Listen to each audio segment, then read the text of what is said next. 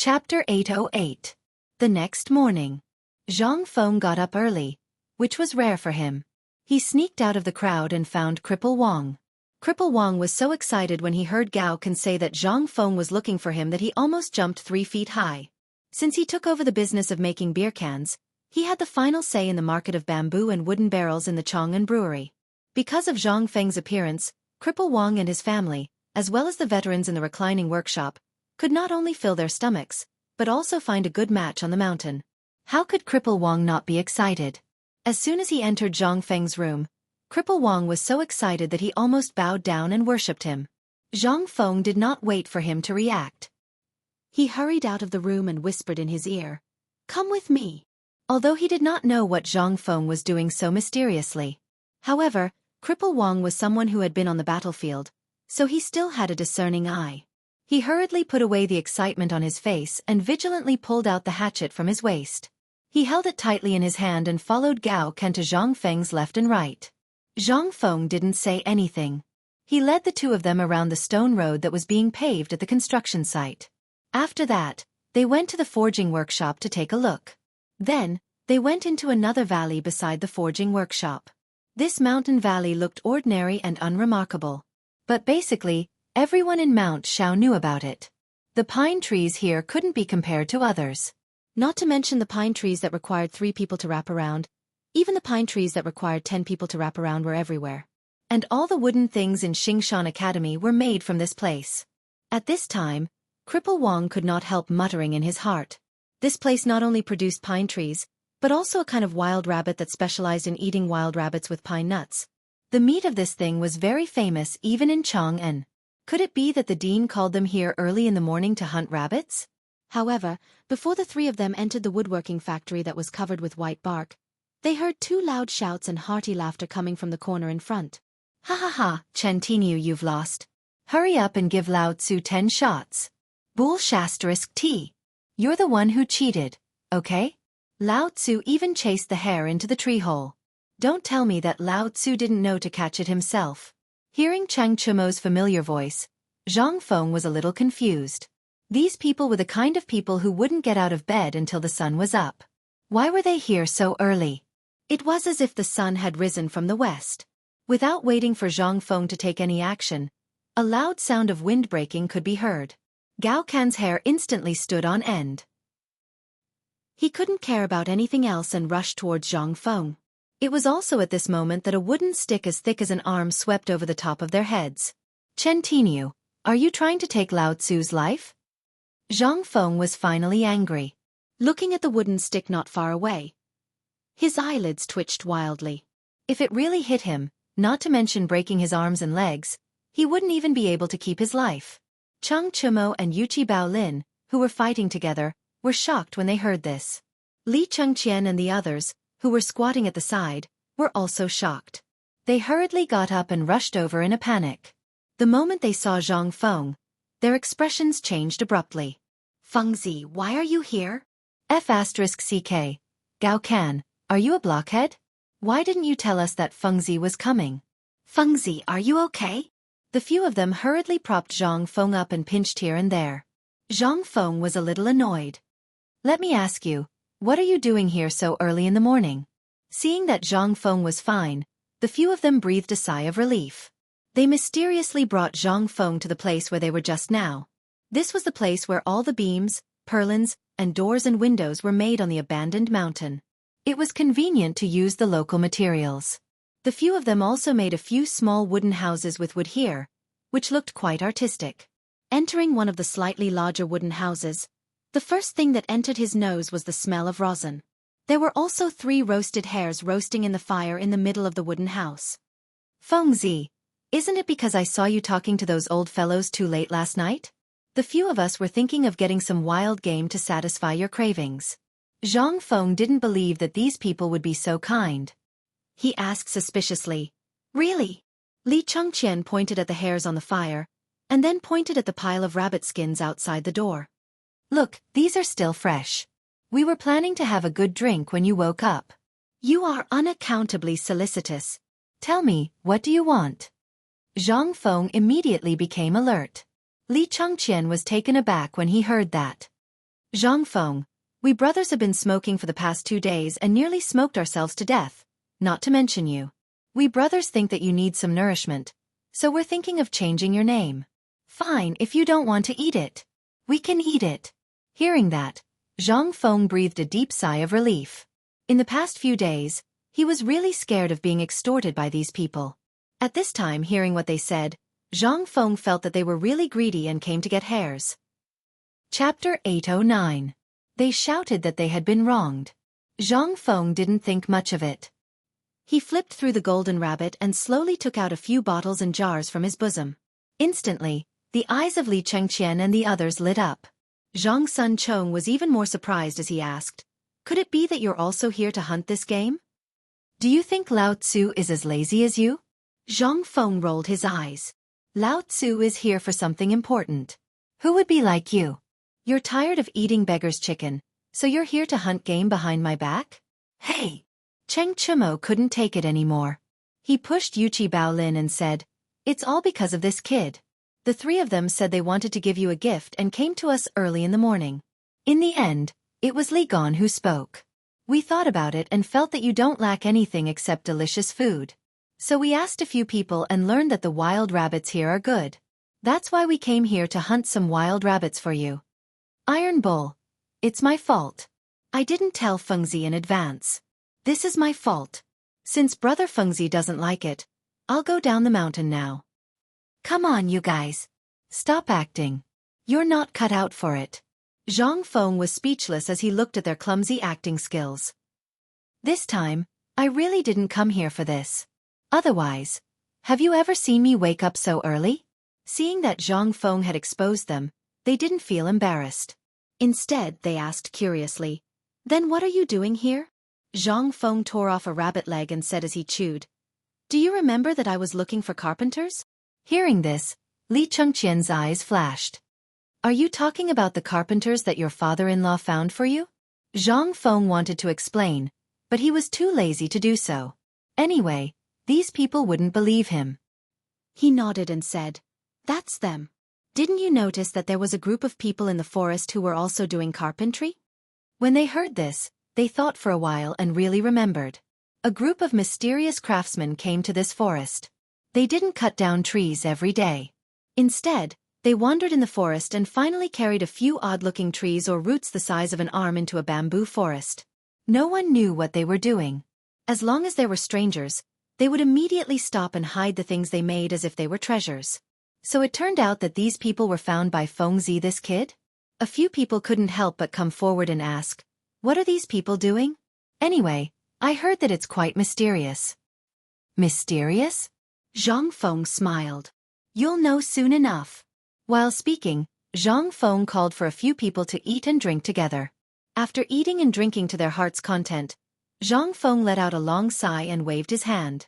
Everyone smoked and slowly walked into the depths of the forest under Zhang Feng's lead. The pine forest was very deep. However, because of the logging, the roads that were trampled out in all directions and the flattened trees exposed large areas of land that hadn't seen the sun for a long time. The person Zhang Feng was looking for. It was at a place called the Kidney Cliff. After climbing for half an hour, they could faintly see a dense bamboo forest with bursts of smoke rising in spirals. Who is it? The arrival of these people was obviously noticed by the people on the cliff. After a shout, Zhang Feng hurriedly waved his hand. It's me, Fengzi. Hearing this, there was no movement for a moment, but there was a rustling sound. When they climbed up the cliff, the top of the cliff was very spacious. It was at least 100 square meters. These craftsmen used the dense bamboo to tidy up the place and turned it into a place for people to live. At this time, more than 30 men in their 40s and even their 70s and 80s were respectfully standing by the side of the only mountain path that led to the cliff. When they saw Zhang Feng and the others going up the mountain, a man in his 40s hurriedly stepped forward and said, "I'm Zhang Wei. Greetings, young master." Zhang Feng said perfunctorily and asked, "Today, I'm here too. Young master, I know what you're here for. I've prepared everything for you. Please take a look." While speaking, Zhang Wei was about to lead Zhang Feng to see the things they moved out. Zhang Feng waved his hand instead. "These people are all old craftsmen from the Ministry of Works from Longyu Road?" "Yes, young master." Zhang Wei pointed to an old man standing behind him and said, "This is an old craftsman from the Ministry of Works, but he's from the previous dynasty." Zhang Wei's voice was normal at the beginning, but only Zhang Feng could hear the latter part. Hearing this, the old man cupped his hands at Zhang Feng. Old man Chao Jun greets the dean. "These people are all from my family." Seeing this, Zhang Feng hurriedly bowed. "So it's old Master Chao." Chao Jun had never seen Zhang Feng act like this before. Seeing this, he was shocked and hurriedly reached out to help Zhang Feng. However, he was afraid that the calluses on his hands would prick Zhang Feng, so he anxiously scratched his ears and cheeks. After bowing, Zhang Feng looked at the people behind the old man and said, "These are old Master Chao's family? Then why don't I see the women in old Master Chao's family?" Hearing this, Chao Jun pointed down the mountain. "Thanks to old Master Zhang's kindness, my family of more than 30 people are now working in the food factory at the foot of the mountain." Hearing this, Zhang Feng dropped the subject. He waved to Cripple Wang behind him and said, "Old Master Chao, is there any progress on the matter that I asked you to do?" "I'm ashamed to say this." A hint of shame flashed across Chao Jun's wrinkled face as he said, "These things are too superior, so this old man only managed to rush out the first batch of prototypes last night. I didn't expect that Sir Dean would come personally. This old man has been negligent." "You're too kind. It's already good enough that you were able to produce them in time. I thought that these things would take at least a month to produce. I didn't expect old Master Chao to be able to produce them in just half a month." Chapter 8-10. The conversation between Zhang Feng and Elder Chao. Li Chengqian and the rest were dumbfounded. What kind of conversation was this? They could not understand a single word. Their gazes involuntarily drifted to the wooden platforms not far away. They saw strange things placed on the tables. They did not know what they were used for, but they were densely engraved with ink marks. They did not know what they were used for. Zhang Feng and old Chao chatted for a long time, and after Zhang Feng obtained some useful information, he pointed to Cripple Wang and said, "Old Chao, the first thing I came here for today is to see how these things are going. The second thing is to make them. If they are done, then I will mass produce them. At the very least, within the next month, I will need at least 10 sets of these things." Cripple Wang nodded and said, "In addition, I have another important thing." As he spoke, Zhang Feng pointed to Cripple Wang and said, "He is also a craftsman I trust. The beer cans you drink are all made by him. You can call him Cripple Wang.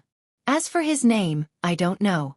You can contact him later, but his craftsmanship is excellent. If you can, work with him and make 2,000 sets of tables and chairs in a short time. How about it?" "What? 2,000 sets?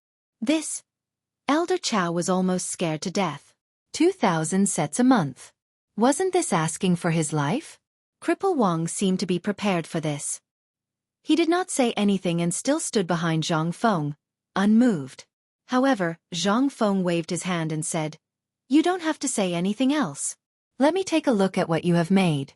As for the tables and chairs, you guys can divide the work among yourselves.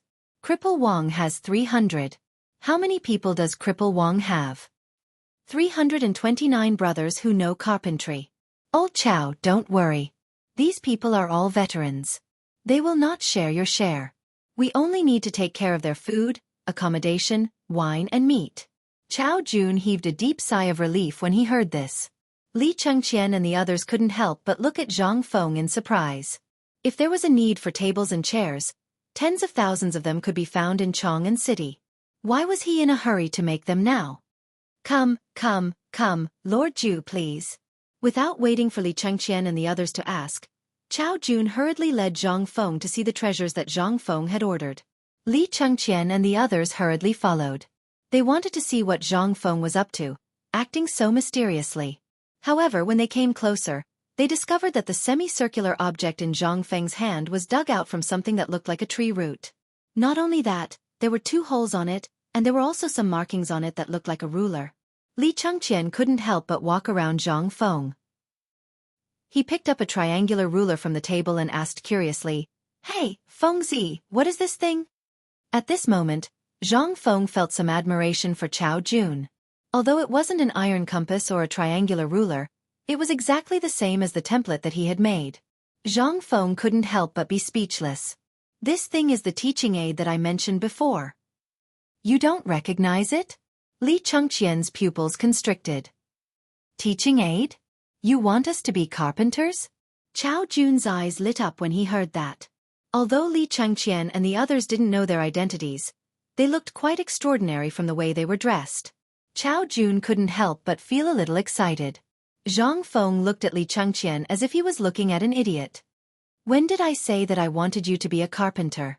Do you think I want you to kill people just because I asked you to buy a knife? What are you thinking about? Li Chengqian heard that and finally calmed down. He waved the triangular ruler in his hand and said, "Then what is this thing for?" Cheng Chimo wanted to play, but Li Chengqian glared at him and stopped. If he were to play with this thing, wouldn't it be ruined? Zhang Feng looked at the compass, triangular ruler, and other things one by one. He looked at Chao Jun and said, "This thing is not bad. Make it according to this. If you can get some white paint on it, that would be even better. But it's okay, just follow this." Then, Zhang Feng looked at Li Chengqian and said, "Do you still remember how to calculate? This thing will be the main tool for calculation in the future. Do you want to ask, since you can memorize the multiplication and division table, what's the use of this thing?"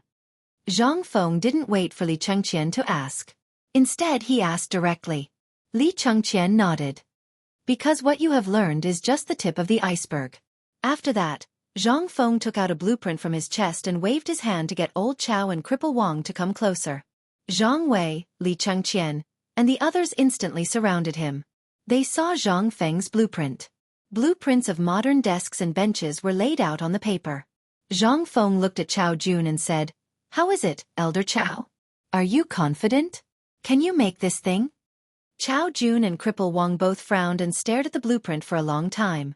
Then they said, "It's possible, but..." "No buts.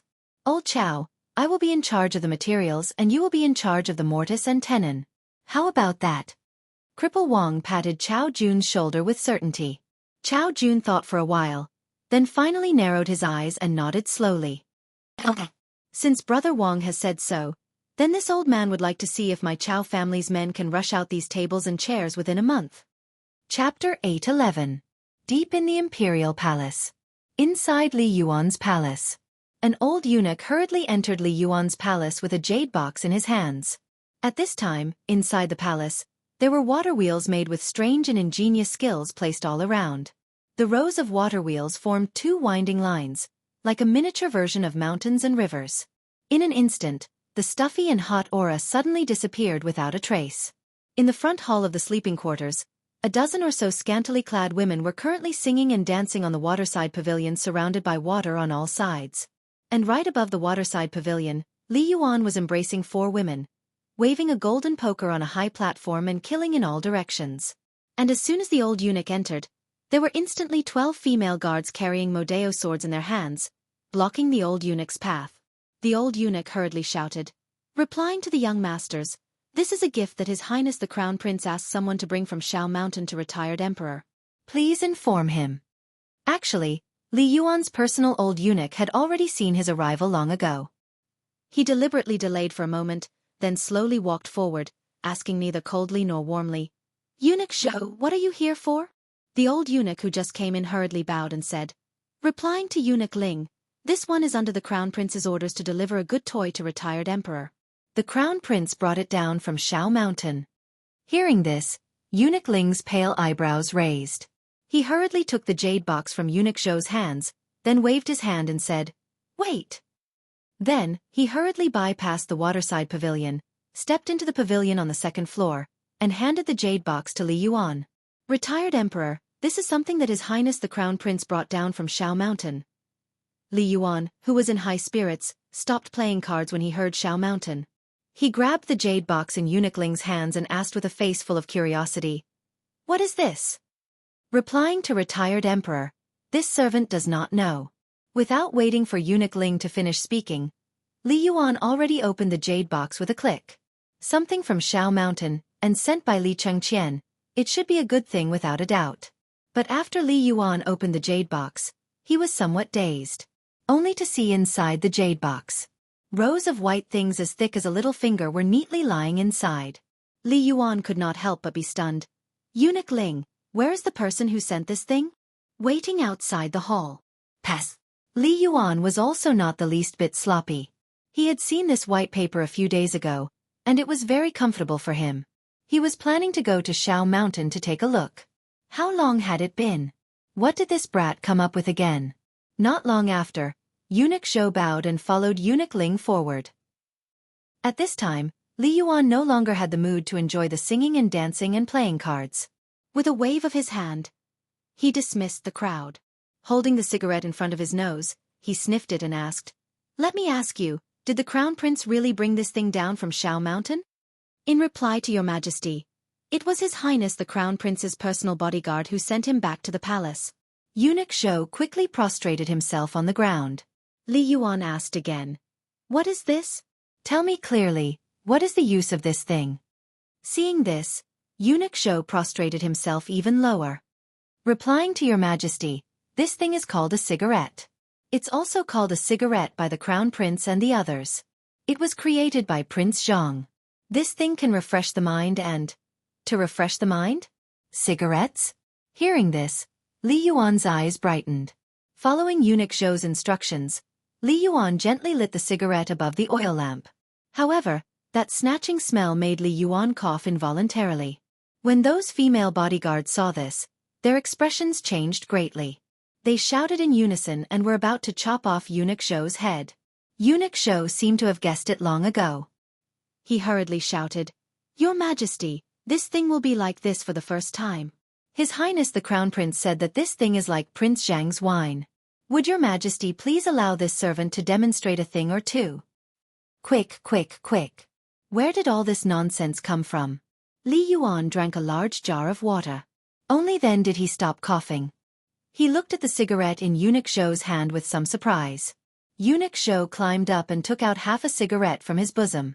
Then, he lit it on the lamp beside the waterside pavilion and demonstrated for Li Yuan to see.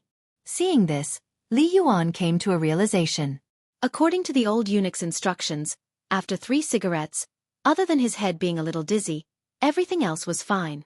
Moreover, because of sleep problems, he, who had always been dizzy, appeared particularly energetic at this time. Li Yuan could not help but look at the cigarette in shock.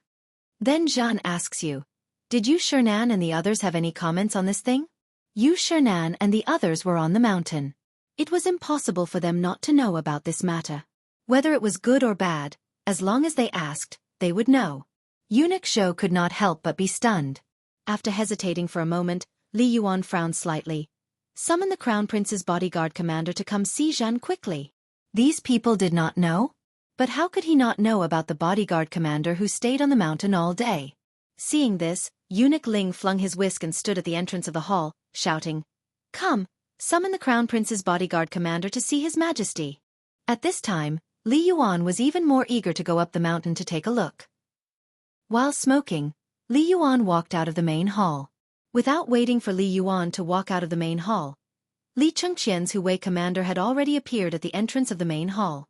Without waiting for the commander to kneel, Li Yuan asked anxiously, "Jin asks you this thing, what did you Shernan and the others say?" Replying retired emperor, "It's not just Mr. Bashi and the others.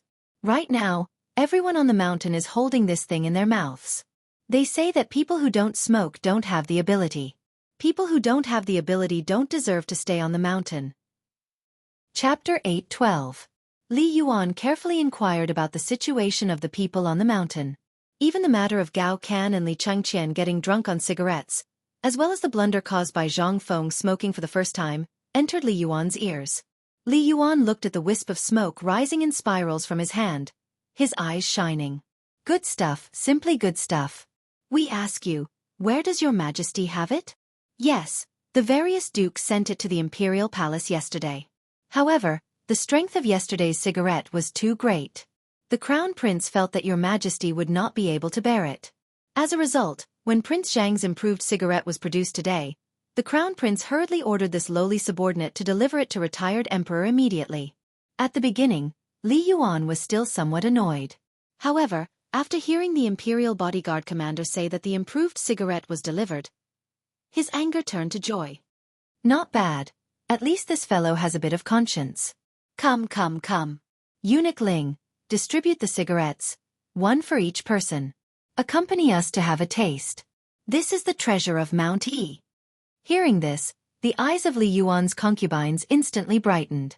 Chattering, they surrounded Li Yuan. However, there were only 20 or so cigarettes in a box. Li Yuan personally lit a few cigarettes for the concubines, having them take turns smoking. Afterwards, the people at his side did the same. Soon, only 3 cigarettes remained in the box. However, Li Yuan was not afraid. Right now, he was the vice principal of Mount E. Anyone could have less of these cigarettes, but could he?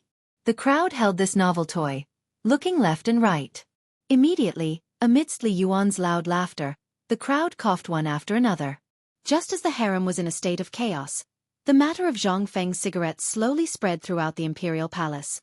Although these things were rare, there were always people who could obtain some from Mount E. Especially Niu Jinda and company.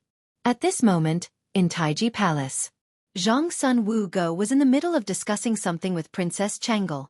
However, at this moment, a series of rustling sounds and strange smells came from outside the door, causing this dignified empress to instantly become angry.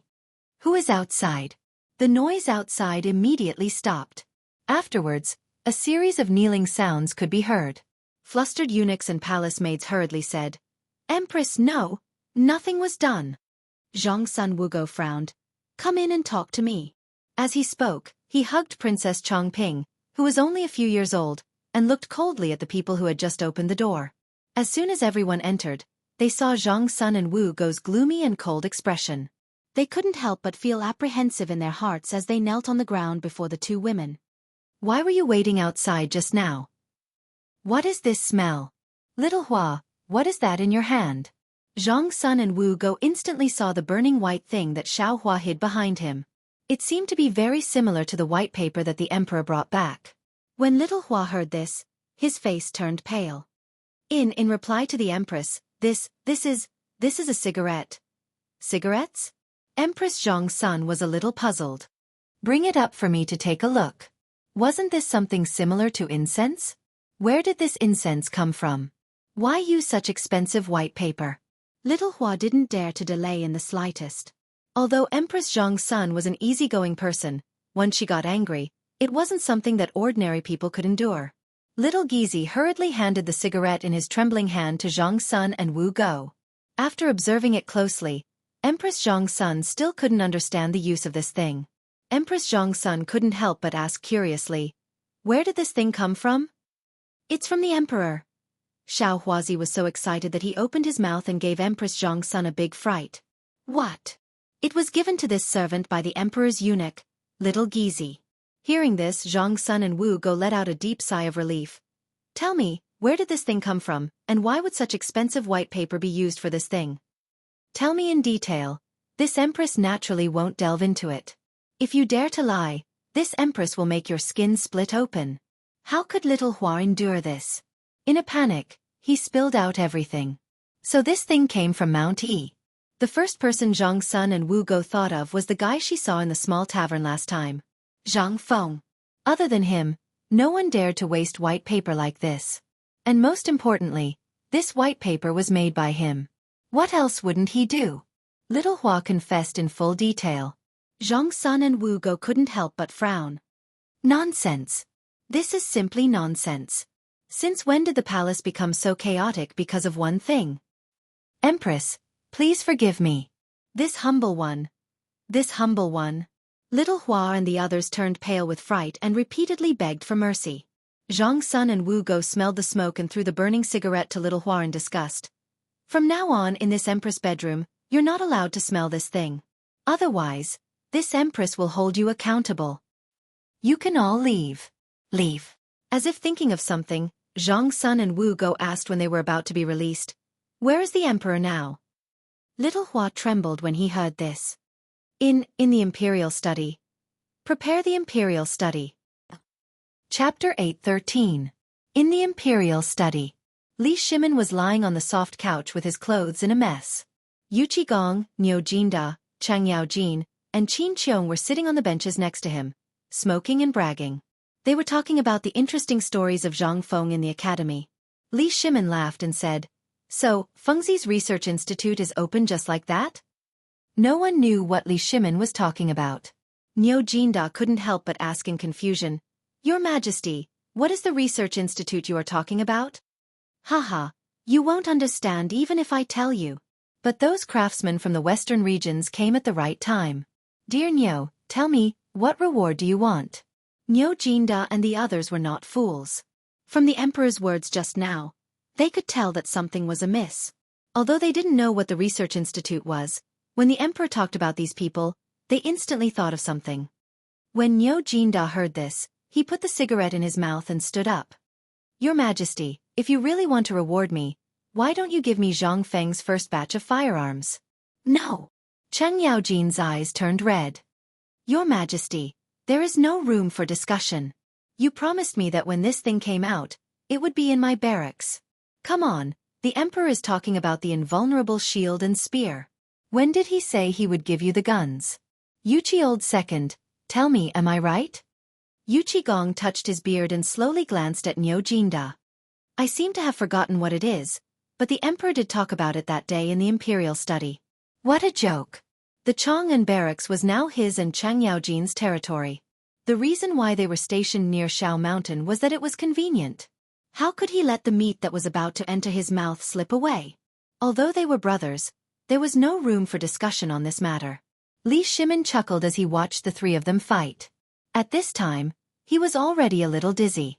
If he hadn't gotten some tea leaves from Zhang Feng and drank them desperately, he might have already been drunk by the smoke. Everyone's faces were flushed red. Li Shimin chuckled and waved his hand to stop them. All right. The thing hasn't been produced yet. What are you guys fighting over? How about we talk about it after the blunderbuss are produced? By the way, Old Black, let me ask you something. Have you seen that Prince Zhanla these days? Seeing that the emperor had suppressed this matter, although everyone felt indignant, they didn't dare to say anything. As Cheng Yaojin smoked, he thought for a while and said, That kid has been strolling outside Shao Mountain these days.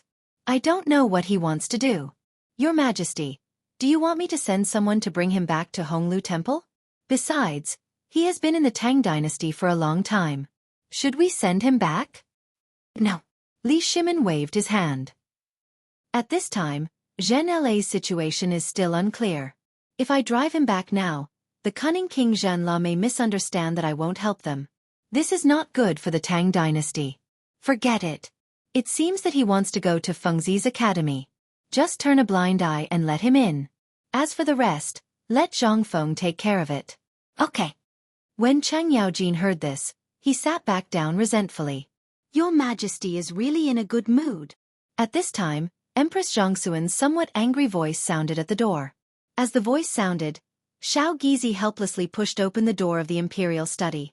As soon as the door was pushed open, Zhang Sun and Wugo were instantly choked by the choking smoke and coughed. Li Shimin and others were shocked. Li Shimin waved his hand to signal them to leave and hurried to greet them. Maid Guanyin, why didn't you tell me you were coming? Although it was said to Zhang Sun and Wugo, how could Shao Gizi not know that it was a reproach? He hurried to explain. Zhang Sun and Wugo glared at Li Shimin speechlessly and said, If I didn't come, second brother would probably set the entire imperial study on fire. Hearing this, Li Shimin glanced at the smoky imperial study and felt a slight headache. Maid Guanyin, let's talk somewhere else. Shao Gizi, let's go to the bedroom.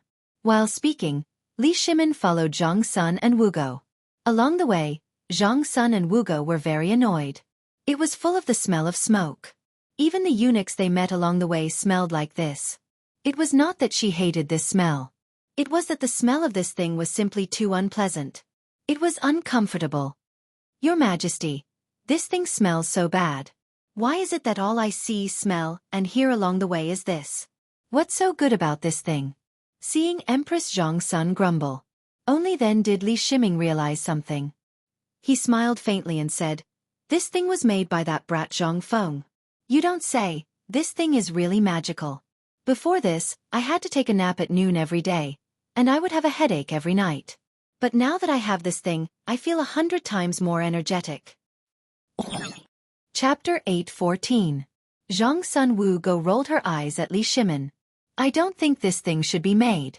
I don't know what Zhang Feng is doing. In my opinion, this thing is a scourge. Look at you. Do you still look like an emperor? As soon as they entered the bedroom, only then did Zhang Sun Wugo help Li Shimin take off his outer robe as he nagged. Li Shimin laughed and hugged Zhang Sun Wugo. Guanyin, you don't know. It's this little thing.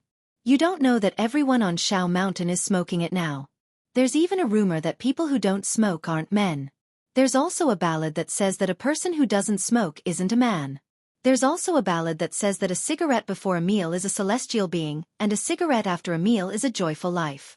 Seeing that Zhang Sun Wugo was about to refute, Li Shimin hurriedly said, Do you still remember Mr. Bo Shi and the others? Zhang Sun Wugo didn't know what to say. She glared at Li Shimin and leaned into his arms. However, in the next moment, Zhang Sun Wugo pushed Li Shimin away in disgust and covered her nose as she retreated. Li Shimin was amused by Zhang Sun Wugo's seductive behavior and laughed.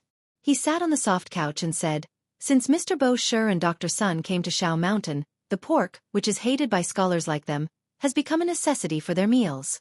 Moreover, in Chang'an City, the restaurant opened by Cheng Qian and the others is selling pork very well, and the people who eat it the most are those Confucians. Don't you think it's funny? Zhang Sun Wugo saw that Li Shimin had changed the topic, so she couldn't continue to hold on to it.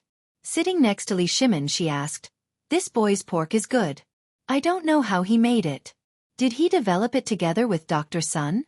This concubine once asked the imperial physicians in the palace, and they said that a lot of Chinese herbs were added to the braised meat. Wrong, this thing was made by Feng Zi.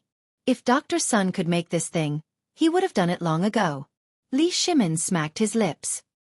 He waved his hand and rushed out, shouting at the door, Little Gizi, order Imperial Chef Zhou to quickly bring the braised meat to Zhen. At the mention of braised meat, Li Shimin felt hungry. He said with some admiration, Once the pork was sold, the pigs that I was worried about to be harvested to fight against the plague of locusts all became treasures. Not only did I not suffer a loss, but I also earned a lot of money just like this kid said. Are you talking about the tens of millions of pigs that have troubled you for a long time? Zhang Sun and Wu Go were also surprised. But when he thought about it, he couldn't help but be slightly shocked. Did this kid just casually deal with the matter that he had mentioned before the locust outbreak? Could it be that this kid knew about the locust plague from the very beginning? Furthermore, he already knew how to make braised meat. Then, second brother then, the beggar's chicken. At the mention of the beggar's chicken, Li Shimin was even more excited. Wasn't Zhen having a headache about those things before? Now, with this kid doing this, the shortage of food in the military camp mainly depends on selling these chickens and ducks that no one wants in exchange. Zhen just talked about this with Yu Qigong and the others. I didn't expect that they would make a lot of money because of this. Li Shimin praised Zhang Feng from head to toe. In fact, to put it bluntly, he was just looking for an excuse for this cigarette. Although this thing was a bad thing in the eyes of many people, especially women, it seemed that they were not fated with this thing. However, this was all secondary. The most important thing was that Li Shimin also found that this thing was very dependent on it, just like wine. He didn't know whether it was good or bad, but he didn't want to make Empress Zhang Sun unhappy because of this thing. That was why he made a big fuss. How could Zhang Sun Wugo not know that Li Shimin was beating around the bush? After fiercely glaring at Li Shimin, she said, Is second brother looking for an excuse for this cigarette? Although this thing is good, this concubine always feels dizzy from smelling it. I hope second brother takes care of your imperial body. Although this thing is good, there is no need to be like today, right? It's better to smoke less. Save it, save it. Hearing this, Li Shimin was very happy. He took out an exquisite jade box from his bosom, took out a cigarette, and put it in his mouth. Seeing this, Zhang Sun Wugo's face turned completely black. This concubine is not feeling well and won't accompany your majesty. As she spoke, Zhang Sun Wugo pulled Princess Changle and fled from here. Li Shimin stared blankly. Seeing Changle's face full of disdain, he doubtfully asked himself, Is this thing really so smelly? On the other side, Chang Yaojin and company left the imperial study. They did not even sit in the palanquin. Along the way, they enjoyed the beautiful scenery of the imperial palace. With cigarettes in their mouths, they chatted and laughed as they walked out of the palace, swaggering down the streets of Chang'an. Now that Zhang Feng had gone to Mount Shao, there was no need for them to disguise themselves.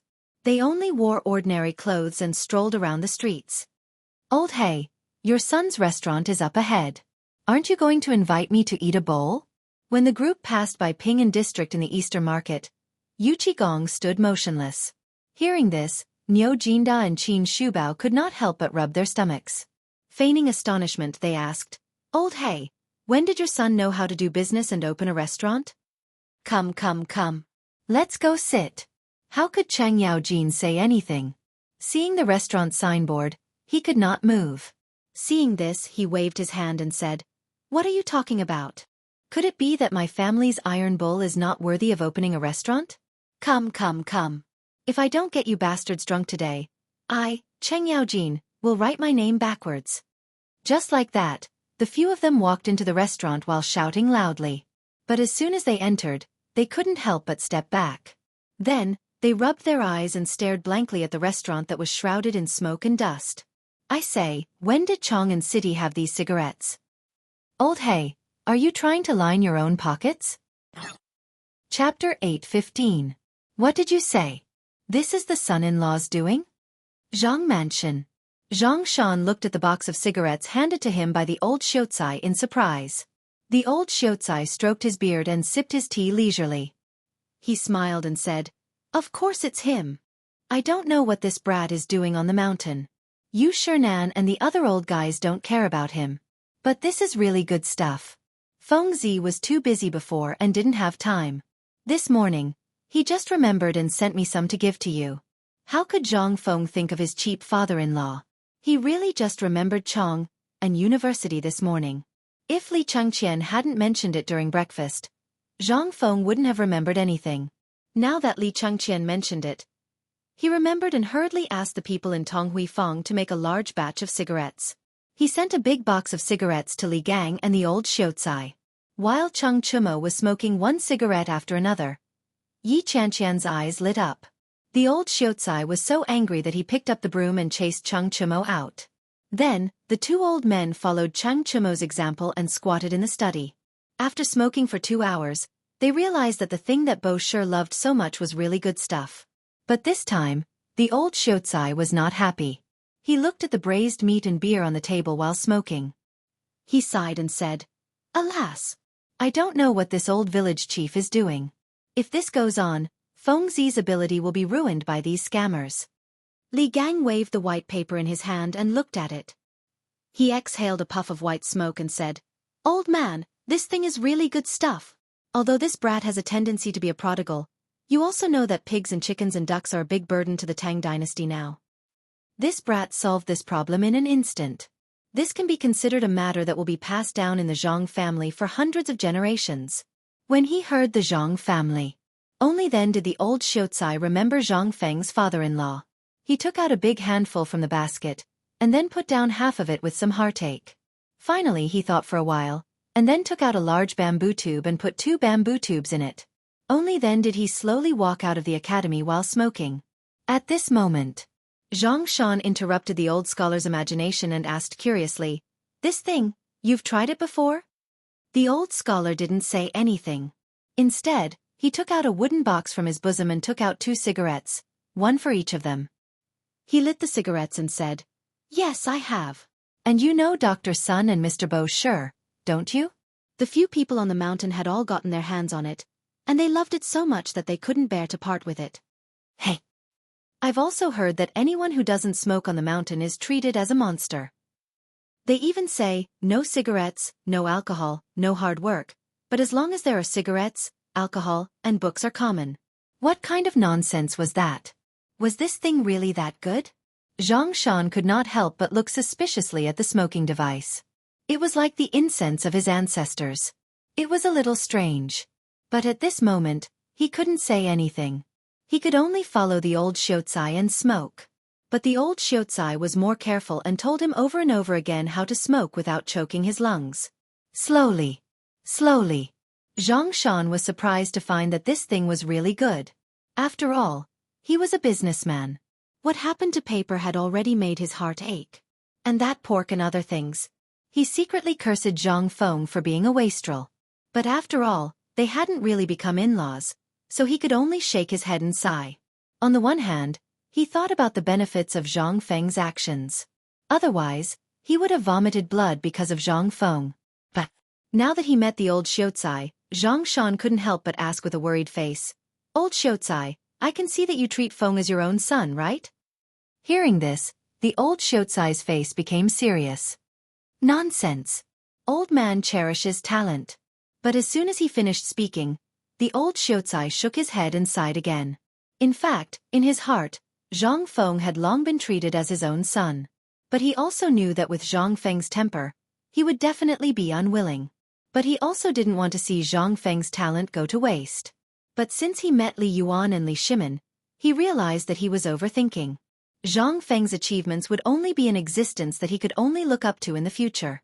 After Zhang Feng opened White Deer College on the mountain, the old Xiaotsai buried his thoughts in the bottom of his heart. He believed that with these people around, Zhang Feng would generally be fine. But who would have thought that Feng, this silly boy, would give everything to others? In the future, when he got married and started his own business, what else would he pass on to his descendants? When the old Xiaotsai thought about this, the vicissitudes of life in his eyes became more obvious. Alas! Old man Zhang, don't make fun of this old man. Right, let's not talk about this anymore. Tomorrow, old man will go up the mountain to ask Feng Zi what he's doing. Don't worry, this old man knows that Feng Zi has a lot of skills. Don't worry, you can take this first. If there's no more, you can send someone to my academy. Or don't you have people in the market square of Mount Shao? Let them find the old village chief. Now, Feng Zi has given all this to the old village chief. Zhang Shan smacked his lips. He wanted to say something, but in the end, he swallowed his words. He sighed and said, "I'm old. I didn't want to get involved in the affairs of young people. But you know, my daughter seems to have lost her soul after seeing that kid. Go and ask her if there's anything she can do on the mountain. When the time comes, I want to avoid it. What the eye doesn't see, the heart doesn't grieve over. You've been crying all day. I'm sick of it." The old Xiaotsai laughed and said, "Shopkeeper Zhang, you're giving this old man a difficult problem. Are you forcing a marriage?"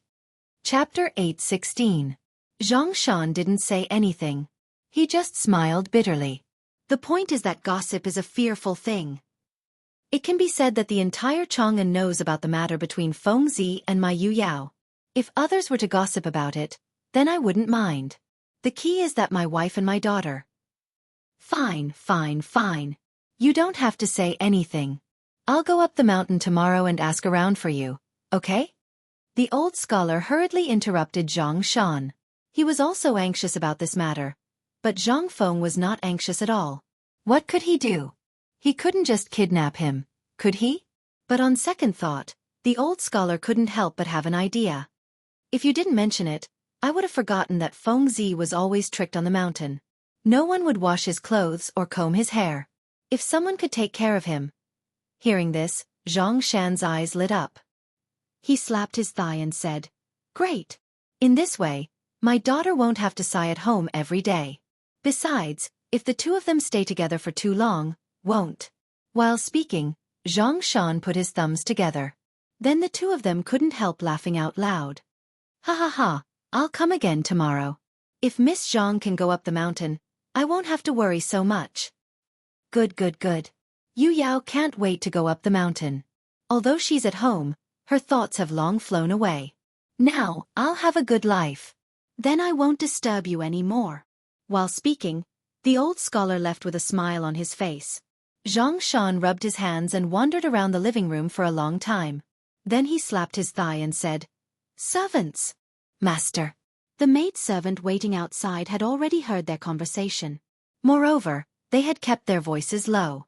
At this time, all the servants outside Zhang Shan's living room heard it. Now that they heard Zhang Feng calling again, all of them unconsciously put their ears around the living room. They already knew about Zhang Feng's matter. At this time, all of them couldn't wait for the master to be happy and send them to work in the mountain. Even if it was to pour night incense, it was a job with status. So at this time, the moment Zhang Shan spoke, everyone instantly tensed up. The cleverest maid rushed in as soon as she heard Zhang Shan's shout. Zhang Shan looked at the door and then looked at the figures on the window paper. How could he not know what these fellows were thinking? She glared at the maidservant and said, "Don't just stand there. This matter has nothing to do with you. Go and call Miss and Madam. Master Zhang." Before Zhang Shan could summon her, Jingshu's clear voice rang out from outside the door.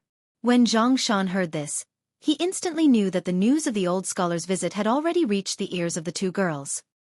He could only scold the servant who was eavesdropping on them before allowing them to enter the room.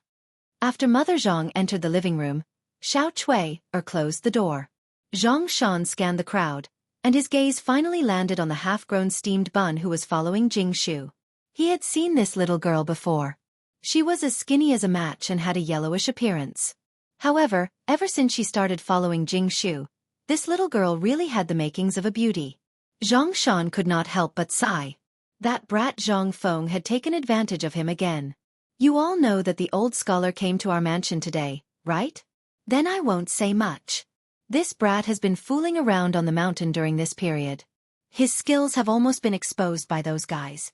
Today, the old scholar gave me another gift. Jingshu heard this and said, "Is it a piece of white paper?" "No, you'll know when you see it." Jingshu glanced at the contents of the bamboo tube and sniffed the air. "Is this the cigarette Prince Zhang made?" "Yes." Zhang Shan sighed. "If no one cares about this brat's ability will be gone after you two marry into the family. So, father." Zhang Yuyao blushed. Zhang Shan glared at Zhang Yuyao and said, "Don't you like to hear it? You're not married yet. Do you believe that the old man will reject this marriage right now?" When these words came out, Zhang Yuyao's beautiful face turned pale with fright. Mother Zhang saw this and glared at Zhang Shan. "You shameless old man. Is there anyone who scares their daughter like this? You said that your daughter is your flesh and blood, but I think you're just an ingrate. If you have something to say, just say it. Once this is over, I'll deal with you." Where could they find such a good son-in-law? Even if that brat had lost all his skills, that was still his skills. Just now, this brat had caused enough trouble for them to live freely for the rest of their lives. Moreover, he was now a viscount. Even if he did not do anything for the rest of his life and only ate the imperial rations, he would not be able to finish it even if he had 8 lifetimes. Where could they find such a good son-in-law? They had never seen such a person who drove such a good son-in-law out. If the Zhang family's relatives knew about this, it would be strange if they did not banish Zhang Shan from the family tree. Zhang Shan was just joking, but when he saw that the tigress was bored, he could not help but turn pale with fright. "Don't, old man is just joking. You two, and Cui, pack up your valuables today. Tomorrow morning, follow the old scholar up the mountain." Chapter 8:17. Zhang Yuyao was stunned. Jingshu felt a little lonely, but she quickly covered it up. After all, she only showed her eyes at this time. No one could tell what she was thinking. She had been alone all her life. Since she became close to Zhang Feng, she naturally tied her hair up and lived in Chang'an University, where Zhang Feng lived, and opened a class for girls. At this time, the princesses in the palace, as well as the women of the noble families, were all studying in the female class of Chang'an University. This was all arranged by Zhang Feng. Although she was busy every day, it made her feel very fulfilled. She didn't have to think about how to deal with those bad guys all day. But since she followed Zhang Feng, she was attracted to Zhang Feng. Everything about Zhang Feng was so fatally attractive to her. This was the reason why she had to come to Zhang Mansion every day. Because there was also a woman like her waiting for Zhang Feng's news. Most importantly, many of the servants in Zhang Mansion went to Shao Mountain to help, and Shao Mountain was next to Tonghui Lane. If there was any news, they would know it first. Now, she didn't have to worry too much about the female class. 3 female officials from the palace came, and she had nothing to do. At this time, after knowing that Zhang Yuyao went up the mountain, Jingshu obviously felt a little lonely. But how could all this escape Zhang Shan's eyes? At this time, the Tang dynasty's custom was polygamy. So when he saw Jingshu, he naturally thought of her as Zhang Feng's woman. If this was in modern times, try it. If I didn't beat you to death, it would be your ancestors' blessings. Zhang Shan smiled and lit a cigarette. He looked at Jingshu and said, "Miss Jingshu." "Master Zhang." Jingshu bowed and said in a cultured and elegant manner. Zhang Shan smiled and said, "Why don't you follow Yu Yao up the mountain? Old man knows that there's nothing for the girls to do now." Besides, that kid is always jumping up and down the mountain like a clay figurine. He doesn't even care about etiquette when there are some important guests on the mountain. My Yu Yao is really not as good as you in this aspect. Old Master Zhang, what are you saying? Prince Zhang is... Don't speak for that brat. We're all men. I know. Zhang Shan was speechless. What kind of bewitching potion did this brat feed them? He hadn't even done anything yet, and all of them were already siding with him? Let's not talk about other things. That guy is wild and has a wide network. It's inevitable that he will meet some women.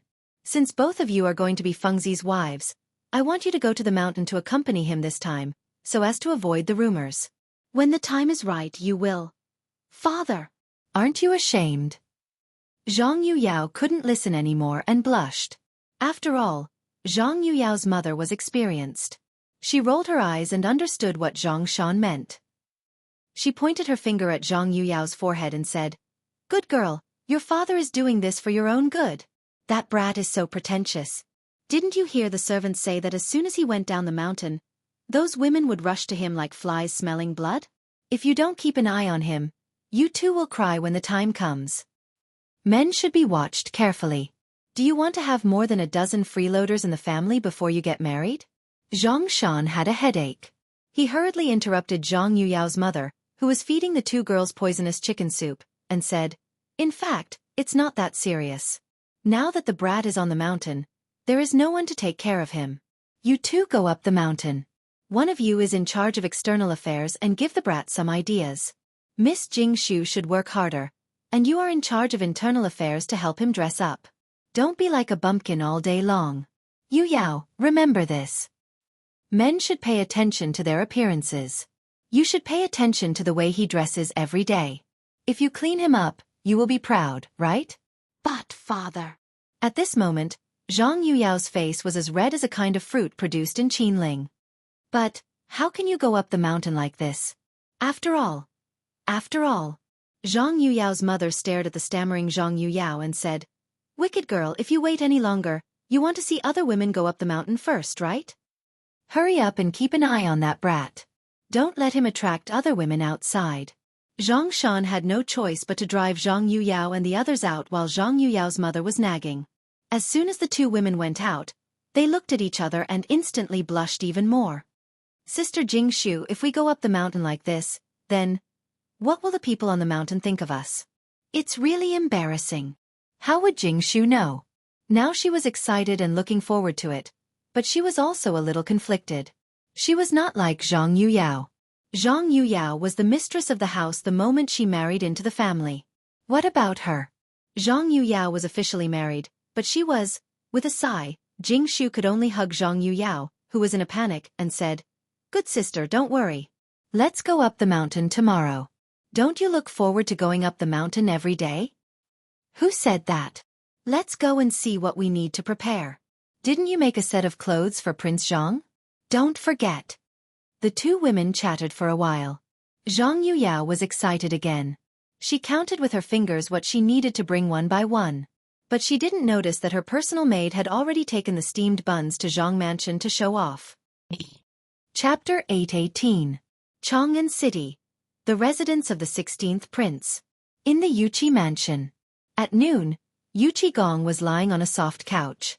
His snoring could be heard from afar. Yuqi Gong's wife and family members turned a blind eye to it. It was as if they were already used to it. However, today, many of the Yuqi manor servants, officials, family generals and others were staring at the entrance of the manor from time to time. They seemed to be waiting for some big shot. "She's here. Madam, she's here." At this moment, one of the guards rushed into the mansion with a cheer.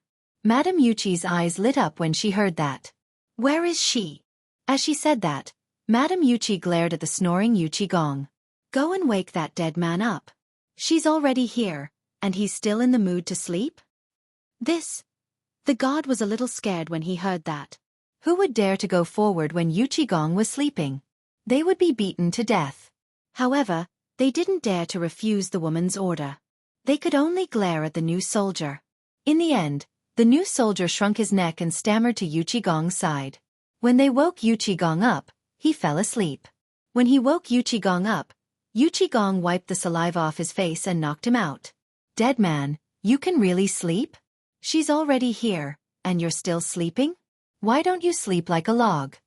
Madame Yuqi glared at Gong. When Gong heard that, he instantly woke up from his dazed state. He waved his hand and had someone drag the new soldier away. He wiped the saliva off his mouth and hurried to the door. Where is she? Where is she? She's at the door. Then what are we waiting for? Let's go and take a look. As he spoke, Gong led his family to the door. However, when they walked out of the back courtyard, they saw a young woman in a white cloak. She was dressed in the style of a Jiangnan woman and was slowly walking into the mansion. The woman's appearance was similar to Gong's, but she only had eyes and a nose. She had big eyes and a sharp nose, but she wasn't as burly as Gong. Although she was still taller than the god at the side, one could tell from the ribbon tied around her waist that this woman was truly a peerless beauty. Her red lips were glistening, just like the delicate woman in Jiangnan after the rain, making people feel pity for her. Good girl, I haven't seen you in so many years. You've become even more beautiful. Madame Yuqi's eyes narrowed into crescents when she saw this. She grabbed the woman's hand that was as white as snow. L'honneur greets sister-in-law. It's been so many years since we last met, sister-in-law, and you're still so beautiful. Almost thought I was dreaming of the first time I saw sister-in-law 10 years ago. Madame Yuqi was overjoyed when she heard this. Little sister, what are you talking about? We're all one family, so let's not talk about these things. How have you been in Jiangnan these years? Gong had a side relative. After the Tang dynasty was established, Li Yuan dispersed the family power of all the officials in order to disperse the power in the court. As for Gong's side branch, they naturally chose the wealthy Jiangnan generation. After not seeing each other for a few years, if Gong hadn't joked with Zhang Feng about having a girl, he would have forgotten about this cousin. Afterwards, he returned to discuss Zhang Feng's marriage with his wife. The two hit it off and quickly sent a letter to Gong's uncle. This girl was a side branch of Gong's great-grandfather, Meng. She was also the only daughter of Gong's paternal uncle, Meng. These years, their development in Jiangnan could be considered quite effective, even more so than Gong's branch. However, although their lives were good, they were unable to enter the world. Last year, Gong had received a letter from his paternal uncle, Meng, who wanted to find a marriage for Meng's only daughter. Thinking about it this way, Gong couldn't help but feel that Zhang Feng was full of merits. Although he had an engagement, as a man, which man didn't have 3 wives and 4 concubines? Moreover, this kid had saved the emperor's favor and called him brother. In the future, when a man achieves the Tao, even his chickens and dogs will ascend to the heavens. This was a small matter. His Yuqi clan would also be able to benefit from this. Who told him to have many sons, but most of them were disappointing. Although he rarely interacted with Meng, he didn't know if this cousin of his was still as thin as a stick of firewood after not seeing her for a few years. But seeing her today, Gong almost cried out in surprise. He had seen at least 800 if not 1,000 women. Among them, he had seen blonde-haired and blue-eyed Hu people, as well as those smelly extraterrestrials. But seeing her now, Gong's heart instantly blossomed. This was great. When Lan arrived, it would be strange if that kid didn't fall under her pomegranate skirt. Lan wasn't as cold and aloof as Jingshu, nor was she like Zhang Yuyao, a pretty girl from a humble family. Instead, she had the fatal charm of a Hu person. She was charming and had a graceful and noble temperament. No one could compare to her in this aspect. While Gong was stroking his beard and smiling foolishly, the group had already entered the drawing room. Only then did Lan bow slightly. L'honneur greets cousin. It's been many years, but cousin is still so valiant. Chapter 8:19. Ha ha ha, my good sister. You are the one who gave me a big surprise. Come, sit. Lan blinked her eyes, smiled, and nodded her head gently. After everyone had taken their seats, Gong waved his hand and said, "Servants, is the banquet ready?" "Master, it's ready." Hearing that, Gong stood up and said, "Sister L'honneur, you must be tired from the journey. Let's go, I have prepared a welcome banquet for you. Shall we talk while we eat?" In fact, Lan had known that they were coming to Chang'an. Although Yuchi Lan didn't care about it. She had her own dream. But when she heard that it was Zhang Feng, Yuchi Lan couldn't sit still. Zhang Feng's general toast had caused a sensation among the scholars and beauties in Jiangnan. All the girls were obsessed with Zhang Feng's poems.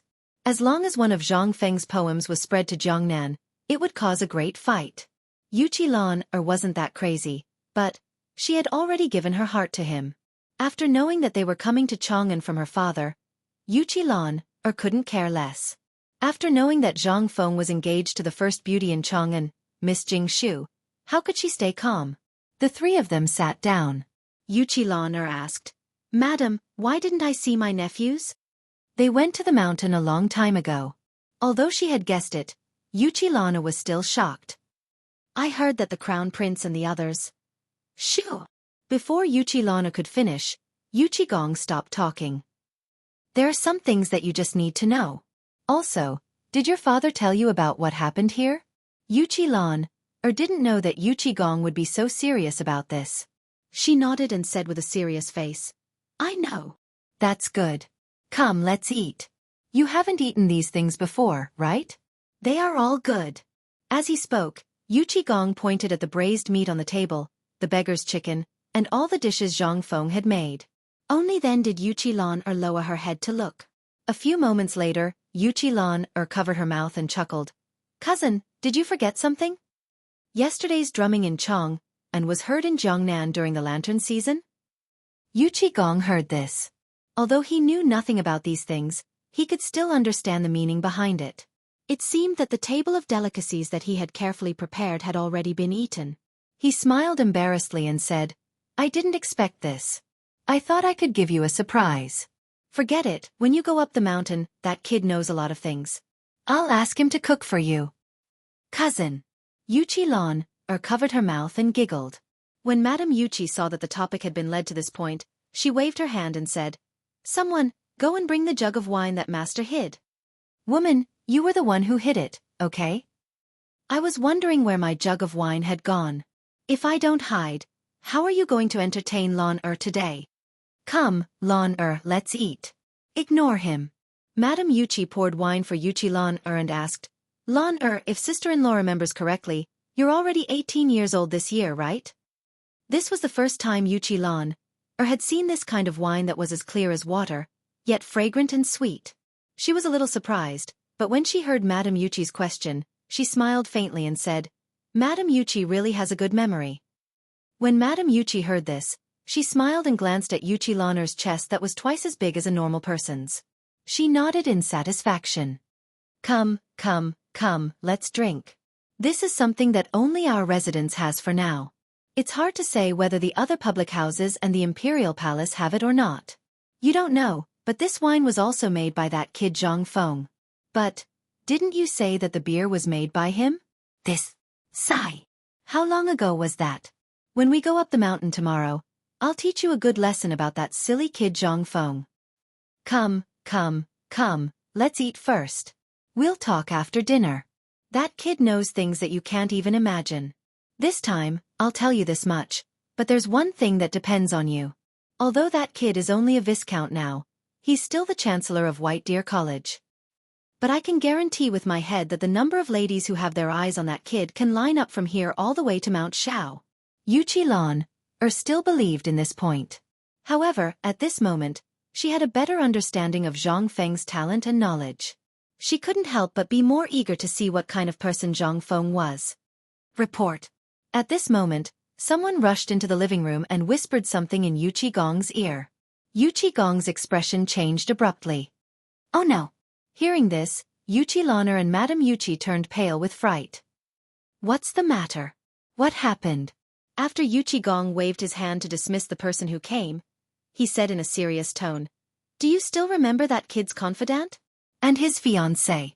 Now, these two girls have become sisters. Tomorrow, the old scholar from Chang'an University actually asked them to go up the mountain to take care of Zhang Feng's daily life." Madame Yuchi became anxious when she heard this. She grabbed Yuchi Lan's hand and said, "Come, let's go up the mountain now." Chapter 8:20. Shiva was miserable. He walked around the foot of Shao Mountain for a long time but still didn't get permission to go up the mountain. However, Shiva didn't get tired of it. He would wait here for a long time every day. When he was hungry, he would ask the passers-by to buy some food for him. When he was sleepy, he built a straw shed on the spot and asked someone to buy some things for him to stay in. Although it was a little bitter. Seeing the endless stream of people going up the mountain every day and listening to them talk about the rumors on the mountain made him very happy. Shiva was even more eager to go up the mountain. The fatal attraction of Zhang Feng made Shiva forget his identity as Prince Zhenla. Before, he thought that Prince Zhenla was a high and mighty existence. However, after meeting Zhang Feng, he suddenly felt that Prince Zhenla was nothing. Even his father, the emperor, couldn't be compared to him. Of course, he didn't dare to say these words in front of others. Otherwise, he wouldn't be able to keep his legs when he went back. However, he didn't care anymore. As long as he could go up the mountain, he wouldn't go back to Zhenla. Go back to your second uncle. He wouldn't go back. It was because Zhang Feng had come up with another good thing after the white paper and the braised beggar's chicken. After spending a lot of money to get a cigarette from old he, Shiva was completely lost. At this time, after waiting for the people in line to enter the market to go in, Shiva tidied up his clothes and even clutched the gold leaf that he had prepared. He planned to bribe the guards to let him go up the mountain. Oh, isn't this the little prince of Zhenla? Why do you want to try again today? Ha ha ha. Amidst the guards joking, Shiva used the unfamiliar Han etiquette to salute and say, "Officers, this one is truly an old acquaintance of Principal Zhang. I'll have to trouble you to pass on the message. Can this be considered as a gift for the officers?" The guard glanced at the bulging money bag in Shiva's hand before withdrawing his eyes. He then looked at Shiva and said with a smile on his face, "You don't look like a troublemaker. Since you're so sincere and have become familiar with us these days, I'll let you in. However, if you dare to make trouble on the mountain and make things difficult for us, I'll break your legs even if you're King La, not to mention your Prince La." Shiva looked at the guards as if he was dreaming. It had been 7 days. They all said the same thing. However, these people refused to let him in. They said that this was the secret place of the Tang dynasty, and that non-Han people were not allowed to enter. However, a few days ago, he saw a group of people from the western region enter with his own eyes. Although those people were handcuffed and shackled, they all went in except for him.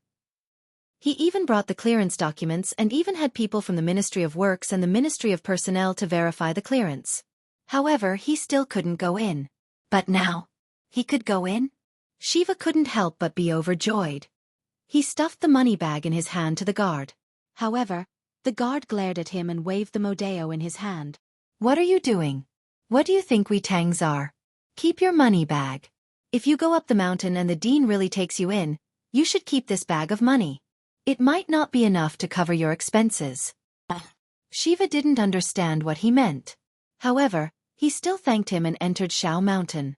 He was neither a businessman nor a student, so naturally, he couldn't enter. However, he had long been looking forward to the market at the foot of Shao Mountain. In Chang'an, he had already seen through the pressure of the 2 big markets. On the other hand, although this was a mountain, there were more people and businessmen at the foot of the mountain than in Chang'an City. How could he not be excited? The guards were stationed at the entrance of Shao Mountain. If one wanted to go up Shao Mountain, they had to walk on this mountain path that was only 3 feet wide. On both sides of the mountain path, there were straight cliffs like door gods. After walking for about a mile, Shiva's eyes suddenly opened up. Waves of noise continuously entered Shiva's ears. Fresh fruits. The beer just arrived. "Brother, do you want to try it? This is brewed by our dean himself. It only costs 1 copper coin. 1 copper coin.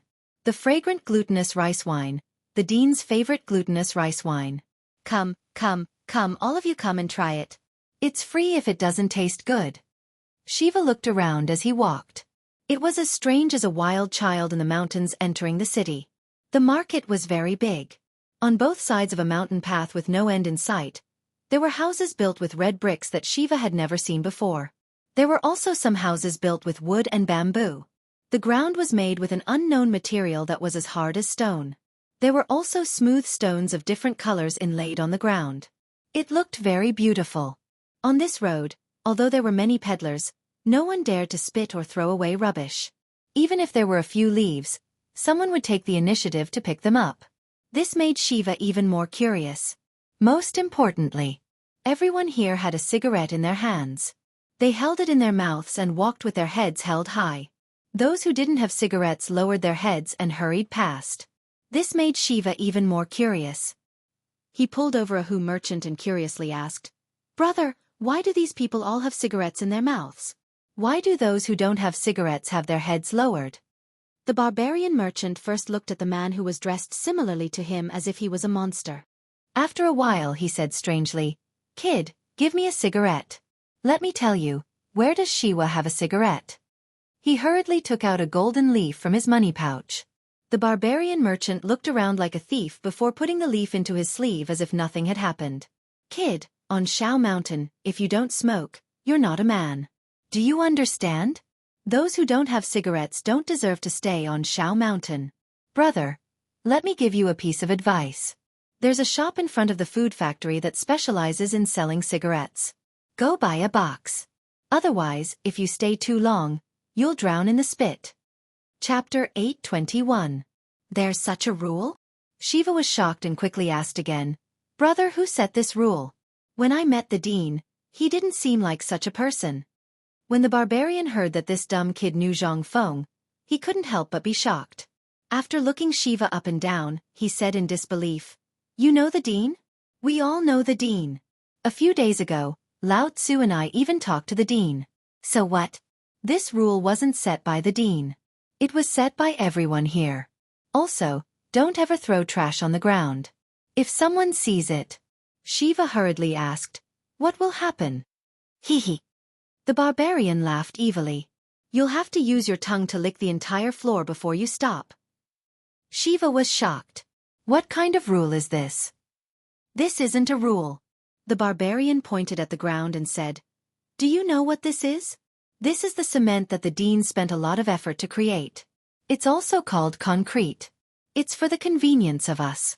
They didn't even have it on the mountain, but they made it for us first. What is this? If we don't follow the rules, not to mention the people on the mountain, even the merchants here will beat those who don't follow the rules to death." Shiva was completely shocked. He had seen Zhang Feng's charm. But what was this? Zhang Feng didn't say a word. These people were so crazy to follow the rules and even set their own rules to restrict them. No wonder the people here were like this. This was the kind of bearing a man should have. Shiva's eyes shone with a fiery light. After thanking the Hu merchant, he trembled as he walked towards the entrance of the sect. The barbarian smacked his lips and glanced at Shiva. He touched the golden leaf in his embroidered robe and laughed. "Another dumb rich man. Do you think it's so easy to climb this mountain?" The people in the market were very law-abiding. In the past, they still needed people to maintain law and order.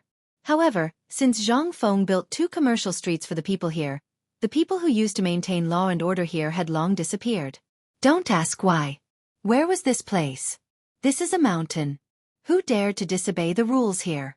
How could this place tolerate him? The only reason he didn't kill him was because of the dean's magnanimity. After bidding farewell to the barbarian merchant, Shiva wandered around the market. He first went to the entrance of the food factory and spent 10 copper coins to buy 10 cigarettes. Only then did he have an idea of what to do. Looking at the winding cement road that led to the top of the mountain, as well as the 30 feet wide mountain gate that was built between the food factory and another mountain valley, he couldn't help but feel even more shocked. The mountain gate was very casual. 2 huge rocks that were about 5 zhang tall had been peeled off from the mountain and leaned against each other. They were then reinforced with bricks and cement to make the mountain gate. Above the mountain gate, there were 2 huge rocks. On one side of the mountain gate, there were the words frowning coldly facing thousands of fingers on the other side. On the other side, there was the words bowing head willing to serve children. And at the place where the 2 huge rocks intersected, there was a lifelike stone carving of a white deer. Below the carving were the words White Deer College. The mountain gate looked as if it had been formed naturally. The moment one saw the mountain gate, they could feel its extraordinariness and loftiness. There was a long queue at the gate that had been waiting for a long time. There was a small house at the mountain gate with a sign written on a piece of white paper that said, White Deer College. In the surroundings of this house, there was a group of burly men or men with incomplete bodies. Their eagle-like eyes scanned the bodies of these people back and forth. All of you who are lining up to go up the mountain, listen up. Those who are carrying sharp weapons, those who have bad intentions, and those who can't find out where you live, get lost immediately. If I find out that you're acting strangely, I'll treat you to a cup of tea in the barracks next door. The group of youths who were about to go up the mountain trembled all over when they heard this. Go to the military camp for tea? Who would dare to go? Even if they went, they wouldn't be able to return alive. Shiva kept nodding his head as he watched and listened. After 2 hours, it was finally Shiva's turn. Shiva hurriedly handed over the token. Shiva? Are you for real? Not a Han? The man who was missing an ear and had a scar on his face glanced at Shiva's token and a cold look flashed across his face. Kid, scram immediately for Lao Tzu. How dare you go up the mountain as an outsider? If you dare to pester me again, I'll chop you up. Didn't you see that it's clearly written here? Other than Han people, no one is allowed to go up the mountain. Shiva's expression changed when he heard this. At this moment, the guard who had asked Shiva to go up the mountain had unknowingly appeared behind Shiva.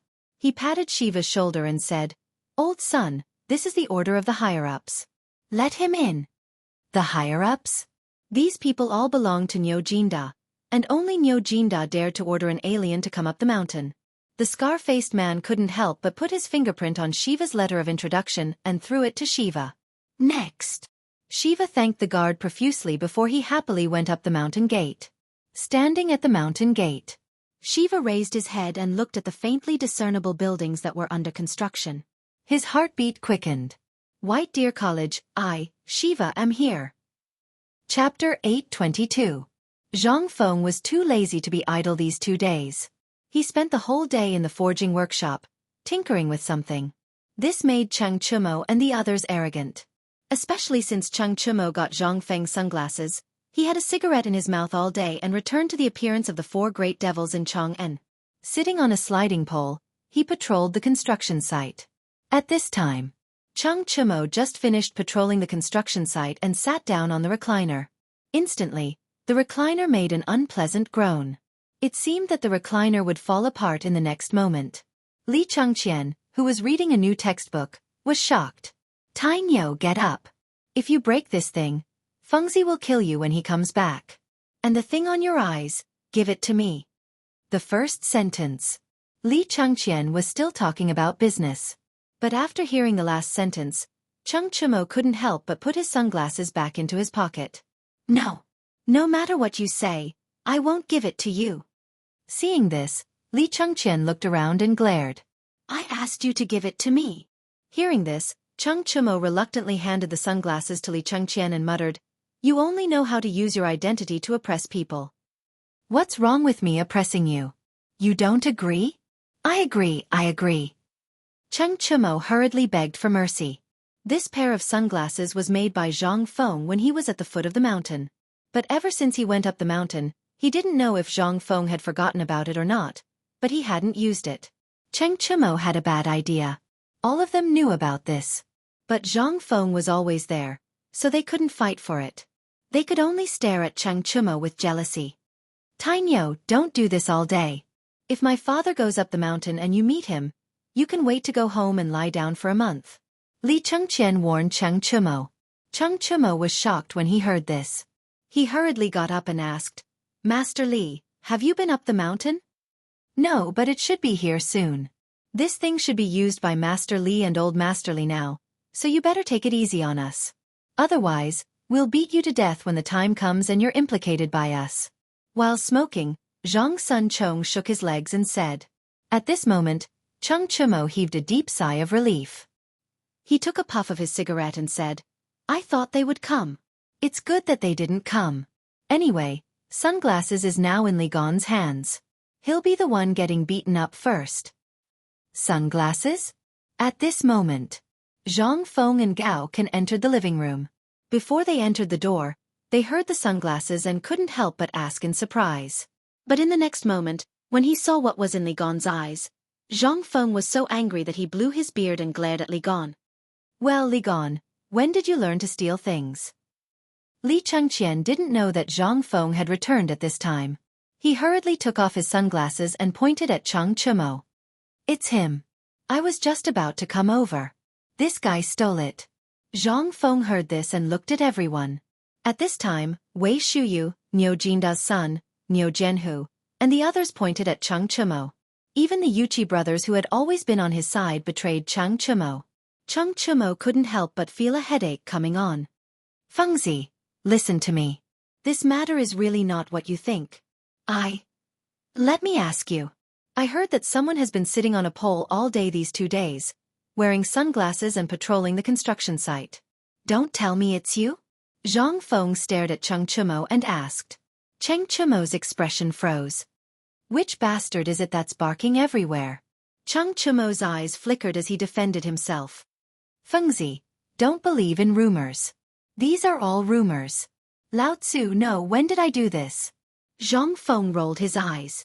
Don't try to quibble. This is what Mr. Bo Sure said. Is there anything wrong with that? Although Mr. Bo Sure didn't name anyone, it's undoubtedly you. Chang Chumo still wanted to quibble, but Zhang Feng had already said it. What else could he say? Go and beat up Mr. Bo Sure? He really dared to. Even before his fist landed, his father would dare to chop him up with a knife. Chang Chumo couldn't help but cower. Zhang Feng was so angry that he wanted to punch someone. This kind of atmosphere couldn't be encouraged. Otherwise, when everyone followed the trend, what would happen on the mountain? That's enough. From now on, no palanquins are allowed on the mountain. Unless you're too sick to walk, or you're as old as Mr. Bo Sure, no one is allowed to sit on it. I'll leave this matter to Li Gon. If anyone dares to sit on it, he'll be sent down the mountain to slaughter pigs. Chang Chumo knew that Zhang Feng didn't say anything and instantly beamed with joy. However, Zhang Feng's next sentence made him fall to the bottom of the valley. It seems like you've been too strong recently. All right, I've already arranged for someone to inform old Nio. Tomorrow, you'll go to the military camp at the foot of the mountain. I heard that General Chang Yaojin is doing some military training I mentioned before. You'll go and train for a month, or you can go home directly. Chang Chumo's expression changed drastically when he heard this. He had been to his father's military camp. Zhang Feng had created those perverted toys that torture the experts to the point of wanting to die. It was known as the torture in the military camp that was more painful than being in the water prison. How could he go? Wasn't this asking him to go? Chang Chumo couldn't help but grab Zhang Feng and burst into tears. Fengzi, we're brothers. Why do you have to make things difficult for me?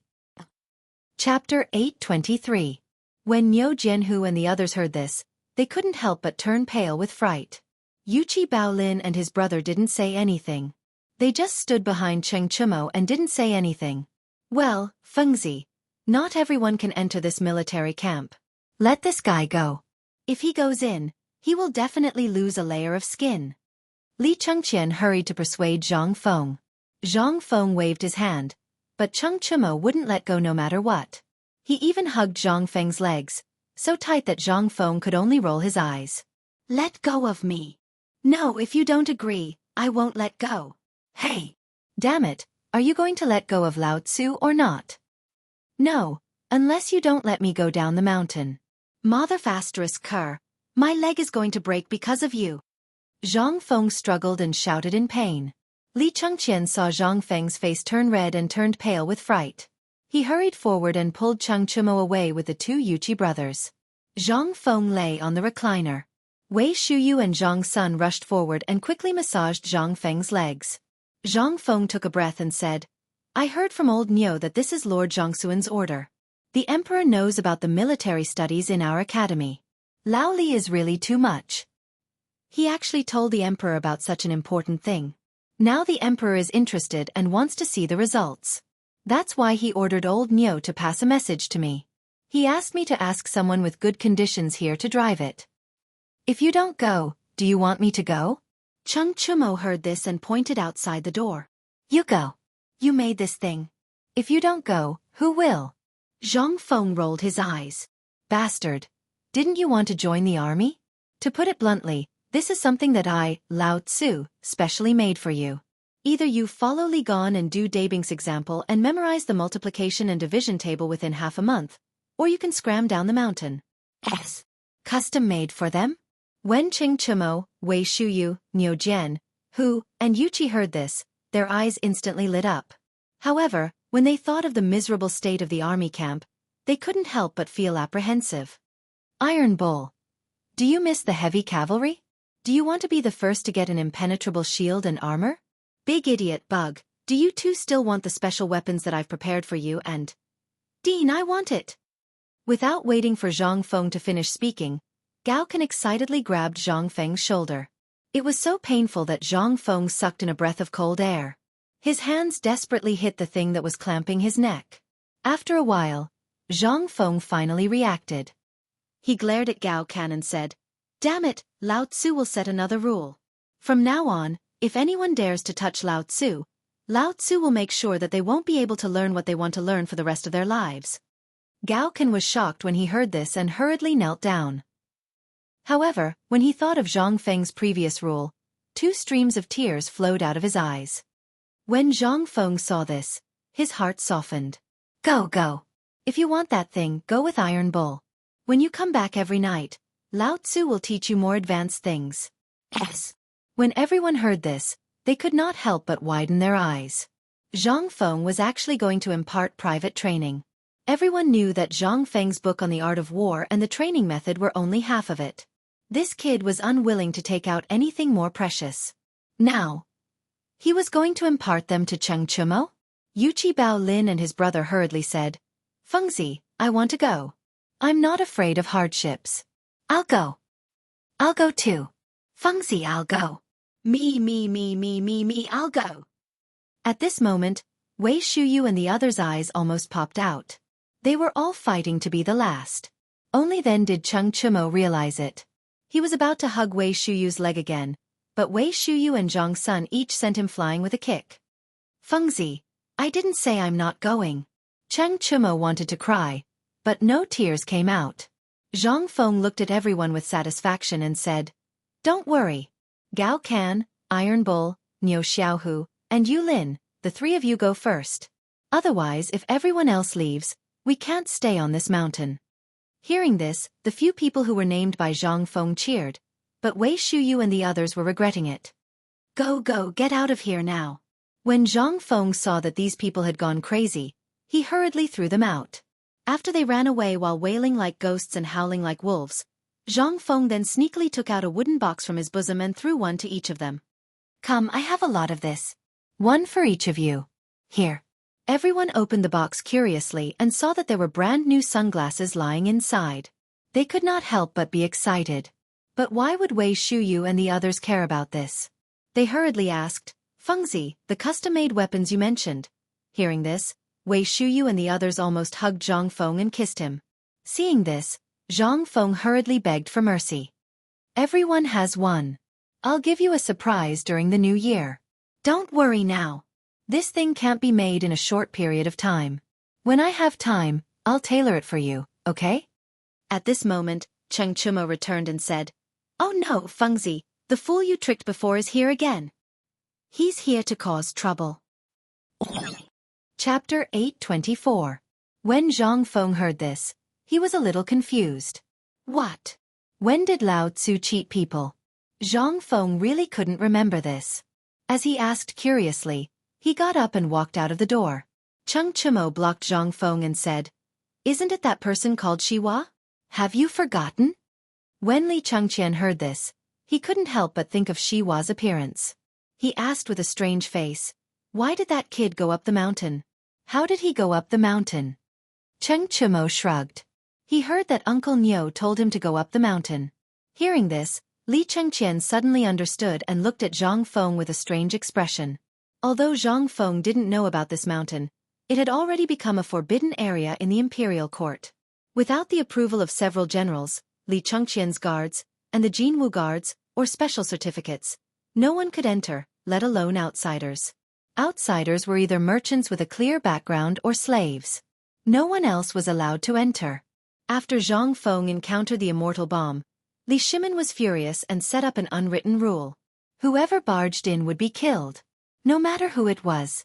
Even Li Chengqian would be beheaded if he dared to barge in without permission. Moreover, this Shiwa was cheated badly by Zhang Feng before. Why did he come up the mountain this time? Didn't he hear that he came to the Tang dynasty to ask for help last time? He had already asked for help, but he still didn't leave? What was he thinking? Could it be that he really came to ask Feng Zi for compensation for his previous losses? This dignified crown prince shouldn't be so poor, right? Li Chengqian also couldn't guess this kid's thoughts. He couldn't help but look at the puzzled Zhang Feng and ask, "Do you want me to go out and drive this kid down the mountain?" Zhang Feng heard this and said, "Drive what away? I also know now. It's that little rich man Zhenla. Now that he knows we are short of money, he is here to give us money. Why do you want to drive him away? Go, go, go. Invite him in." Zhang Feng really did remember this kid. But when he thought of the last time, Zhang Feng's heart became hot again. Good timing. Whatever he said would come. He was just short of money, and now it came? Before Zhang Feng could finish his fantasies. Under the guidance of Cheng Chumo, the purple-robed Shiva walked into Zhang Feng's small living room. Upon entering, Shiva first looked at the simple furnishings in the room, then looked at Li Chengqian and the others. Only then did he respectfully bow and say, "Shiva greets Dean Zhang Feng." "Ha ha ha, so it's you. Come, come, come, don't stand on ceremony. Seat of honor, seat of honor. Tainyo, serve the tea." Cheng Chumo pointed at his nose and walked out of the room gloomily. Gao Kan and Yuchi Baolin had run away. Now, how did the matter of the sidekick find him? However, being depressed was one thing. But when he saw that someone was going to be in trouble, Cheng Chumo became excited. At this time, Li Chengqian and the others were sitting still in the room. They looked straight ahead and smoked their cigarettes. Originally, Zhang Feng wanted to greet them and introduce them to each other. But when he saw that they were all acting cool, he was too lazy to do so. Glancing at Shiva's bulging money bag, Zhang Feng smiled even more happily. "Why are you here from so far away? I heard that Zhenla is in big trouble now, is that right? What's going on? Is it serious?" Shiva's face turned bitter when he heard that. That was one of the reasons why he was here. "Brother Zhang Feng, you don't know. I don't know what's wrong with that D*MN India. They mobilized an army of 300,000 to invade Zhenla. To be honest, Zhenla is suffering." Zhang Feng heard that and nodded. "That's right. That D*MN India. If I had an army of 100,000, no 50,000 people, I would definitely lead them to fight for you. But I'm just a weak scholar." Weak scholar. Li Chengqian and the others were so embarrassed that they almost died of cancer. "Are you worthy?" Shiva became even more agitated when he heard that. "Brother Zhang, these words of yours are enough. I came to the great Tang precisely to seek the assistance of His Majesty, the wise and mighty emperor." Shiva glanced at Li Chengqian as he spoke.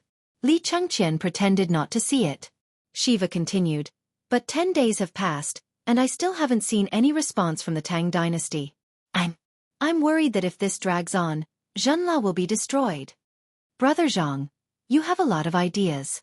Can you give Zhenla a way out?" As he spoke, Shiva hurriedly placed the money pouch with the golden leaves on the tea table beside Zhang Feng. Zhang Feng glanced at it and pretended to be angry. "What are you doing? Take it back. We're brothers. We should help each other." When Shiva heard this, he really thought that Zhang Feng was incorruptible, so he pretended to take back the money bag. However, before he could grab the money bag, Zhang Feng said, "But seeing how sincere you are, I'll kindly accept it." Li Chengqian wanted to beat him up. Niu Jianhu and Yuchi Baoqi had never seen this side of Zhang Feng. In the past, he had always heard about how awesome Zhang Feng was. But now, what was this? Wasn't this King Street Thug? Was this still the legendary awesome Zhang Feng? Chapter 825. Shiva was confused by Zhang Feng's action. But when he saw Zhang Feng accept it, he was relieved. There was a way to solve Zhan La's problem. Sure enough, after Zhang Feng received the money, Shiva hurriedly asked, "Brother Zhang, then tell me, how can I, Zhenla, resist this army of 300,000? "There's no need to resist." Zhang Feng waved his hand.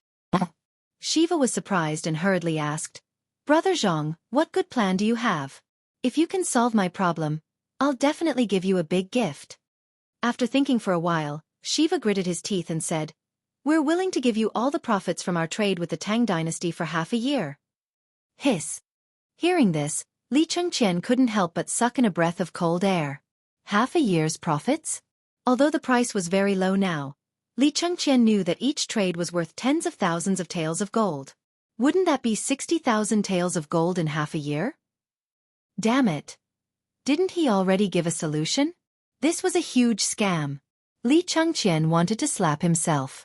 Do go, Wei Shuyu and the others looked as if they had eaten shit. 60,000 taels of gold.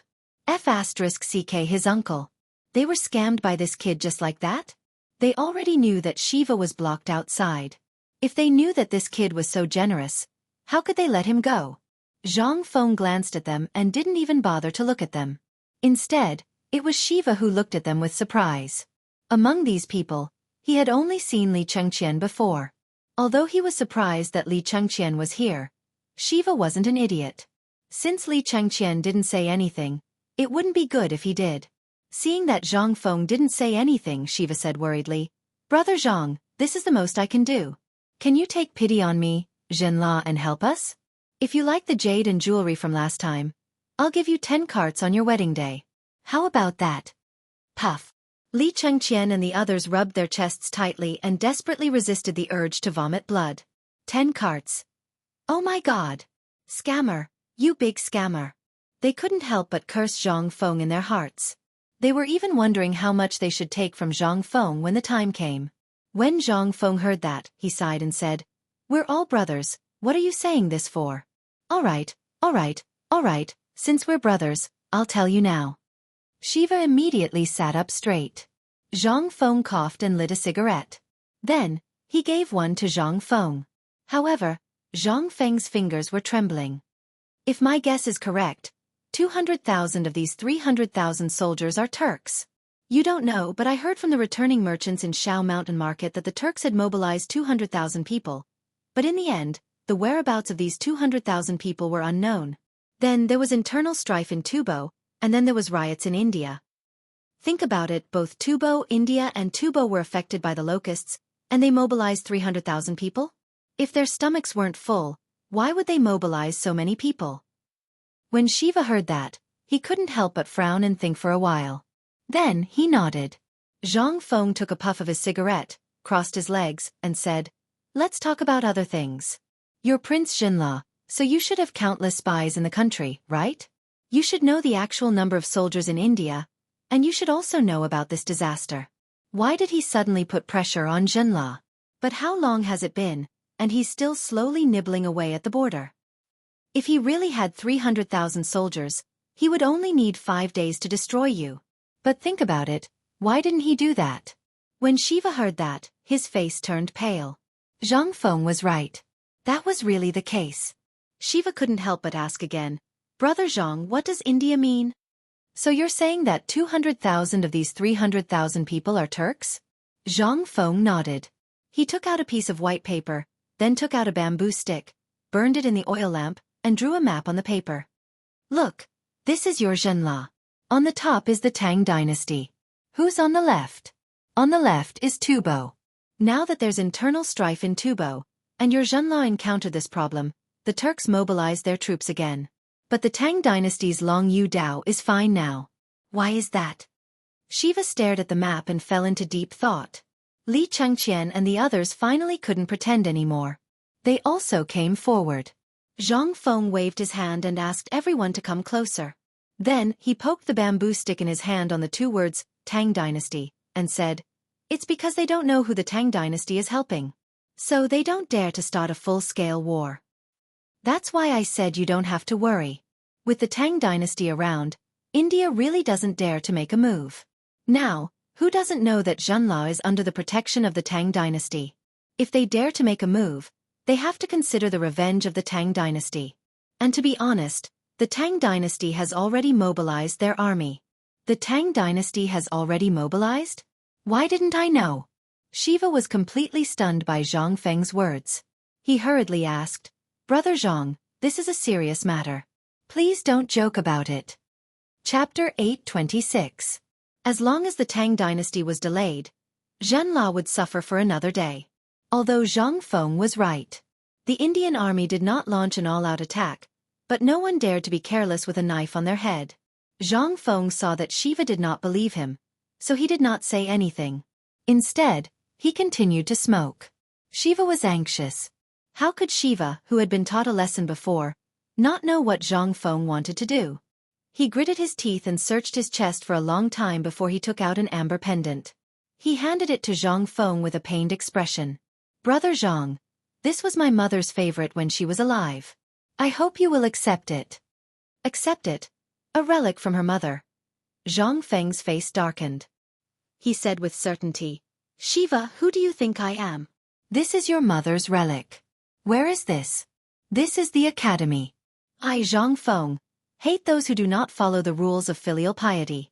How dare you give away your mother's relic to someone else? Someone, send the guest out." "Sigh. Can you be a human?" Li Chengqian could not stand it anymore. He slapped himself on the face and walked out of the living room in pain. Du Go and the others were watching with great interest. Shiva was shocked. He was almost scared to tears by Zhang Feng. He quickly put away the pendant. After some persuasion, Zhang Feng calmed down and said, "If you have something to say, just say it. Don't give me precious things. I, Zhang Feng, am not worthy of it." "All right, let's talk about this. Otherwise, you won't be able to eat or sleep well. As far as I know, 10 days ago, the palace issued 10 secret orders, ordering the soldiers of the prefectures along the way to Chotsi City. This is the reason why the Indian army of 300,000 didn't dare to move." "Chotsi City?" Shiva was stunned. He did not understand. Zhang Feng saw that Shiva was about to ask an idiotic question again. He quickly waved his hand and said, "The Tang dynasty has a strategy called besieging Wei to save Zhao. Do you know about it?" Shiva shook his head in confusion. Zhang Feng was a little annoyed, his toes almost digging a big hole in the floor. He pointed at Du Go and said, "De Bing, you tell him." Du Go calmly lit a cigarette and slowly said, "Actually, this matter is very simple. Regardless of whether those 300,000 people are Turkic or not, there is no way to investigate this matter now, and there is no need to investigate it. Tubo also came to the Tang dynasty for help before, so the emperor pondered and felt that there was something fishy about this matter. If we send reinforcements, what will happen to the Turks?" In the end, it was Fengzi who came up with a plan to send troops to Chotsi City. According to the map, Chotsi City can enter the Turks, reach India in 1 day, and reach Tuyuhun and Tubo in 1 day. In this way, under the three-pronged attack, no matter what tricks they have, they won't dare to act rashly. Do you think that under the watch of the elites of the Tang dynasty, India will dare to abandon the capital and force their way into Jinla? Finally. Shiva's face slowly became agitated. At this time, he finally understood why those Indians, who clearly had such a big advantage, only lingered at the border. They didn't know the movements of the Tang dynasty's army. But waiting like this was not the way to go. He hurriedly asked, "Then this is not the way to go either. Why didn't the warriors of the Tang dynasty attack India directly?" "You think too much." Zhang Feng waved his hand and said, "You just have to remember that at this time, you should do what you should do in Jinla and pretend that nothing happened. Your country must have spies all over. If you act as if nothing happened, then the war at the border will collapse by itself." "Is this even possible?" Shiva was stunned. But he didn't know whether Zhang Feng was right or not. However, since Zhang Feng said so, Shiva only needed to write a letter to know whether Zhang Feng was right or not. But in these 10 days, if the 100,000 Indian troops at the border of Jinla wanted to attack, they would have attacked long ago. Why would they wait until now? Now, it seemed that what Zhang Feng said was true. And this person just said that this was all Brother Zhang's plan? Could it be that Brother Zhang also studied this military aspect? A touch of excitement flashed in Shiva's eyes. "Brother Zhang, if this is true, I, as your brother, will repay you generously." Zhang Feng waved his hand and said nothing. This time, he would just treat it as doing a good deed. However, when he thought of the country's total foreign trade income for half a year, Zhang Feng almost laughed out loud. "Okay, we're all brothers. As brothers, that's enough. Okay, if there's nothing else, you should go back and have a look. But the green thing you brought last time, I really like it." Shiva heard this and patted his chest. "If Brother Zhang likes it, I'll send someone back to Jinla tomorrow and bring you a cart." "A cart?" Dugo also felt a little suffocated. In less than half an hour, Yi Zichen had arrived. Zhang Feng, this scammer, how many good things had he taken from them? This was too much. This was simply too *king rich. Zhang Feng didn't have any expression on his face. After all, he was thick-skinned and was naturally immune to everything. Then I'll thank Brother Shiva first. But, seeing that Zhang Feng was about to slip away, Shiva hurriedly said, Brother Zhang, I still have a request. Chapter 827. Zhang Feng's eyes flashed with vigilance. But he still sat down and warmly invited Shiva to sit down. Then he asked with a smile, Brother, tell me if there's anything I can help you with, I'll do my best to help you. Really? Do you think that our Zhang Feng is the kind of person who takes money? No, who doesn't keep his word? Shiva hurriedly asked, I want to study at the academy on the mountain, I wonder. You. What did you say? Say it again? Zhang Feng felt that he didn't hear clearly and asked in surprise. Shiva stupidly said, I want to study under you, brother? Wait a moment. We need to discuss this matter. Li Chengqian suddenly rushed in and interrupted Shiva with a serious face. He said, You should know the laws of the Tang dynasty. No academy can accept outsiders under any pretext. I wonder if Prince Shiva knows about this? Shiva was shocked when he heard that. His face instantly turned ugly. He really didn't know about this. Zhang Feng didn't expect this either. But thinking about it carefully, there really wasn't such a rule during the Tang dynasty's Zhenguan era. It was only during Wu Zetian's era that this kind of thing seemed to be slowly accepted. Shiva also knew that this matter was a little difficult. He could only give a fist salute and walk out of the wooden house. His main purpose of coming here was to learn everything about the Tang dynasty and then benefit Zhenla. If he didn't even learn anything from Zhang Feng, then he was unwilling to accept this. Shiva was actually an ambitious person, but at this moment, once the door was closed, Li Chengqian looked at Zhang Feng with a serious face and asked, Fengzi, you have to think about what I said just now. If you blindly accept him, then there will be people from the Supreme Court inviting you for tea tomorrow. Although Li Chengqian knew that Shiva must have his father's permission to go up the mountain in front of everyone, he didn't give any specific advice on how to do it. Obviously, he wanted to let Zhang Feng make the decision himself. Zhang Feng asked curiously, Then, is there any way to overcome this legal system? Zhang Feng didn't really care if he took the Shiva or not. However, when he thought about the treasures of the level 10 car and the profits he could make in half a year, he was envious. Who asked him to be so poor that he didn't even have food to eat? Zhang Feng's question really stumped Li Chengqian. He hurriedly asked, Dating, you're more familiar with these things. Think about it and see if you have any ideas? There is a way, but it all depends on whether this Crown Prince Siwa is willing or not. Dugo stroked the small mustache on his chin and frowned.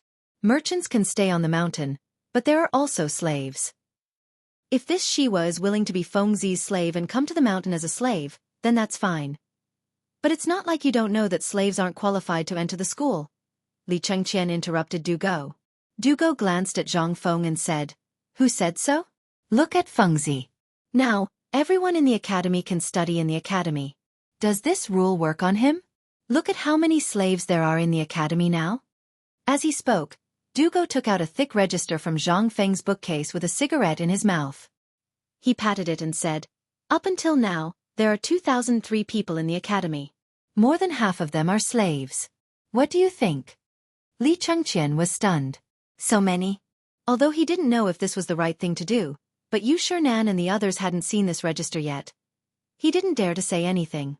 Li Chengqian couldn't help but look at Zhang Feng and asked, Have you asked Mr. Bo Shi and the others about this? Why should I ask them? This academy is mine. I can do whatever I want. As for asking them? Besides, what's wrong with slaves? Don't tell me that slaves aren't people in your eyes? Don't forget that you are also merchants.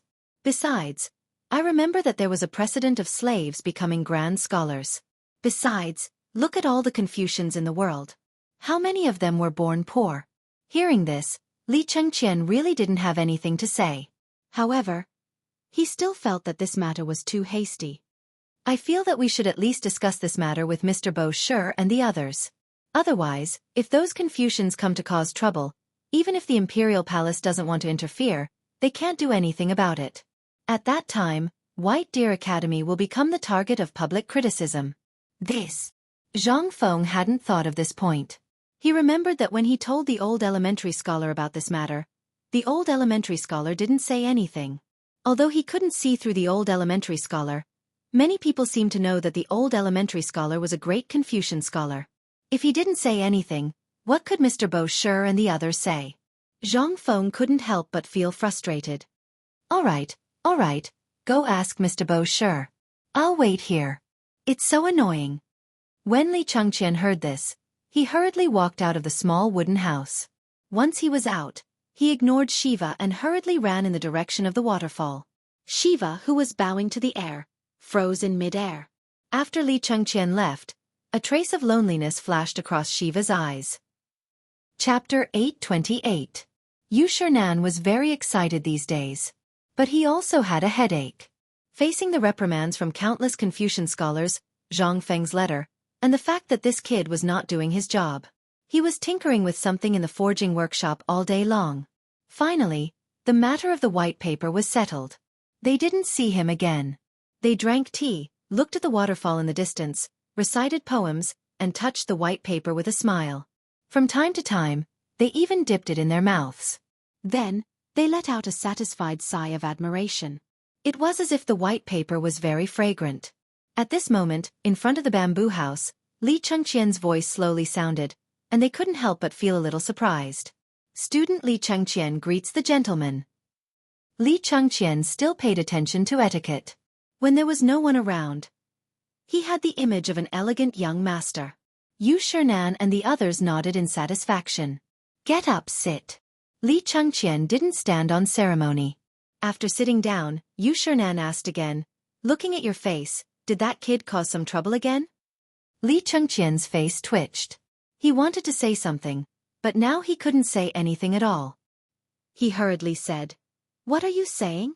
Nothing happened to Fengzi, but, seeing that Li Chengqian was hemming and hawing, Ouyang Sun glanced at him. He knocked on the small stove and said, If you have something to say, just say it. Don't hem and haw. He was just short of saying, You are the crown prince, you have to pay attention to your royal appearance. Li Chengqian also understood the meaning of their words. He couldn't help but touch his nose and said, Just now the crown prince of Zhenla Shiva went up the mountain. Oh, isn't it just a little crown prince? Ouyang Sun was about to say something, but seemed to have thought of something. He looked up at Li Chengqian in surprise and said, Don't tell old man that the crown prince also knows Zhang Feng? Hearing this, Sun Simiao, Chu Suiliang, and the others also looked up in surprise and stared at Li Chengqian. As far as he knew, one of them was a slacker in the marketplace who had just left his home and wanted to start a business, while the other was a prince from another clan. How could the two of them have crossed paths? Li Chengqian also recounted the strange experience of the two to everyone in detail. Involuntarily, the faces of Ouyang Sun and the others were incomparably colorful. So this brat is actually a big swindler? I can't be deceived. Of all the things this kid can do, he just has to do it. All right. No one is perfect. Don't be so harsh on him. After all, this kid is also very good. Sun Simiao hurriedly stood up to smooth things over. Only then did they stop criticizing Zhang Feng. Sun Simiao then asked, Then this time, did Shiwa come up the mountain because of Zhanla being surrounded? If it's really just for this, it's fine. Li Chengqian said with a wry smile. This kid has been wandering around Chang'an City for 10 days. During these 10 days, he did nothing but check all the things that Fengzi made. He even squatted at the foot of the mountain for a long time. This time, he could come up the mountain probably because of my father's idea. And as soon as he came up the mountain, he wanted to enter the academy to study. Bam! Hearing this, the small spoon in Ouyang Sun's hand shook and fell on the teapot. In an instant, the delicate handle of the teapot was instantly smashed. You said, he wants to enter the academy to study? Finally, Ouyang Sun and the others reacted. The next moment, they could not help but ask in unison in horror, That kid said so? Did he agree? After asking 2 questions in a row, Li Chengqian could not help but say in his heart, as expected. This was not only against the rules, but also against the laws of the great Tang. Su Rian had said that Zhang Feng had broken the rules, but the concept that those who were not of the same race were bound to have different hearts still did not allow them to do anything that exceeded common sense. In their view, if an outsider wanted to learn the information of the Han people, what was the difference between that and stealing? At this time, what they were most concerned about was whether Zhang Feng had agreed. Once this kid agreed, then... You said it all. Did that bastard Zhang Feng agree? Ouyang Xiao did not have time to care about the teapot that had accompanied him for 10 years and asked hurriedly. This was related to their reputation. If this brat really agreed, then all of their reputations would be ruined here. On the contrary, Li Chengqian was extremely calm. Seeing that they were anxious, he said, "Gentlemen, don't be anxious. This matter has been temporarily suppressed by me, and I'm waiting for you to discuss it." "Then what are you waiting for? Let's go, let's go." Hearing this, Ouyang Sun hurriedly got up and walked out with his hands behind his back. Seeing this, Yu Shernan and the others hurriedly put away the paper in their hands and followed closely behind Ouyang Sun. Seeing this, Li Chengqian heaved a deep sigh of relief. "I don't know what father is thinking. What should we do now?" Li Chengqian sighed and helped Ouyang Sun turn off the fire in the stove. Then, he hurriedly followed the others. At the same time, at the gate of Eason Pastry Shop in Chang's Tonghui Lane, the old scholar drove a carriage that belonged to Chang'an University, carrying Jingshu, and slowly appeared at the gate of Zhang Mansion. Behind this carriage was a carriage with a shed and 3 handcarts full of goods. At the gate of Zhang Mansion, the maid Xiao Chui, who had been waiting for a long time, hurriedly waved her small hands. "Miss, we're here. Let's go, let's go." Following Xiao Chui's call. In the next moment, from the side gate of Zhang Mansion, 7 or 8 carriages came out one after another, carrying large and small boxes, bedding, porcelain, calligraphy, and other things. When the old scholar's carriage stopped, they appeared at the gate of Zhang Mansion. Obviously, they had been waiting for a long time. In the carriage, Jingshu lifted the curtain and took a look. She called Zhang Yuyao and the 2 girls got into the same carriage. The old scholar had retired gloriously. He threw the reins to the servant of Zhang Mansion and got into a carriage himself. Then he waved his hand and said, "Let's go to Shao Mountain." Chapter 829. On the Mountain. As soon as Yu Shernan and the others entered Zhang Feng's living room, they didn't care about the fatally attractive cigarettes anymore. As soon as they sat down, they asked, "Kid, is that person outside the door the crown prince of Zhenla?" "Yes, it's him, but now." Hearing this, Ouyang Sun slammed the table and said lightly, "I don't care what business you have, but old man won't allow him to go up the mountain." Zhang Feng's eyes almost popped out. What's wrong with that? Isn't he just a student? He's not a slave or a merchant. He's a proper prince. If we reject him, it'll damage our academy's reputation. Zhang Feng argued. What a joke, with him Shiva, there wouldn't be anyone on the mountain. It was just an extra pair of chopsticks. The most important thing was that if he could teach him, he would have an inexhaustible little treasury. How could Zhang Feng bear to let this little treasury slip away under his nose?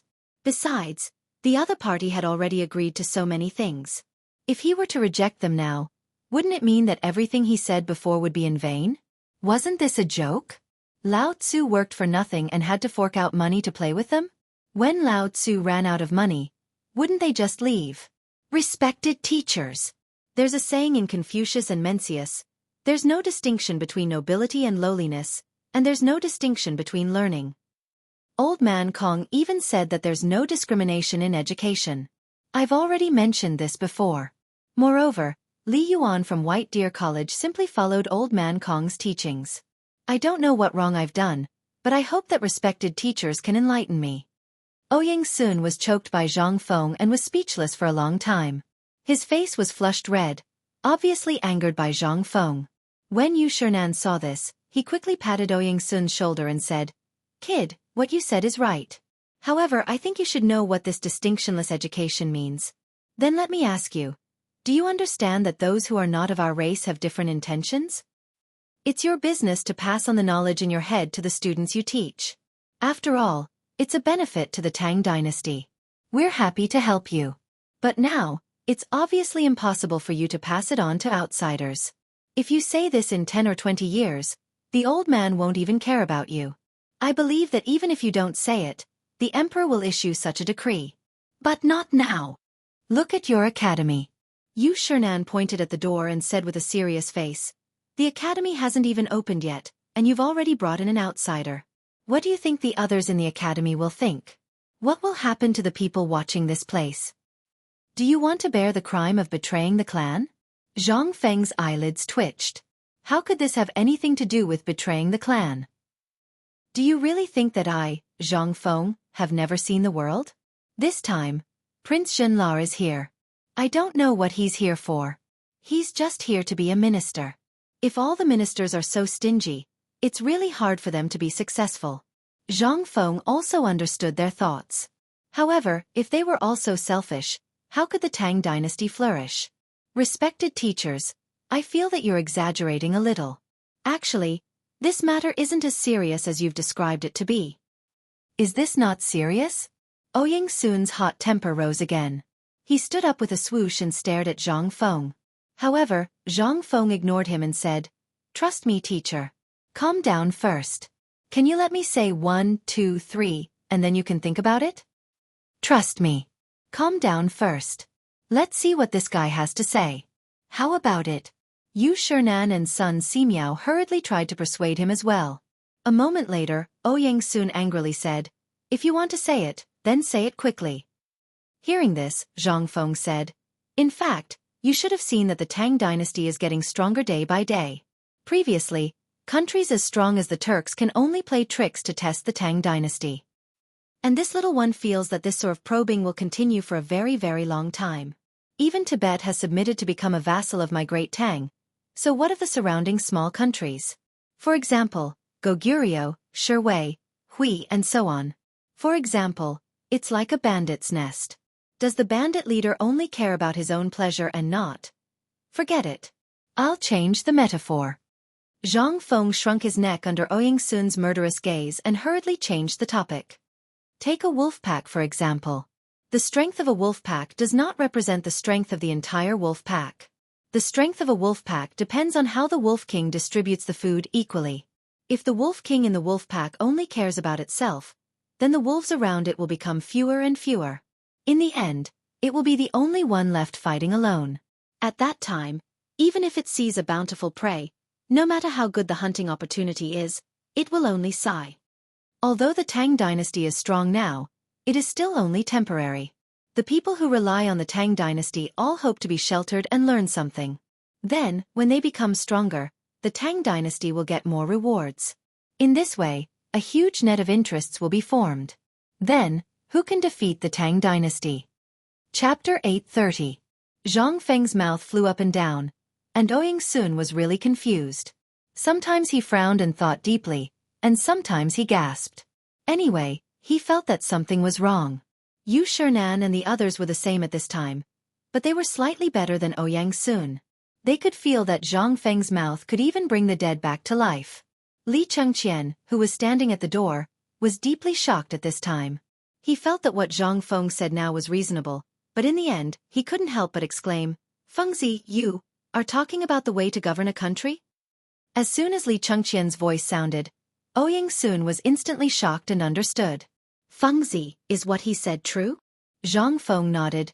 "You can say that, but these things are all universal.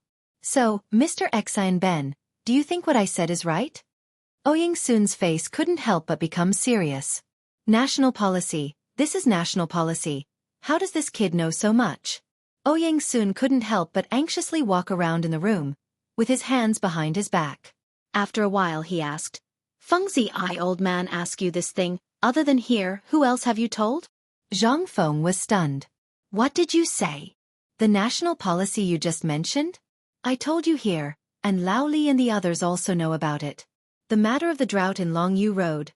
Li Chengqian interrupted Zhang Feng and said, "Mr. Xianben, let me say this." This matter was nothing in their eyes, but in the eyes of these pedantic people, it was the crime of deceiving the emperor. Other than the emperor, who dared, who could talk about national policy? The common people were forbidden to talk about court politics. Although Zhang Feng was considered an idle person at this time, if this spread out, it would be terrible.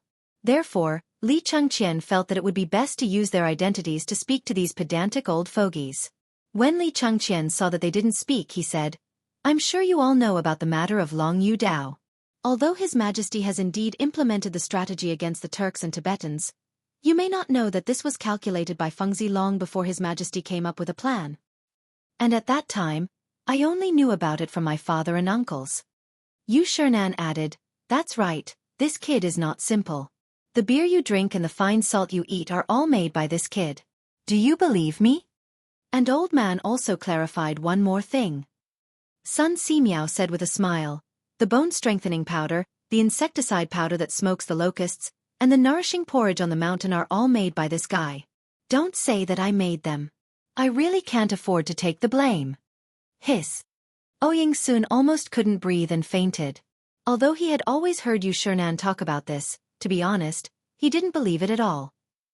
But now that he heard Zhang Feng talk about national policy again, he was so shocked. After hearing it from others, this kid actually didn't refute. It seemed that these things were all made by this kid. Ouyang Sun quickly gasped for breath, suppressed the shock in his heart, and asked, "Kid, what else haven't you done?" "I have so many things that I haven't done. I'm really afraid that I'll send you away if I say it all at once." Thinking of this, Zhang Feng cupped his hands and said, "Not for the time being. What I want to do most now is to make White Deer College the world's White Deer College. What I said today will be taught in the college in the future, and these things are all in the books I wrote. I know that all of you think that I'm crazy, but I must tell you that I'm not crazy. All of you know just how many people there are in the great Tang who can read and write. What can these people do?" Now the Tang dynasty's scholars are gradually rising rapidly, and the number of businessmen coming to the Tang dynasty is gradually increasing. If this goes on, how many people in the Tang dynasty will be able to do business in the long run? How can we maintain the reputation of the Tang dynasty? Do you want others to laugh at the Tang dynasty and say that everyone in the Tang dynasty is a country bumpkin who can't even read a word? Then if that's the case, won't my great Tang really be laughed at by others, and we won't be able to follow Confucius's admonition? If that's the case, what's the difference between us and those who deceive their masters and destroy their ancestors? They didn't think much of it before. But at this time, when Zhang Feng said this, Yu Shernan and the others suddenly changed their expressions and stood up with a swoosh. Seeing this, Zhang Feng quickly said, "Kid, you're doing this for the benefit of the Tang dynasty. Think about it. Why did I spend so much effort and energy to open the college at all costs? Isn't it all for the Tang dynasty? Once the Tang dynasty becomes powerful, who will dare to bully, humiliate, beat, and scold me? But a powerful and famous clan needs to be built up piece by piece. Just like the college outside, if there is no foundation stone, how can a tall building rise from the ground?" Chapter 831. Zhang Feng's Poisonous Chicken Soup. It directly poisoned everyone present. However, Zhang Feng still did not give up. If he did not persuade these people at this time and make them feel comfortable, he would have to do it. In the future, these people would have to stand up from time to time and pull him back. Zhang Feng could not help but say again, "Actually, I didn't want to do all this. You don't know, but Li Gan knows. I was originally staying in my small tavern and idling away my days peacefully. But it's all because of that Lao Li. He urged me to become an official all day long. I didn't become an official. Later on, listen to what he said, I need to take the imperial examinations. Only the imperial examinations can lead to an official career. I, Zhang Feng, am so handsome, so cute, so resourceful. Even Zhuge Kongming has to call me master. Why would I need these things? This is nothing. I'll take the examinations. I heard from Lao Li that the emperor said that it was just a formality. But this Lao Li is trying to persuade me to open an academy. This? If it's opened, then so be it. Just as I was about to show off my skills, this... Why are there so many obstructions?" Zhang Feng had not been so happy to show off in a long time. While beating down bitter water, he also scolded the few of them. Moreover, he didn't even use a single vulgar word. How could these people be a match for Zhang Feng? Compared to the people of this era, the people of this era did not know how to lie. It could be said that they had not learned how to lie in a roundabout way like Zhang Feng. Therefore, Zhang Feng succeeded at this time. He successfully forced his poisonous chicken soup of the 21st century down their throats. He successfully made the 4 great Confucians drunk. At this time, Zhang Feng seemed to be a little unsatisfied. He once again told them about the improvements and the innovative idea of the great harmony of the world. Involuntarily, these people instantly entered a state of confusion and could not extricate themselves. However, when Zhang Feng led the topic to Shiva in a roundabout way, Yu Shernan and the others came to their senses. That's not right. Kid, don't try to bewitch us. By the way, what do you mean by the great harmony of the world? Stop quarreling. Old man wants to know what the great harmony of the world means.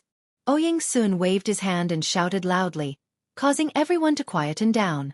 He looked at Zhang Feng with an expression that seemed to say that if Zhang Feng didn't explain himself, he wouldn't let this matter rest. Zhang Feng didn't expect that the old man would still be able to understand the crux of the matter. He could not help sighing and said, the so-called great harmony of the world means, for example, now you want to eat a kind of food from the Western region, such as the fruit of the Western region. This is basically impossible now. But if I tell you that you only need to tell me, there will be dozens of exquisite specialties of the Western region in front of you in an instant, and it won't cost much. Will you believe it?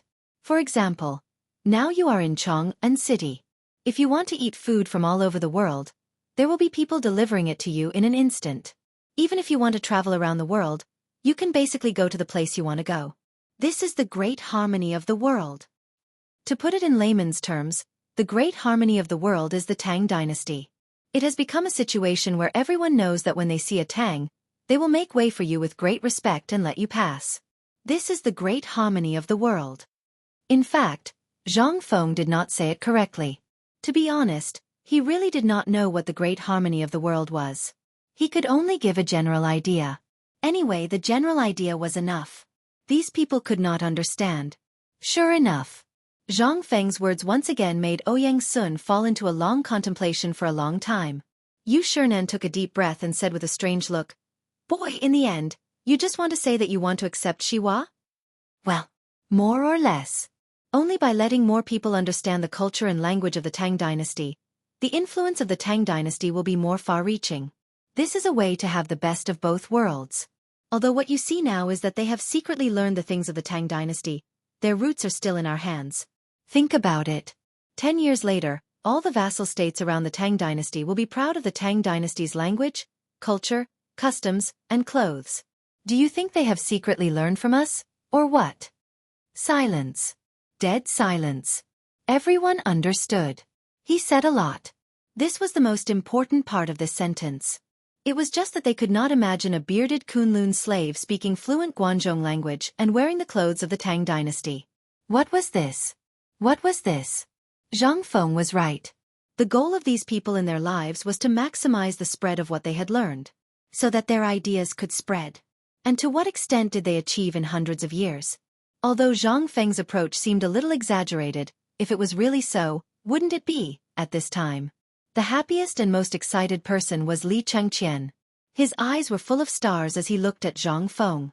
With a voice that only he could hear, he kept repeating this sentence. Mine, mine, it's all mine. Chapter 832.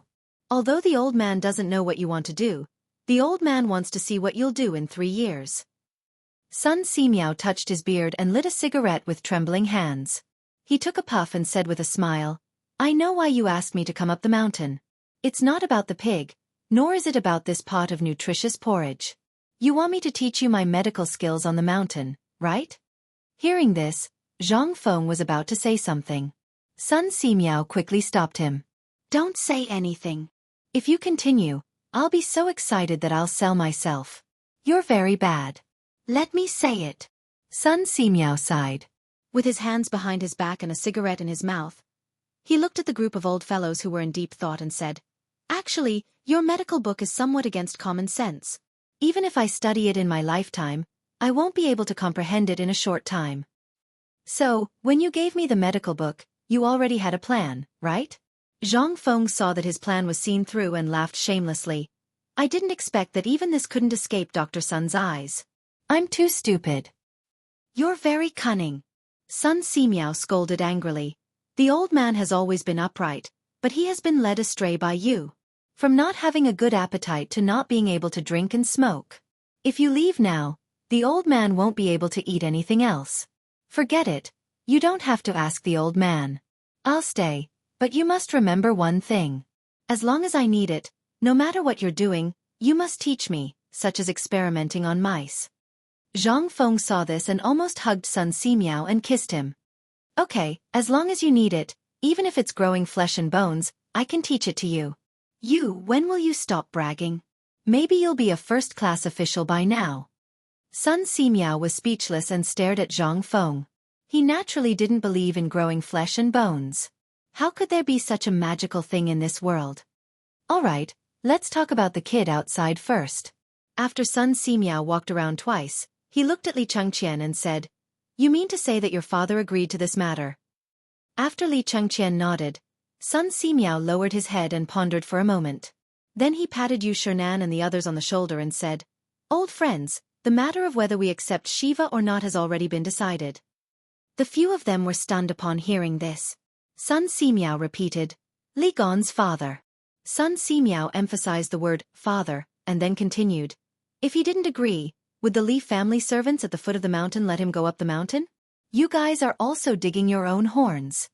Hearing this, they all nodded. Only then did he come to a realization. In his haste, he had neglected such an important matter. Without the emperor's permission, not to mention this kid, even one of them would not be able to go up the mountain from the side of the Chong and military camp. This was all arranged by the emperor. He wanted to see if Zhang Feng would accept it or not. Thinking of this, the few of them sighed deeply. Rubbing their aching foreheads, they gathered together to discuss for a while. Yu Shernan said, Fengzi, since this matter is decided by you, old man and the others won't say anything. But what you just said, Li Gon, after this matter, wait for me to finish recording it in a book and keep it in the academy's library. Li Chengqian was dumbfounded. Why was it always him? Zhang Feng had said so much, how could he remember? But since Yu Shernan had spoken, he really did not dare to say anything. He could only say gloomily, This student understands. Yes, yes. Hearing this, Yu Shernan and the others nodded in satisfaction and said, You can enter the academy, but you can't break the rules. You can't run away from being a slave. Boy, what do you think? In the end, Yu Shernan looked deeply at Zhang Feng. Zhang Feng also knew that this might be the biggest compromise, but this was not a matter of one's word. He had to ask for the other party's opinion. I understand, but Shiva is the crown prince after all. I think we should let him make the decision. What do you think? What a joke. Shiva was a prince. If news of this spread, the Zhenla king would be furious. The Zhenla royal family would fight Zhang Feng to the death. Zhang Feng did not care whether they agreed or not. He walked straight out of the door and waved at Shiva, who was squatting at the side with absent-minded eyes. After a long while, Shiva finally reacted. After following Zhang Feng into the room, Yu Shernan repeated the matter to Shiva and asked, Crown Prince Shiva, this is the law of the Tang dynasty. As the crown prince you should know this, so your decision is... Shiva was very excited. In fact, he had known about this for a long time. However, ever since he knew that Zhang Feng's son had opened an academy here and created so many good things, his mind was filled with Zhang Feng. He was even willing to be a slave. The main thing was that he could learn something that would allow the people of Zhenla to not have a meteoric rise, but at least they would not be bullied by others. At this moment, when he heard Yu Shernan's words, Shiva knelt on the ground with a thud. Student Shiva greets the masters. Yu Shernan and the others were naturally not interested in taking in such a slave. They pointed at Zhang Feng, then rubbed their heads and left. Zhang Feng looked at Shiva and said, Don't take it to heart. This is only in name. Only then can you stay on the mountain. So, we will do what we are supposed to do. Come, Li Gon. Give me a cigarette. What are you waiting for? No. Teacher, since you have taken me as your disciple and servant, then I, Shiva, will naturally be your servant for life. Chapter 833. Finally, this matter was settled. Zhang Feng's mood was very good at this moment. He found Zhu Zi and asked him to bring the smoked meat that had just come out of the pot, as well as a table of good dishes to entertain this rich man. Under Li Chengqian's incredulous gaze, he took out a jar of white wine from his bedroom. Feng Zi, tell your brother the truth. How much wine do you have left? Li Chengqian cracked. He stared with a pair of bull eyes and asked. Zhang Feng ignored him and said indifferently, "No more, no more. This is the last jar. I left this for Brother Shiva." "All right, why are you standing here? If you have nothing to do, go out and play." Li Chengqian was very angry. But with Shiva here, he did not dare to beat up Zhang Feng. He could only angrily slam the door and leave. When there is time, Lao Tzu will definitely tear down your rotten wooden house. This prince wants to see how much wine you have hidden here. Zhang Feng did not care about this. Now that he finally met a rich man in this period of time, how could he not grab onto his thigh?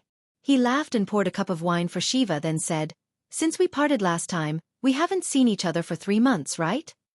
"It has been 3 months. I didn't expect so many things to happen in these 3 months. In the blink of an eye, you, a guy from the marketplace, actually became the dean. And I... sigh." Shiva drank 3 cups of wine and could not help but feel a little dizzy. When he thought of the things that happened in these 3 months, he could not help but feel sad. Creak. When the two were drinking cup after cup of wine, Li Chengqian pushed open the door with a strange expression. He looked at Zhang Feng and said, "Fengzi, an important person is here. Shiva, do you want to leave?" "Leave what? Shiva is now our brother, and also your brother. When have you seen me chasing you away when I have guests?" Li Chengqian's mouth twitched. "Fine, forget it. You're on your own. I have something to do, so I'll go down the mountain first." While talking, Li Chengqian immediately slipped away like there was oil on the soles of his feet. As he walked, he did not forget to say, "All right, Iron Bull and the others asked me to tell you that they have also gone to Chang'an to look at the white paper business." Who was it that had come? To be able to frighten these masters to this extent? Zhang Feng didn't mind. He continued to eat and drink with Shiva. When Zhang Feng poured a glass of wine for Shiva and gestured for him to drink, he noticed that Shiva was looking at the door in a daze. "I say, Shiva, what are you looking at? What's outside the door? Who are you?"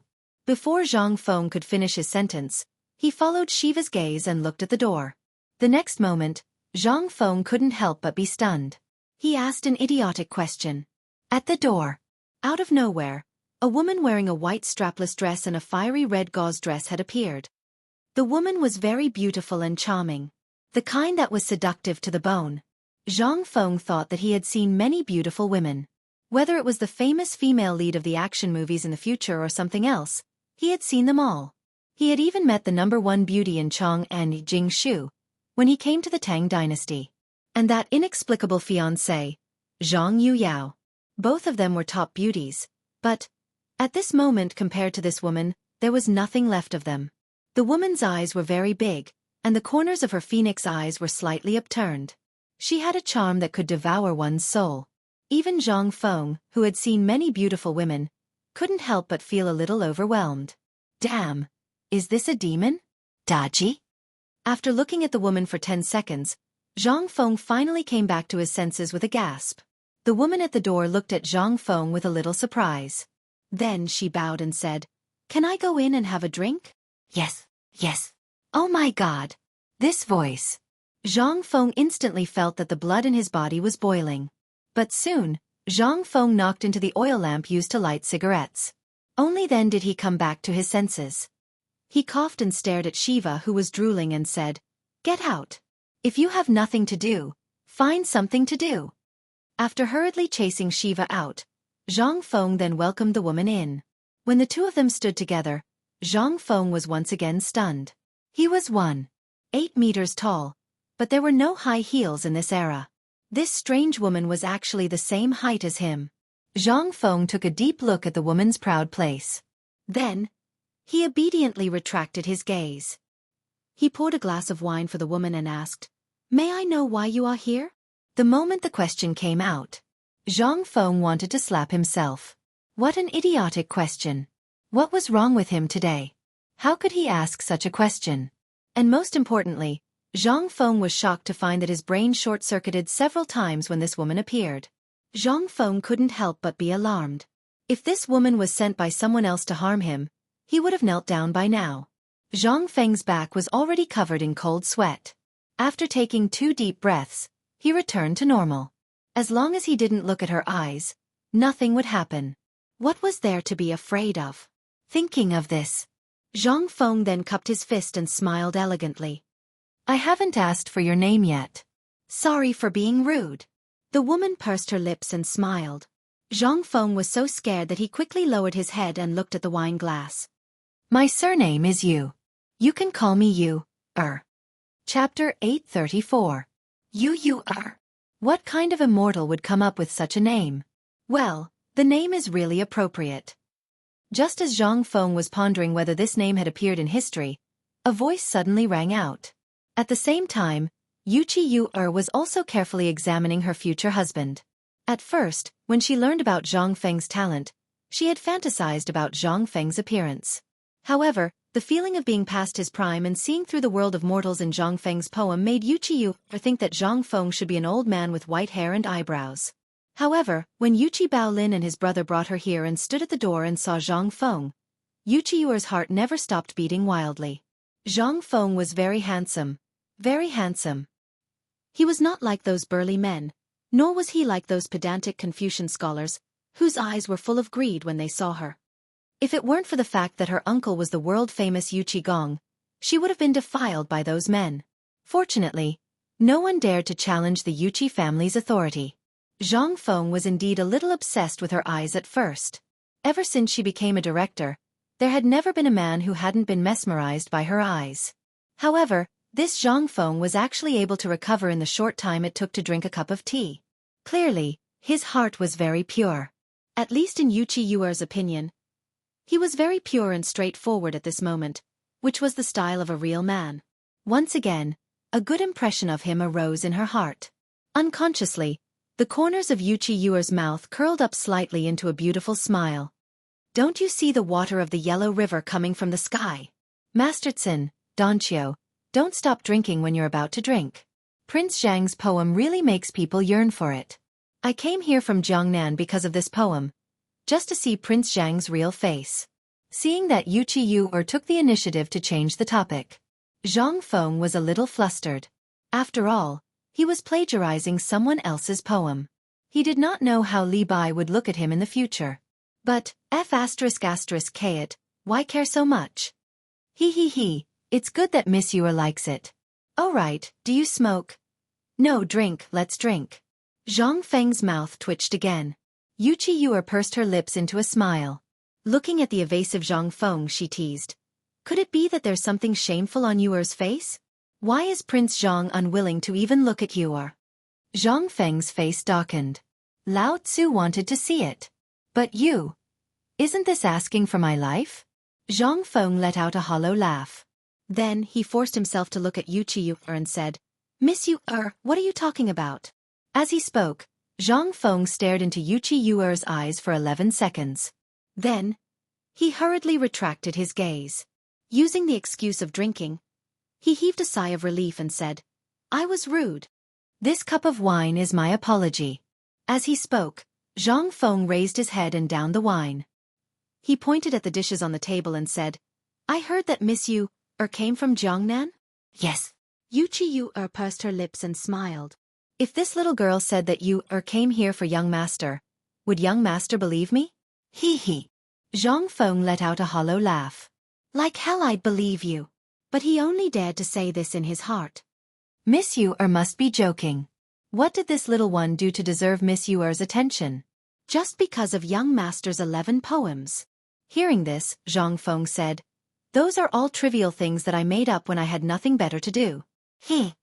Yu laughed again. She drank alone and said, Then Prince Zhang, do you know that all the scholars and beauties in Jiangnan are rushing to Chang'an just like you? As for their purpose, young master naturally knows. Along the way, Yu saw that Prince Zhang had single-handedly turned this originally barren Shao mountain into such a prosperous place. This is truly a blessing for our Tang dynasty. However, why didn't Prince Zhang continue on the path of poetry? Why did he want to open an academy here to teach and educate people instead? On the way up Shao Mountain, Yuchi Baolin and his 2 brothers had dragged Cheng Chumo and the others to tell Yuchi They had even dug out what time Zhang Feng went to bed and what size his pants were. All of this had been pulled out from the mouths of Cheng Chumo and the others. especially after learning about paper and the smelting workshop. Wuxia was even more surprised. When she asked again, she saw that Zhang Feng was somewhat absent-minded and felt that it was a bit rude. She couldn't help but purse her lips and smile. "Forgive me for my rudeness. I won't disturb you anymore today. Your hopes that Prince Zhang will do me the honor of reciting a poem with you, or another day." When Zhang Feng heard this, he felt as if he had been pardoned. "Miss Yu is too serious. It is this one's fortune to have met such a beautiful person like Miss Yu. As long as Miss Yu comes, I, Zhang Feng, will naturally sweep the bed to welcome you." "Will you?" Wuxia covered her mouth and smiled. Her question stumped Zhang Feng. Wuxia stopped teasing Zhang Feng. She bowed slightly and bid him farewell. However, the moment she turned around, a trace of loneliness flashed through her eyes. In the end, it was because of her seductive eyes. Although Zhang Feng hadn't said anything, she had always felt that there was an unseen abyss between them. However, the loneliness in her eyes only appeared for a moment before disappearing without a trace. When she saw the palanquin appear at the mountain entrance, a smile flashed across her lips. Happiness was to be grasped by oneself, not by charity. A long time after Wuxia left, Zhang Feng was still staring at the slowly disappearing palanquin. He went to the kitchen and asked Old He and the others, who were dumbfounded, "Old He, have any of you heard of someone called Yu?" But when he thought of this, Zhang Feng thought of another important matter. He asked fiercely, "Who let her up the mountain?" Chapter 835. No one could answer Zhang Feng's question. Because Wuxia had just arrived in Chang'an yesterday, and then went directly to Wuxia Mansion. Today, she sat in Wuxia Mansion's sedan chair and went up the mountain. However, when Zhang Feng saw the sedan chair at the mountain gate, Zhu Zi said, "Brother Feng Zi, Brother Tang and Brother Yu Lin brought her up the mountain." But it seems that they all know each other, especially Brother Tang. The way he looked at the girl just now was like the way a man looks at a prostitute at the gate of a brothel. Zhang Feng heard this and glared at him. "Don't talk nonsense."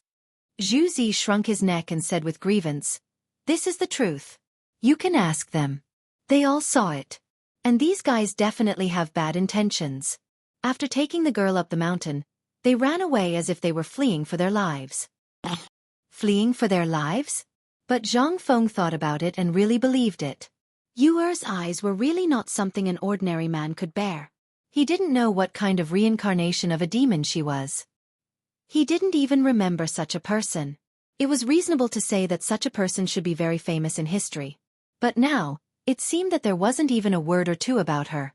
"Brother Feng Zi, you'd better go back first. Look, Miss Zhang and the old scholar are here." When Zhang Feng was breathing and thinking, Zhu Zi's voice surprised Zhang Feng.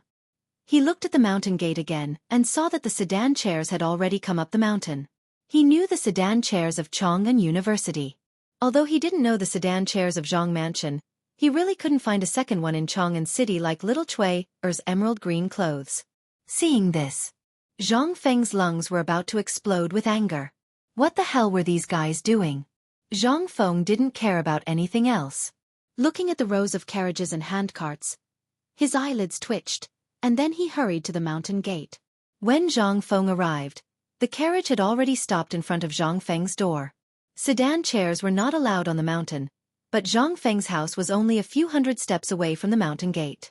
Moreover, the sedan chair the old scholar was sitting in was from Chang'an University.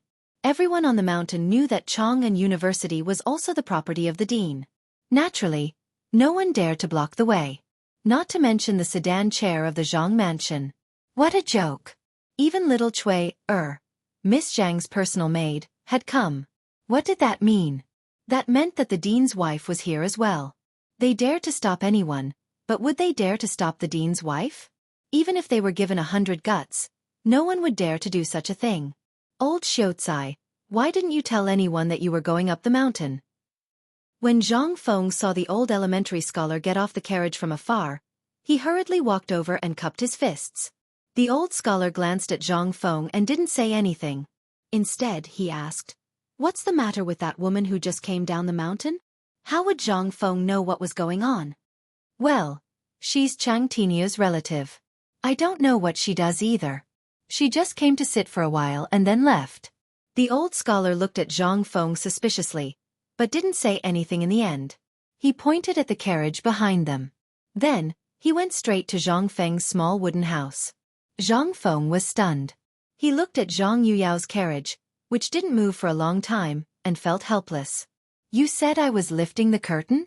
It was against the rules. What do you think I should do? Zhang Feng had no choice but to salute the sedan chair. I didn't know that Miss Yu Yao and Miss Jingshu would be coming. Zhang Feng didn't go out to meet you. Little Cui Er's small eyes rolled around and looked at the sedan chair with some worry. Then, under her worried eyes, the curtain of the sedan chair was lifted by a slender hand. Needless to say, Zhang Feng knew that this was Jingshu's hand the moment he saw that hand. Zhang Yuyao's hand was fleshy and not so slender. Jingshu greets Prince Zhang. Jingshu lifted the curtain of the sedan chair and bowed. Then, she pulled the red-faced Zhang Yuyao out of the carriage. Miss Yuyao, are you not feeling well? Zhang Feng pretended not to understand and asked, If you're not feeling well, I'll call Dr. Sunday. No. I'm fine, there's no need, Zhang Yuyao hurriedly said, her face turning even redder. The people around them who were watching the show roared with laughter at this time. Zhang Feng was afraid that these people would talk nonsense, so he glared at them. Only then did they disperse in a hubbub. The few of them entered the small wooden house without saying a word. The old scholar sat in front of the table that had not been removed, his face gloomy. Zhang Yuyao could not help but exclaim, tears in her eyes. As for Jingshu, it was only now that she took off her veil. Although her expression was the same, she was staring at the table in a daze. Zhang Feng was a little embarrassed. Well, don't just stand there. Shiwa, quickly call someone to cancel the banquet and change it to another table. Change to what? The old scholar angrily shouted in a low voice. What kind of principal are you? So wasteful and extravagant.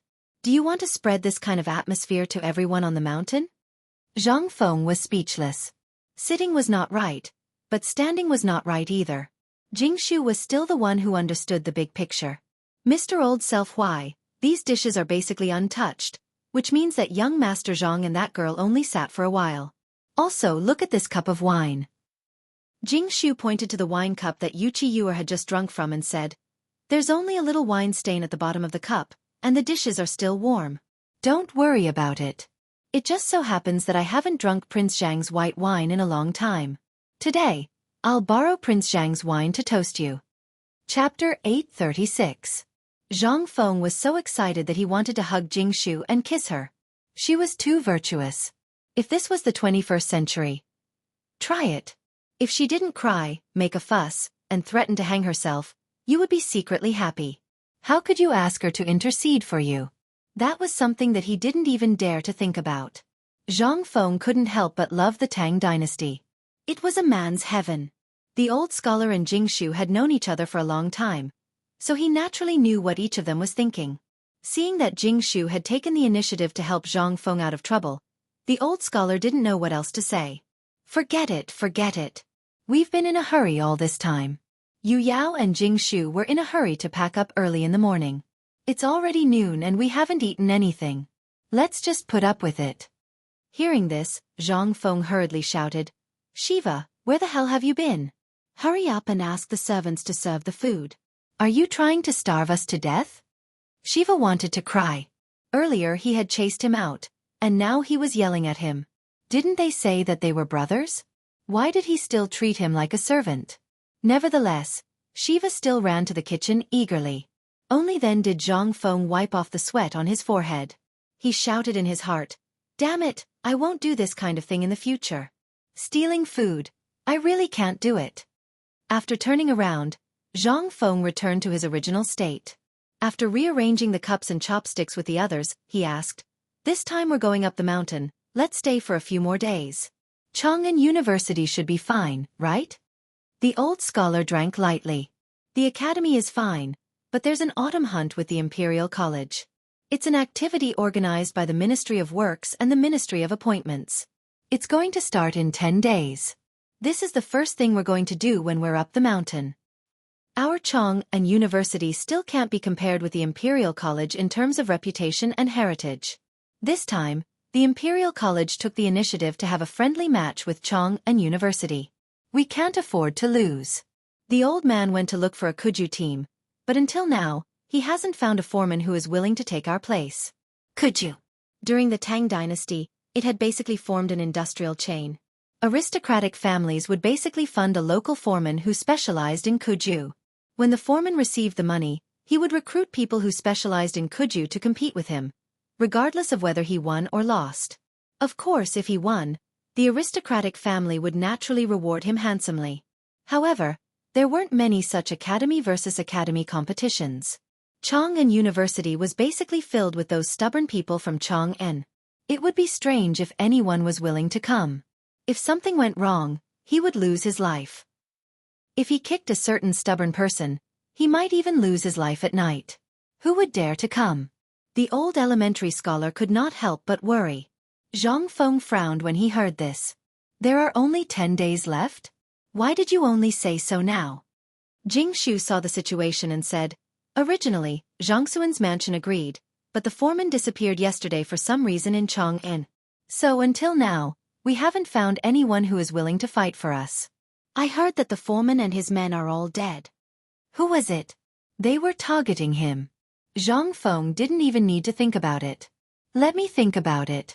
Let's not talk about it for now. Isn't it just 10 days? After 10 days, I'll form a team.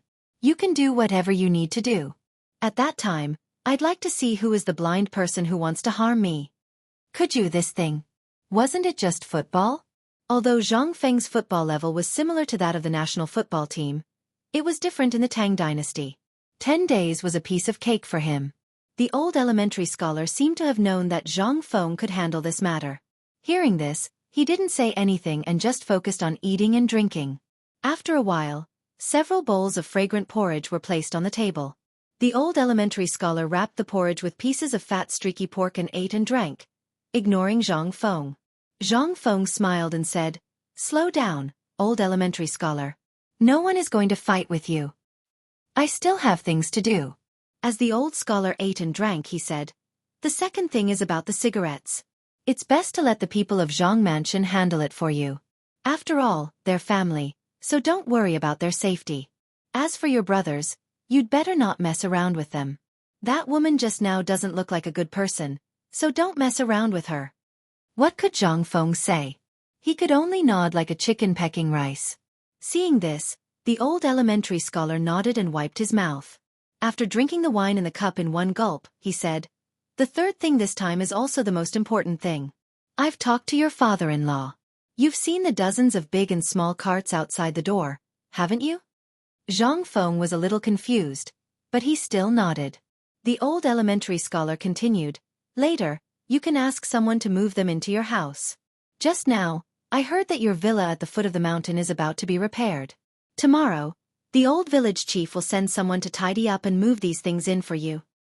No, you should at least let me know what's in these boxes, right? These are the soft clothes of Yu Yao and Jingshu. Shouldn't you put them in someone else's house instead of yours? Zhang Feng was shocked when he heard this. Wait. Old elementary scholar. Wait. What do you mean? The old elementary scholar seemed to still be immersed in Yuqi Yu Er's anger and ignored Zhang Feng. He pointed at Zhang Yu Yao and Jingshu and said, I've brought them here. You don't have any good skills, but your bad habits are increasing day by day. What did you change to when you made a scene in Swallow Descent Tower? There are so many eyes on this mountain watching. Even if you're not embarrassed, I still want to save some face. It just so happens that Jingshu is a sensible person and will help you settle things outside. Yu Yao is meticulous and will wash your clothes and comb your hair every day. All right, that's all. Old man, I'm leaving. Chapter 837. Zhang Feng was on the verge of breaking down. What kind of show was this? Even if he had made a mistake, shouldn't he at least tell him what he had done wrong? Just because he said no, he threw 2 girls away? Was this appropriate? Was there any justice in this? Zhang Feng hurriedly stopped the old scholar from standing up and asked, Old scholar, what are you playing at? You see, I'm so busy that I can't wait to use one day as 2. And you see, we don't have anything to do with each other. Do you think it's appropriate for us to live together? That's not proper. You still know it's improper?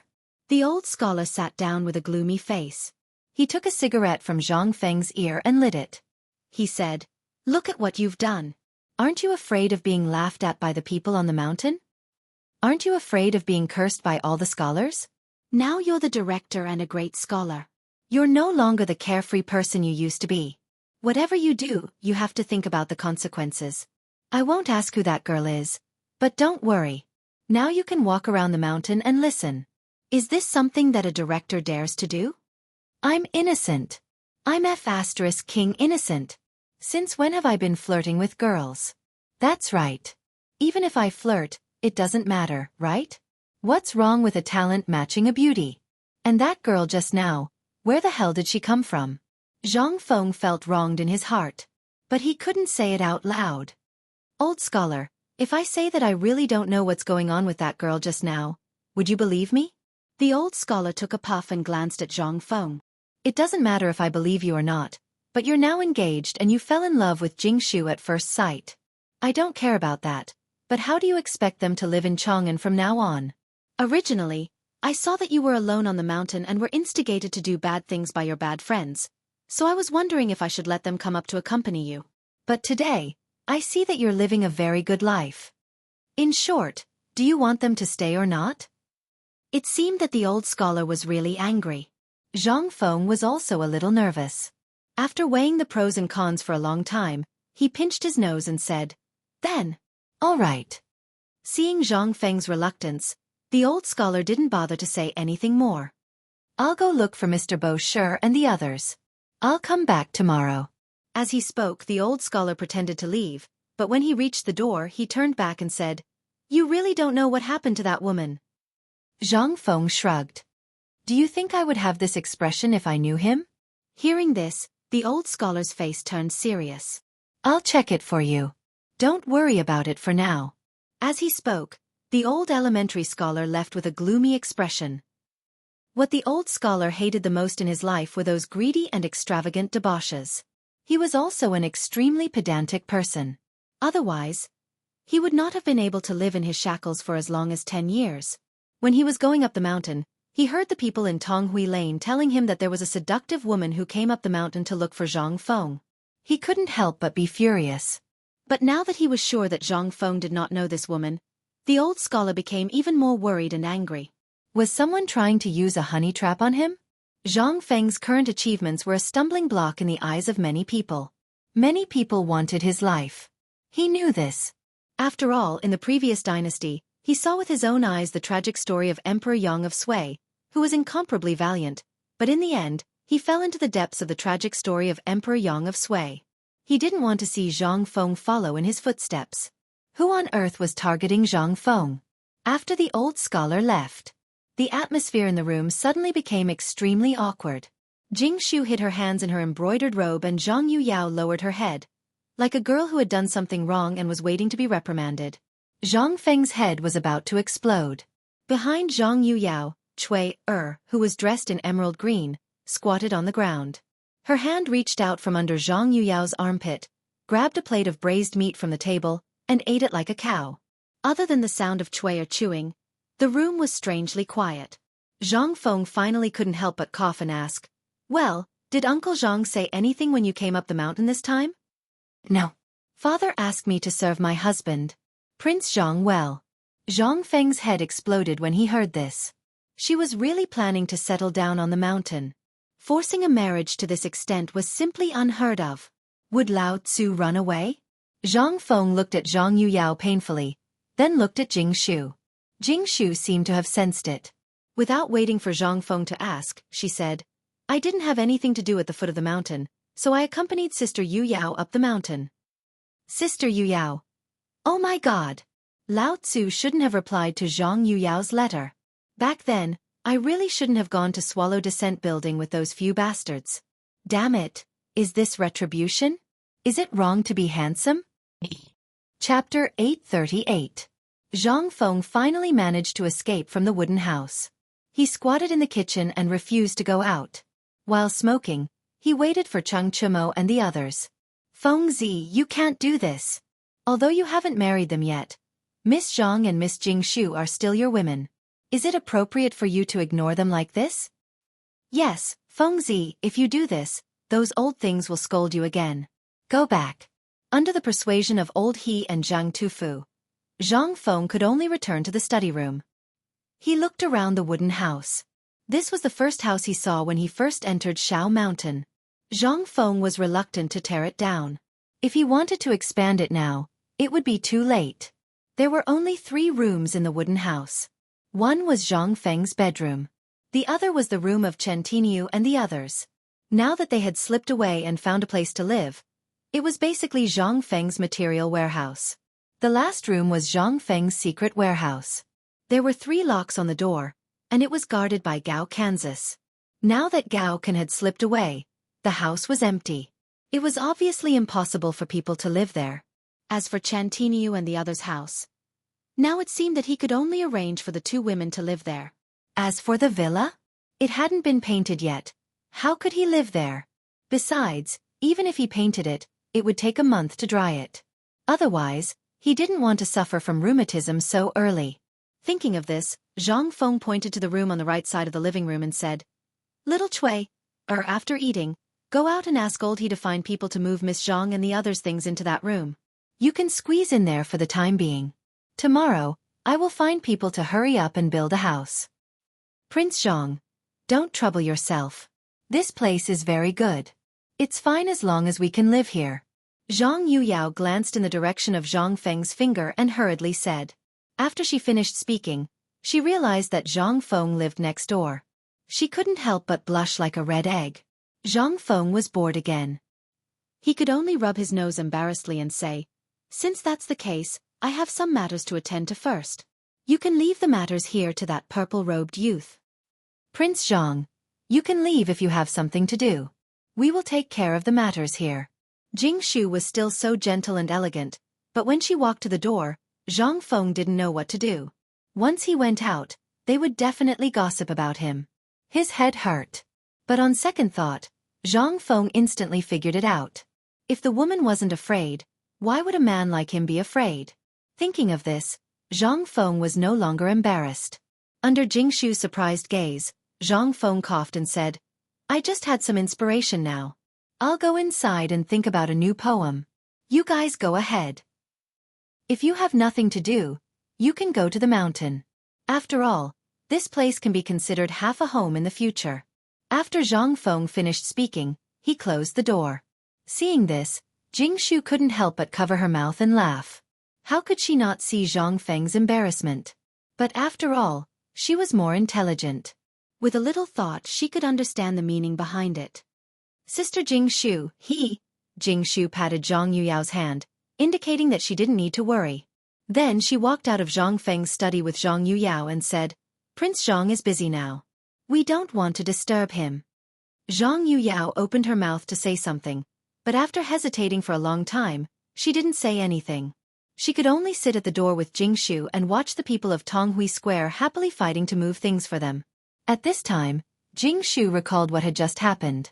At the beginning, she really didn't want to stay. After all, Zhang Feng was more embarrassed. It could be seen from just now. But she couldn't get that woman's voice out of her mind. This was really what the old scholar said. Zhang Feng's excellence was beyond doubt. She was very clear that outstanding people would never lack women around them. But when Zhang Feng turned around, she saw a trace of concern in Zhang Feng's eyes. This was the reason why Jingshu chose to stay. After sitting for a while, Steamed Bun came over with a lot of snacks. Jingshu touched Steamed Bun's head and said, I heard that Mr. Bosher and the others are on the mountain. Let's go and visit them. Hearing this, Zhang Yuyao finally remembered the important matter at hand. She hurriedly rummaged through the chests and cupboards and took out the gifts that she had prepared beforehand. Only then did the 4 of them slowly walk towards the back of the mountain under the watchful eyes of the crowd. Xiwa was already stunned.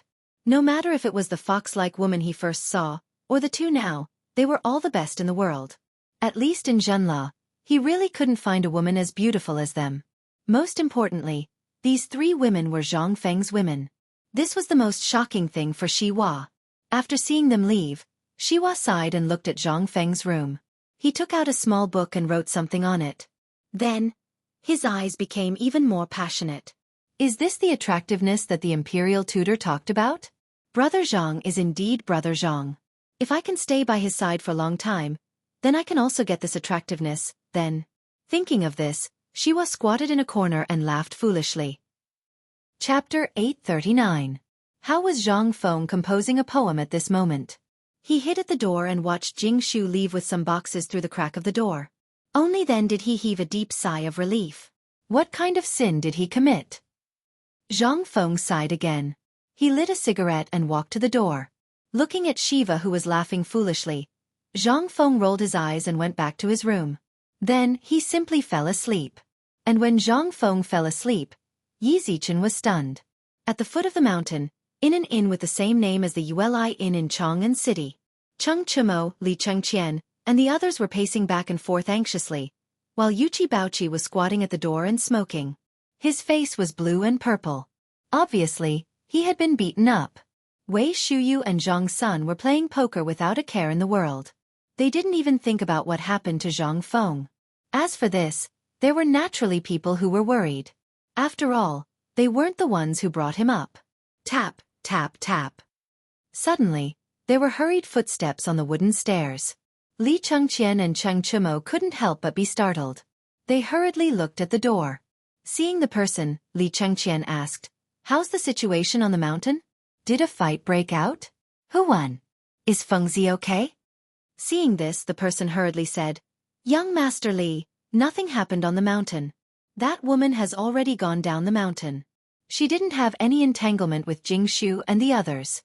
Hearing this, Li Chengqian heaved a deep sigh of relief. It was good that nothing happened. If something had happened, it would be a big deal. Thinking of this, Li Chengqian was furious.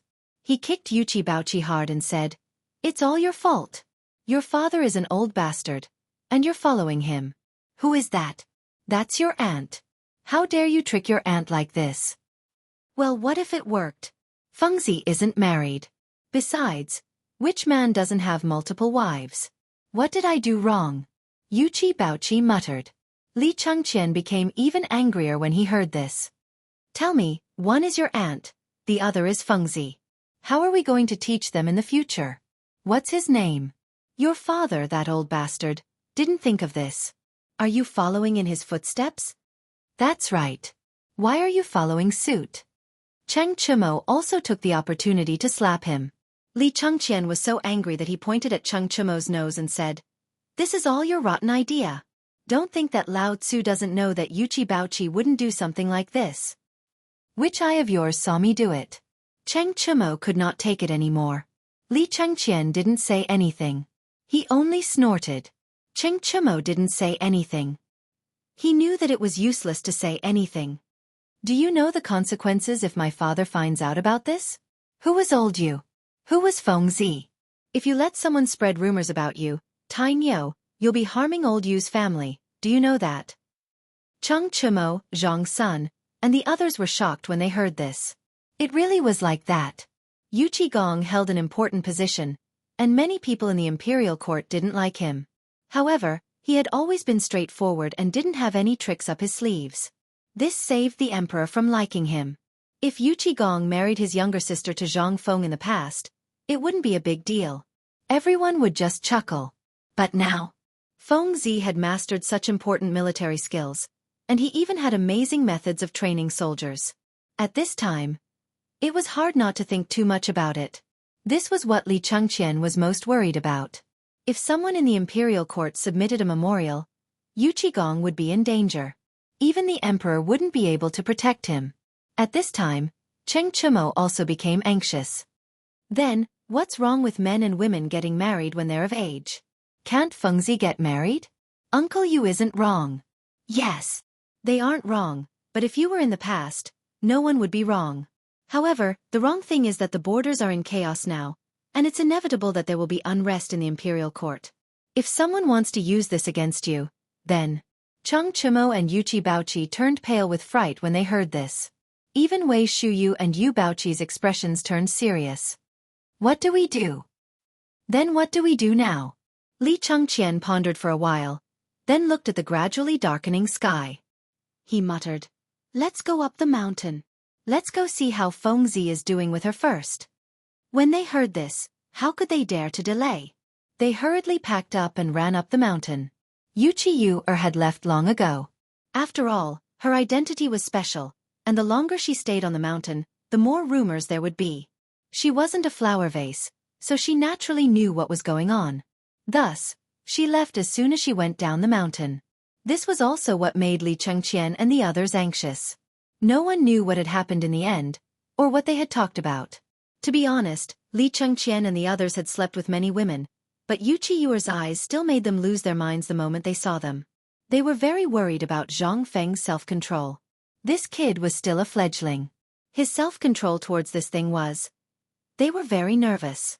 If Zhang Feng couldn't control himself, then it would be a big problem. Previously, Li Chengqian thought that Yuchi Gong was just joking about introducing his sister to Zhang Feng.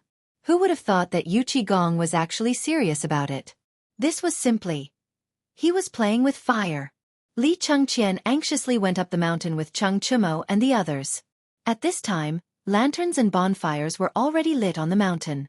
All the craftsmen and students had entered their own small worlds. Other than the patrolling imperial guards disguised as guards, there was basically no one else to be seen. They searched for a while and came to Zhang Feng's door. Looking at the flickering candlelight and Jingshu playing the zither alone in the candlelight, they were troubled. If they went in directly? That wouldn't do. If they waited like this, how long would they have to wait? Li Chengqian couldn't help but kick Cheng Chumo and say, "Go get Fengzi for me." "I'm not going." "Are you going or not?" Cheng Chumo poked his head out to look at Jingshu in the room, then retracted his head. "I'm not going." "Who's outside?" At this time, Jingshu, who was playing the zither, seemed to be startled by Cheng Chumo's voice. They had no choice but to stand up. "Miss Jingshu, it's me, Li Chengqian." Jingshu was slightly surprised. "So it's young Master Li. It's so late. Are you looking for Prince Zhang? He hasn't gone out since this afternoon. He's composing a poem. When he wakes up, I'll send someone to send you a message." Composing a poem? If this kid wasn't drunk, how could he compose a poem? However, when he stood up, everything in the room entered his eyes. Other than Jingshu, Steamed Bun and Little Chui were looking at Jingshu playing the zither with their chins in their hands. Only the young lady of the Zhang mansion, Zhang Yuyao, was missing. They couldn't help but be surprised. Could it be that this kid? Ahem. Just as Li Chengqian cupped his fists and was about to leave, Zhang Feng coughed. "What's the matter?" Seeing Zhang Feng speak, Li Chengqian shouted, "There's a situation in the paper mill at the foot of the mountain. Quickly come out and investigate." "What?" "Wait, I'm coming now." A moment later, Zhang Feng put on his outer robe and said a few words to Jingshu before leaving the room. After they walked for a while, they stopped at a construction site. Cheng Chumo lay on Zhang Feng's shoulder and sniffed left and right. Zhang Feng was so angry that he wanted to beat him. "Cheng Tinu, are you AF** king dog?" Cheng Chumo smiled and didn't refute. "Fengzi, you're awesome. How's spring night?" It would have been better if he didn't say it. Once he said it, Zhang Feng instantly became angry. He grabbed Cheng Chumo's collar and punched his fat face. "I'll F** king spring night your uncle. Lao Tzu will beat you to death, you bastard." Chapter 840. After Zhang Feng gave Cheng Chumo a good beating, his anger gradually subsided a lot. Zhang Feng was speechless. Apart from the first punch on Cheng Chumo's face, which had some effect, he didn't seem to hurt Cheng Chumo at all. In the end, Zhang Feng could only give up. He sat on the stone panting and asked, "Who on earth was that woman in the afternoon?" How could Cheng Chumo dare to tell him? If he did, wouldn't Fengzi really go crazy? He kicked Yuchi Baochi and said, "Ask him. He knows better than me." Zhang Feng looked at Cheng Chumo suspiciously, but Cheng Chumo didn't dare to tell him. If he did, he might get beaten up. Although he wasn't afraid of Zhang Feng, he was afraid of the 4 Confucians. If those fellows were to find out about this, his father might climb up the mountain to help him loosen his bones before he could even return home. At the thought of this, Cheng Chumo refused to tell him. He kept pointing at Yuchi Baolin. Yuchi Baolin wanted to cry. "If I tell you, can you not beat me up?" Zhang Feng looked over the bonfire. This guy's face was bruised. Obviously, he had been beaten up. He said angrily, "Tell me. That's my aunt." Zhang Feng was completely stunned. He stared at Yuchi Baochi for a long time before he came to his senses. He asked in a trembling voice, You say it again. Who is she?"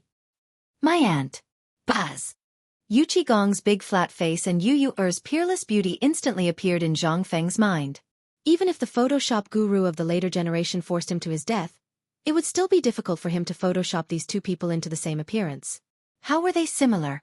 Wasn't this a joke? Were they born by their mothers? A fairy and a Yuxia. Oh my god. Was there really such a weirdo? Ahem. Fengzi, don't think too much. Captain, Yu Yu Er and Old Yu are distant relatives. As the daughter of Old Yu's distant uncle, she indeed doesn't look like one. But don't worry, I can guarantee that Miss Yu Yu Er is really only 18 years old this year. Without waiting for Li Chengqian to speak, Zhang Feng waved his hand and moaned, "Don't say anything. Let me digest this." Zhang Feng was completely confused. Didn't he just cheat Old Yu out of a few things?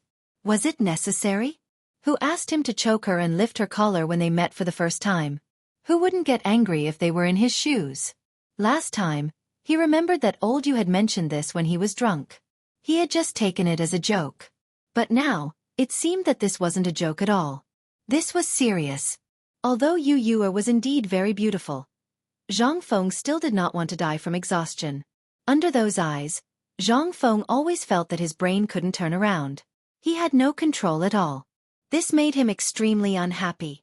It was far from the peace he felt when he was with Jingshu and Zhang Yuyao. Most importantly, Zhang Feng did not want to provoke such a woman. Such a woman, whether in history or in reality, was an extremely wild character. He had to stay as far away from this kind of person as he could. If he got entangled with her, he wouldn't be able to rest for the rest of his life. Zhang Feng really didn't want to be a bootlicker. Moreover, what about this relationship?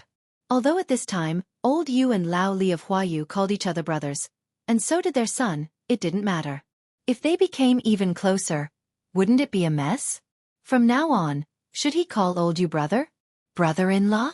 What about these guys? Zhang Feng instantly had a headache. Damn it. Forget it, he'd better take one step at a time. At this time, Zhang Feng really understood why the old scholar was so angry just now. He also felt that the old scholar was so cute. At the critical moment, he sent Zhang Yuyao and Jing Shu, the two shields, to the mountain. Otherwise, Zhang Feng really didn't know what would happen tonight. Thinking of this, Zhang Feng trembled a little and lit a cigarette. At the same time, he stared at Yuchi Baochi with great anger. Get down the mountain now. If your father doesn't come and tell me something, we won't see each other for the rest of our lives. Yuchi Baochi was shocked when he heard that. Fengzi, we don't have to do this. This is all my damn father's doing. It has nothing to do with me.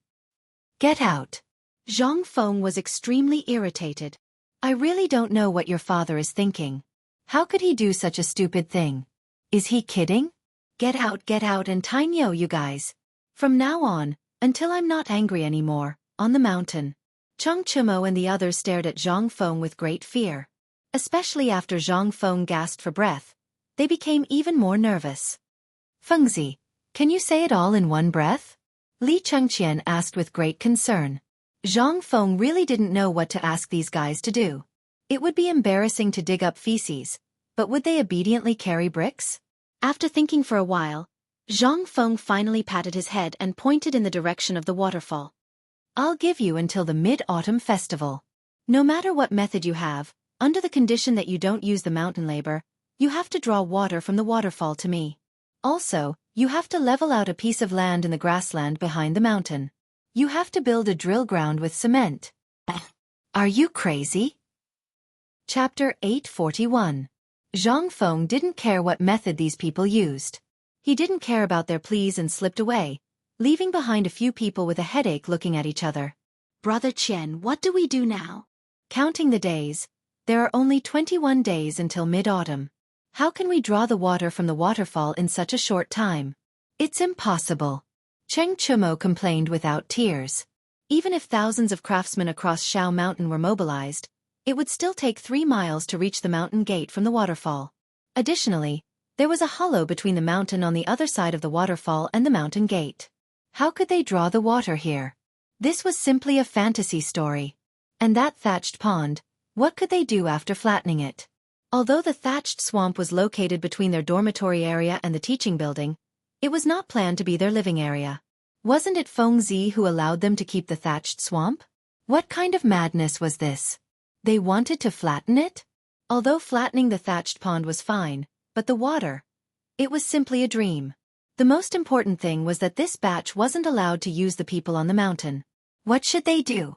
Could it be that they had to go to the barracks to call for reinforcements? I think this is Feng Zi's test for us. At this time, Du Go, who was smoking, said, "Do you guys still remember the water flow principle that Zhang Feng told us before?" Hearing this, everyone was shocked. Only then did they start to think carefully. But at this time, only Du Go and Li Chengqian could think of something. Other than them, how could they remember these things? They were originally just idling around, waiting for Zhang Feng's military knowledge. As for the things that Zhang Feng was talking about, they had a headache. What air resistance? What water pressure? How could they know what these things were? If they wanted to know, they might as well jump into the water and swim around. Then they would know everything. Li Chengqian looked around and couldn't help but be speechless. De Bing, quickly go and wake up Hao Chujun and the others. Tell them to immediately go to our room. Tai Niu and the others are trash. They won't be able to help at all. Li Chengqian finally slapped his thigh. Since Zhang Feng did not allow them to use the laborers on the mountain, Hao Chujun and the others could not. They were students, and he had a feeling that Zhang Feng was serious this time. If they didn't handle this matter well, their credits for this year would be gone. Du Go did not hesitate and gave Cheng Chumo and the others a kick. The few of them hastily took on the role of lackeys. There was nothing they could do. They really did not understand this stuff. If they were asked to beat someone up or use brute force, they would be able to do it. As for using their brains, forget it. Cheng Chumo and Du Go walked back while pondering about this matter. From the water wheel to the bridge, they had thought about it, but they couldn't complete it within 20 days, not to mention the removal of the large swath of grass. The two of them couldn't help but hold the lantern and silently return to their small wooden hut, quietly waiting. In fact, Zhang Feng had already predicted that these few people would not be able to do it. Returning to the small wooden hut, the joy on his face first made Jingshu surprised. Then she asked, "Prince Zhang, did you think of some evil move again?" "What evil move?" Zhang Feng hurriedly quibbled. Jingshu covered her mouth and laughed. "This matter, it is very obvious that those few people are playing tricks on you. According to your temper in the past, if you don't teach them a lesson, then it would not be Prince Zhang's character." Zhang Feng somewhat embarrassedly looked up and down at Jingshu. It is better for girls not to be too smart, especially not to guess blindly. Otherwise, there will be trouble. Jingshu did not feel embarrassed. She looked at Zhang Feng and smiled. It was as if she was waiting for Zhang Feng. Zhang Feng could only raise his hands in surrender. "I'm going to sleep first. Rest early. I'm waiting for Prince Zhang's poem. I wonder if Prince Zhang has any great works?" What great works could Zhang Feng have? He knew how to plagiarize. Zhang Feng also knew that Jingshu took the initiative to find a topic to get close to him. Zhang Feng could not help but have a bigger headache. He casually thought in his mind and thought of a poem. Ahem. This poem is a little long. If you want to hear it. Yes. Zhang Feng wanted to find an excuse to change the date, but Jingshu did not give him a chance. Zhang Feng's face stiffened. Why did the original method not work now? Fine. Then let's have a poem. After thinking for a while, Zhang Feng's mind instantly thought of a poem that suited his mood at this time. He could not help but cough. His face instantly became very solemn and he recited, 10,000 gold goblets of wine, 10,000 jade bowls of shame. Stopping the cup and chopsticks, unable to eat, unsheathing the sword and looking around at a loss. Trying to cross the Yellow River, blocked by ice. Trying to climb the Taihang Mountains covered with snow. Fishing in the blue stream. Suddenly riding a boat by the sun's edge. The road is difficult. The road is difficult. Many crossroads. Where am I today? Sometimes the wind and waves will break, straight up the clouds and sail to the sea. The great Tao is like the blue sky. I can't find it alone. After finishing, Zhang Feng saw Jingshu's stunned face. He could not help but endlessly show off. Ahem, this poem was created on a whim today. Miss Jingshu, go to bed early. I'm going to rest first. After finishing, Zhang Feng directly slipped away. What a joke. This poem was one of the difficulties of the poet immortal Li Tai Bai. Even if Jingshu was more intelligent than others, it was enough for her to taste. Take your time to think about it. Chapter 842. Jingshu was indeed shocked by Zhang Feng's poem. The perplexity and melancholy expressed in this poem made Jingshu's heart resonate with it. Her life was miserable. As a child, she was sold to an official prostitute. If it wasn't for a female official from the previous dynasty who taught her a set of zither skills, she might have already stepped into the mortal world. How could she get to know Zhang Feng? She always thought that Zhang Feng was a dissolute and unruly talent. But in his poems, there was always a kind of perplexity, which made Jingshu even more confused. Although there was a saying that Zhang Feng's family was suddenly hit by a flash flood and landslide in the Phoenix Ridge, and the whole family was buried in the mud in the mountains, Jingshu didn't believe it. Because what Zhang Feng showed was too shocking. Especially his page of drunken poems. It was simply a shocking work. And Zhang Feng's benevolent government. Wait, which one of these was done by the predecessors? Although Zhang Feng always said that he had a mysterious master. But who was that master? Who could have such great ability? Wild geese still leave traces. What about his master? There was also the complicated relationship between Zhang Feng and Li Shimin and others. Let's not talk about these. Besides, Zhang Feng had innovated too many things. In her opinion, one of them could leave his name in history and make Zhang Feng earn a lot of money. But Zhang Feng was still like a treasure that couldn't be dug out. This made Jingshu worried again. Although Zhang Feng was so happy every time she saw him. But today in the deep of the moon, Jingshu actually heard the loneliness and melancholy in this poem. Involuntarily, Jingshu's beautiful cheeks slowly glistened with tears. However, at the same time, although this poem was casually recited by Zhang Feng, don't forget that this was the mountain. There would always be some mischievous people on the mountain who wanted to listen to the wall and secretly learn from it. This matter, Zhang Feng and Li Xianxia all knew, but they didn't say anything. Anyway, in Zhang Feng's opinion, these things that could be said out loud were not big things. Once there was a big matter, the door would be closed and everyone would tacitly go far away. There was no other way. If you didn't go, those imperial guards disguised as guards would have to ask you to sleep in the Supreme Court for half a year. But today, Zhang Feng had caused too much of a ruckus.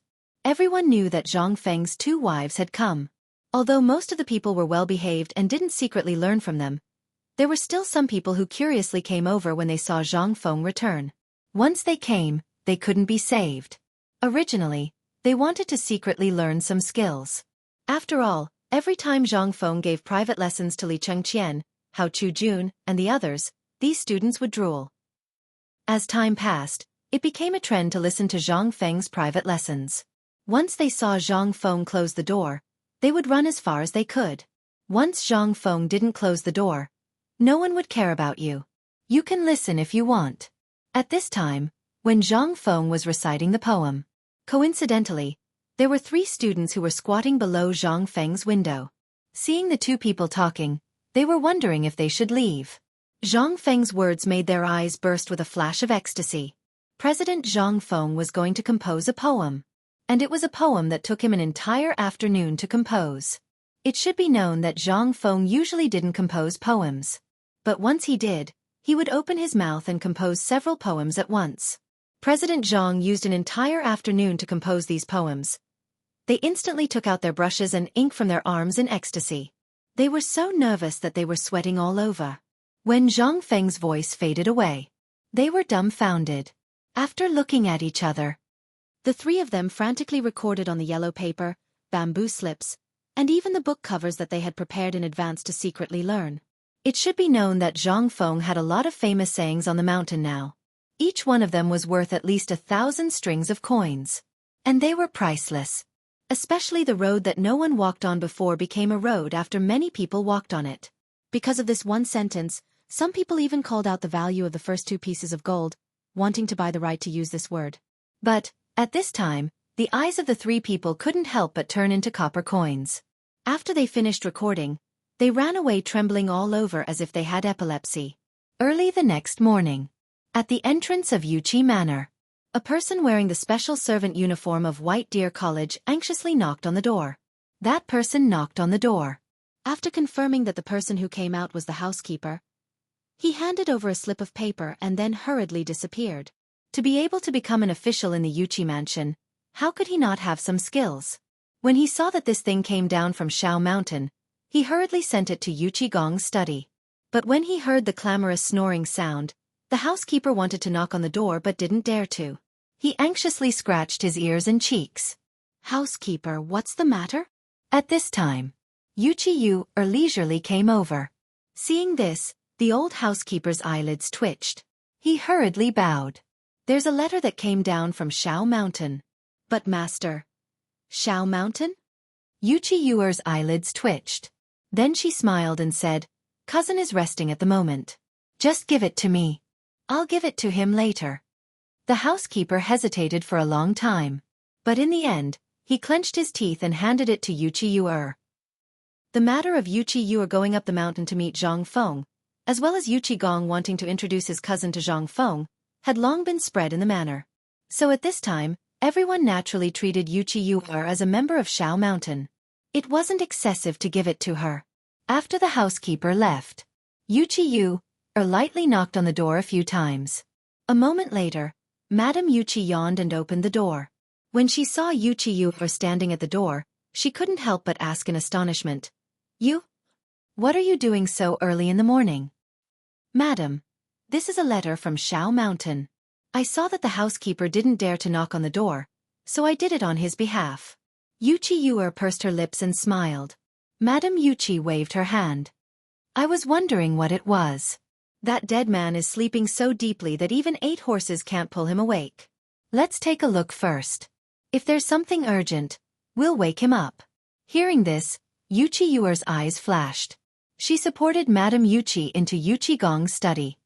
Yuchi Yuer didn't shy away. In front of Madame Yuchi, she opened the letter.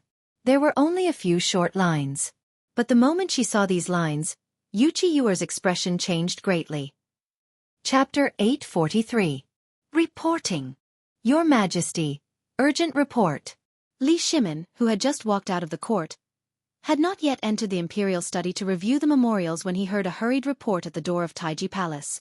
Li Shimin frowned slightly, but when he saw the symbolic clothing of Mount Shao on that person, he waved his hand. "Go in and talk." As soon as he entered the imperial study, Li Shimin looked at the person who opened the door and asked with a solemn expression, "What's the matter?" "There's a letter from Mount Shao. It's Prince Zhang who did something big last night." "Oh." When Li Shimin heard this, he couldn't help but be interested. After waving his hand to signal Shao Gizi to read it, he slowly sat on the soft couch, smoking and drinking tea in a very comfortable manner. Shao Gizi took the letter and opened it. He, who had always been serious and did not have a trace of change in his expression, could not help but be moved at this time. Taking a deep breath, he said, "Golden wine and wine bowl for 10,000, jade plate for shame straight to 10,000. Stop cup and chopsticks can't eat, draw sword and look around at heart at a loss." And on the other side, in Wei Zheng's residence, Wei Zheng slowly looked at the note in his hand with a stunned expression, muttering, "Trying to cross the Yellow River, the river is blocked by ice. Trying to climb the Taihang Mountains covered with snow. Come fishing on the blue stream, suddenly ride a boat to dream of the sun. The road is difficult. The road is difficult. Many paths. Where are you today?" In Li Yuan's bedroom. At this time, Li Yuan's originally hazy sleepiness was instantly read by the female official kneeling in front of the bed. He did not completely wake up. There will be times when the wind and waves will break. Directly hang the clouds sail to the vast sea. The great Tao is like the blue sky. I can't get it alone. Is this really that kid's poem? Li Yuan asked in surprise. The female official trembled all over and hurriedly said, "This was passed down by the Jianghu guards of Mount Shao, it can't be fake. Go down. Investigate again." Li Yuan waved his hand and dismissed the servants. He took the note from the concubine's hand. The more he looked at it, the happier he was. Li Shimin, Wei Zhang, Fang Xianling, Du Ruhui, and the others saw the poem almost at the same time. They also knew about this poem. Basically, everyone who knew about it knew about it. After all, if their son could go up the mountain, there would definitely be personal guards following him. It wasn't surprising that he was able to obtain such information. Almost at the same time, they frowned and looked in the direction of Shao Mountain, asking, "What is that kid doing? Why does this poem make me feel so uncomfortable?" How could the servant who delivered the letter know about this? However, when they learned that Yu Qigong had introduced his cousin to Zhang Feng, they were shocked.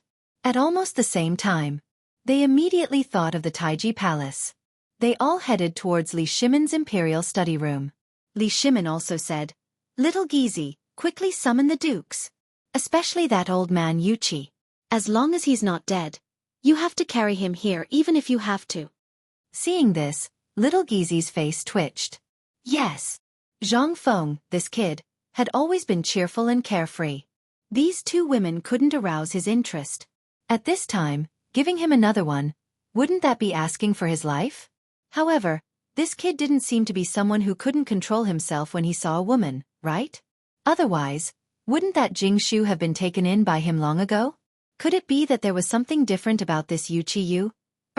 Otherwise, why would that kid's mentality collapse? Li Shimin couldn't help but ask curiously. "That's right, let that old man Yuchi bring Yuchiyu. We want to see who exactly this Yuchiyuer is."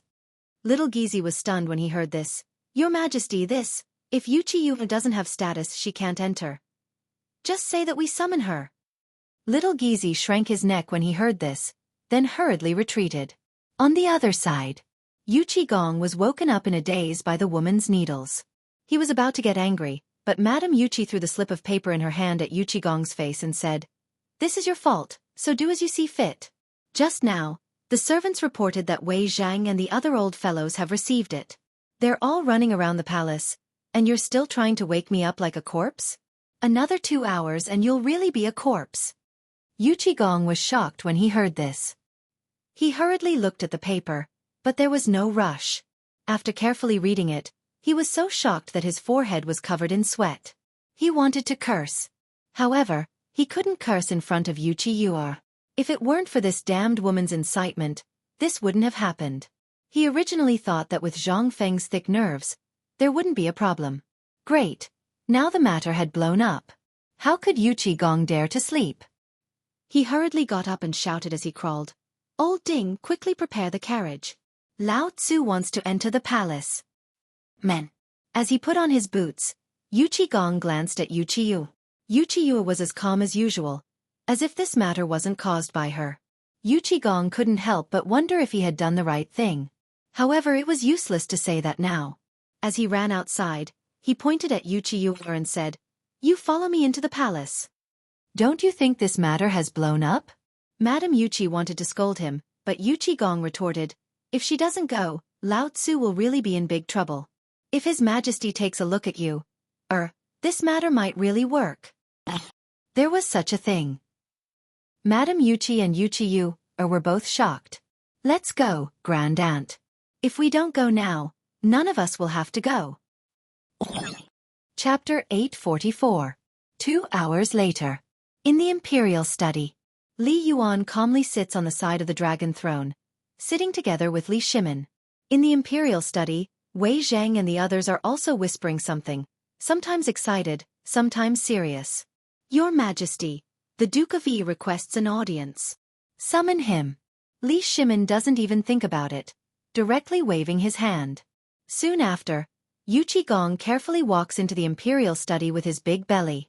As soon as he enters, Li Shimin coldly snorts and says, "Yu Qigong, do you know your crime?" Yu Qigong is shocked when he hears this.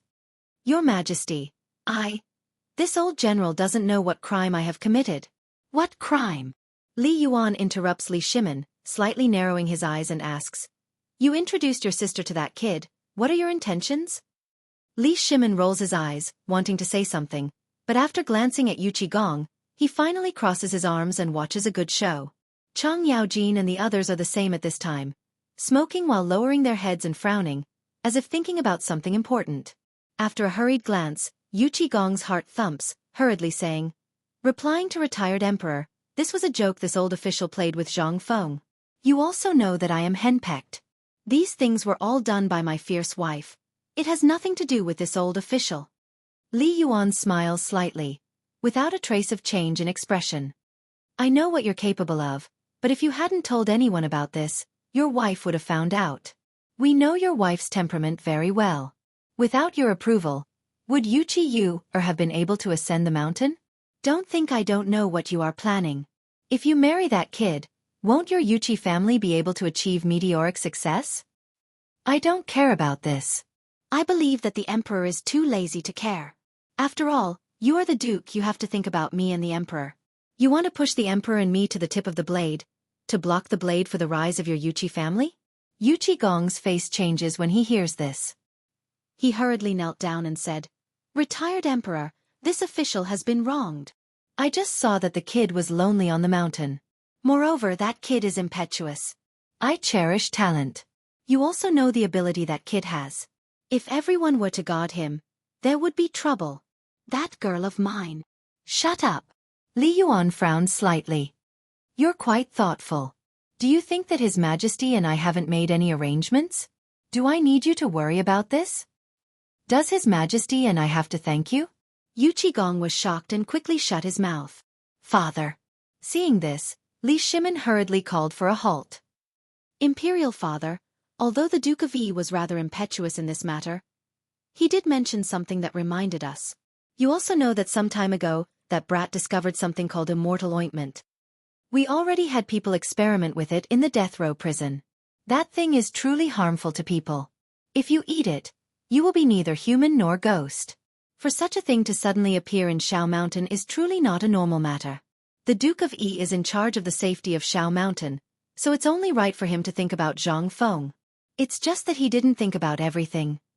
Humph. Li Yuan coldly snorted. But he could only ask, then what does your Majesty plan to do? If possible, how about we introduce one of your imperial sisters to Fengzi? You can issue an imperial edict. When Li Shimin heard this, he became even more ridiculous. His face darkened. He remained silent. Li Shimin also wanted to, but there was no suitable candidate. They were either too young or already married. Otherwise, why would Li Shimin go through so much trouble? So he tacitly approved and even secretly urged on Jingshu and Zhang Yuyao? If Li Shimin wanted to interfere, he could do so with a single word, but he did not. However, this Yu Qigong was indeed a little impetuous. Although he had good intentions. Forget it, forget it. That kid should be the one to make the decision. We still think that we should let that kid make the decision. As for what the outcome will be, we will only know in the future. Your Majesty, if that's the case, how will you deal with those court officials? Li Yuan could not help but feel slightly dissatisfied. He waved his hand and said, forget it. Let that Yu come in first. We are very curious. Even Jingshu and Zhang Yuyao could not touch that kid. Just what kind of ability does this Yu have? Seeing this, Yu Qigong was overjoyed and hurriedly urged Little Gizi. After Little Gizi waited for Li Shimin to nod, he lazily roared, summon Yu for an audience. Your Majesty, do you think that this Yu and the Duke of Yi are cousins? Then don't the two of them look very similar? Li Yuan quietly teased, but his voice was not so low. Li Shimin's expression also froze. Could it be that because she was too ugly, that kid? That's right. Yu Qigong was so big and burly. How beautiful could his cousin be? Could it be? While Li Yuan and Li Shimin were making blind guesses, the powdered Yu gracefully walked into the imperial study. Instantly, Li Shimin and Li Yuan's eyes froze. Yu pays respects to your Majesty. Pays respects to retired emperor. The crisp and deeply enchanting voice caused Chang Yaojin and the others to suddenly look towards the door. But in the next moment, everyone couldn't help but be shocked. Especially after seeing Yu's eyes. Cough cough, beloved official Cheng, look at you. Pay attention to your appearance. Chapter 845. Those eyes. No wonder Zhang Feng was flustered. Even Li Shimin and the others, who had seen countless people and created people as powerful as mountains in their hearts, were deeply stunned when they saw her today. She was a demon. Even Li Yuan. At this time, he was also somewhat emotional. But when he thought that she was that boy's woman, he could only sigh. He scolded Chang Yaojin and the others, who were staring. Then he waved his hand and said, "You are Wuxia? Get up and raise your head." Wuxia raised her head. Li Yuan and Li Shimon's brows raised slightly. Even if they already paid attention to their image, they were still somewhat shocked in their hearts. But there was not a trace of expression on their faces. This involuntarily made Wuxia's eyes flash with a trace of disappointment. This trace of disappointment was deeply grasped by Li Yuan. He frowned slightly and said, "Yesterday on the mountain you saw that boy. What is your impression of him?" Without waiting for Wuxia to speak, Li Yuan said again, "We and the emperor will not interfere in this matter. As for whether that boy Zhang Feng accepts you or not, that will depend on your own ability. But you should be a smart person. Don't use small tricks. It will only increase Zhang Feng's disgust." "That's enough, you can leave now." Li Yuan's words involuntarily made Li Shimon, Wei Zhang, and the others shocked in their hearts. At the same time, they also carefully savored Li Yuan's words. At the same time, their backs could not help but exude cold sweat. This woman was not simple. Wuxia withdraws. Wuxia naturally finally panicked at this time. Just now, she clearly hid that trace of disappointment in her heart very well, but it was still seen by Li Yuan, this old fox. What did this mean? Could it be? Wuxia walked out of the imperial study in confusion, but did not plan to leave. However, who was little Gizi? Early on, he sent 2 little eunuchs and 2 palace maids to follow behind her and keep an eye on her. This woman was not simple. Otherwise, the retired emperor would not be angry. Who was Li Yuan? The women around him were as many as the hairs on an ox. What kind of woman had he not seen? What kind of woman had he not tried to figure out? With just one sentence from Li Yuan, sometimes these eunuchs and palace maids could instantly understand a lot of things. After all, they were making a living in the palace. If they did not try to figure out their master's temperament, that would simply be courting death. Wuxia aside for now. The atmosphere in the imperial study was heavy and strange. Li Yuan and Li Shimon whispered to each other for a while. Li Shimon's face also sank slightly. Then, he gave Wuxia a meaningful look and said indifferently, "This emperor and the retired emperor will not care about this. Like I said before, Duke of Yi, you should take care of yourself. This emperor advises you that you should let this matter develop." "All right, all of you are dismissed for now. As for this matter, if anyone asks, just say that Wuxia admired Zhang Feng's literary talent and the reputation of Daoshan Academy, and that's why she went up the mountain to pay a visit to the 4 great Confucians. After that, don't mention this matter again." When they heard this, they knew what Li Shimon meant. They stood up and bowed. "We understand. All right, all of you are dismissed." After everyone left, Li Shimon asked, "Father, do you mean that this Wuxia's thoughts are not pure?" Li Yuan nodded. "Send someone to Jiangnan to investigate, and you will know that this woman's thoughts are very heavy. Perhaps she is greedy. However, this woman's eyes are not a kind person. Moreover, we should take one step at a time. That boy should not be a kind person either. For the time being, let's not worry about it. However, it is enough to send someone to secretly keep an eye on this woman." When Li Shimon heard this, his heart sank slightly. "Then, if by any chance, father?" Li Yuan narrowed his eyes and drew a line under his neck with his right hand. "For the sake of that boy, if it really comes to that step, then so be it. However, this emperor really wants these 2 to succeed. If they succeed, then it will be wonderful. You know that boy Zhang Feng's temper, and this woman. These 2 are like needles. This emperor really wants to see what kind of tricks they will play when they combine like this." Ha ha ha. Li Yuan laughed loudly and walked away.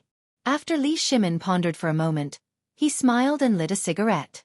He no longer cared about this matter. Instead, he carefully admired Zhang Feng's new poem again.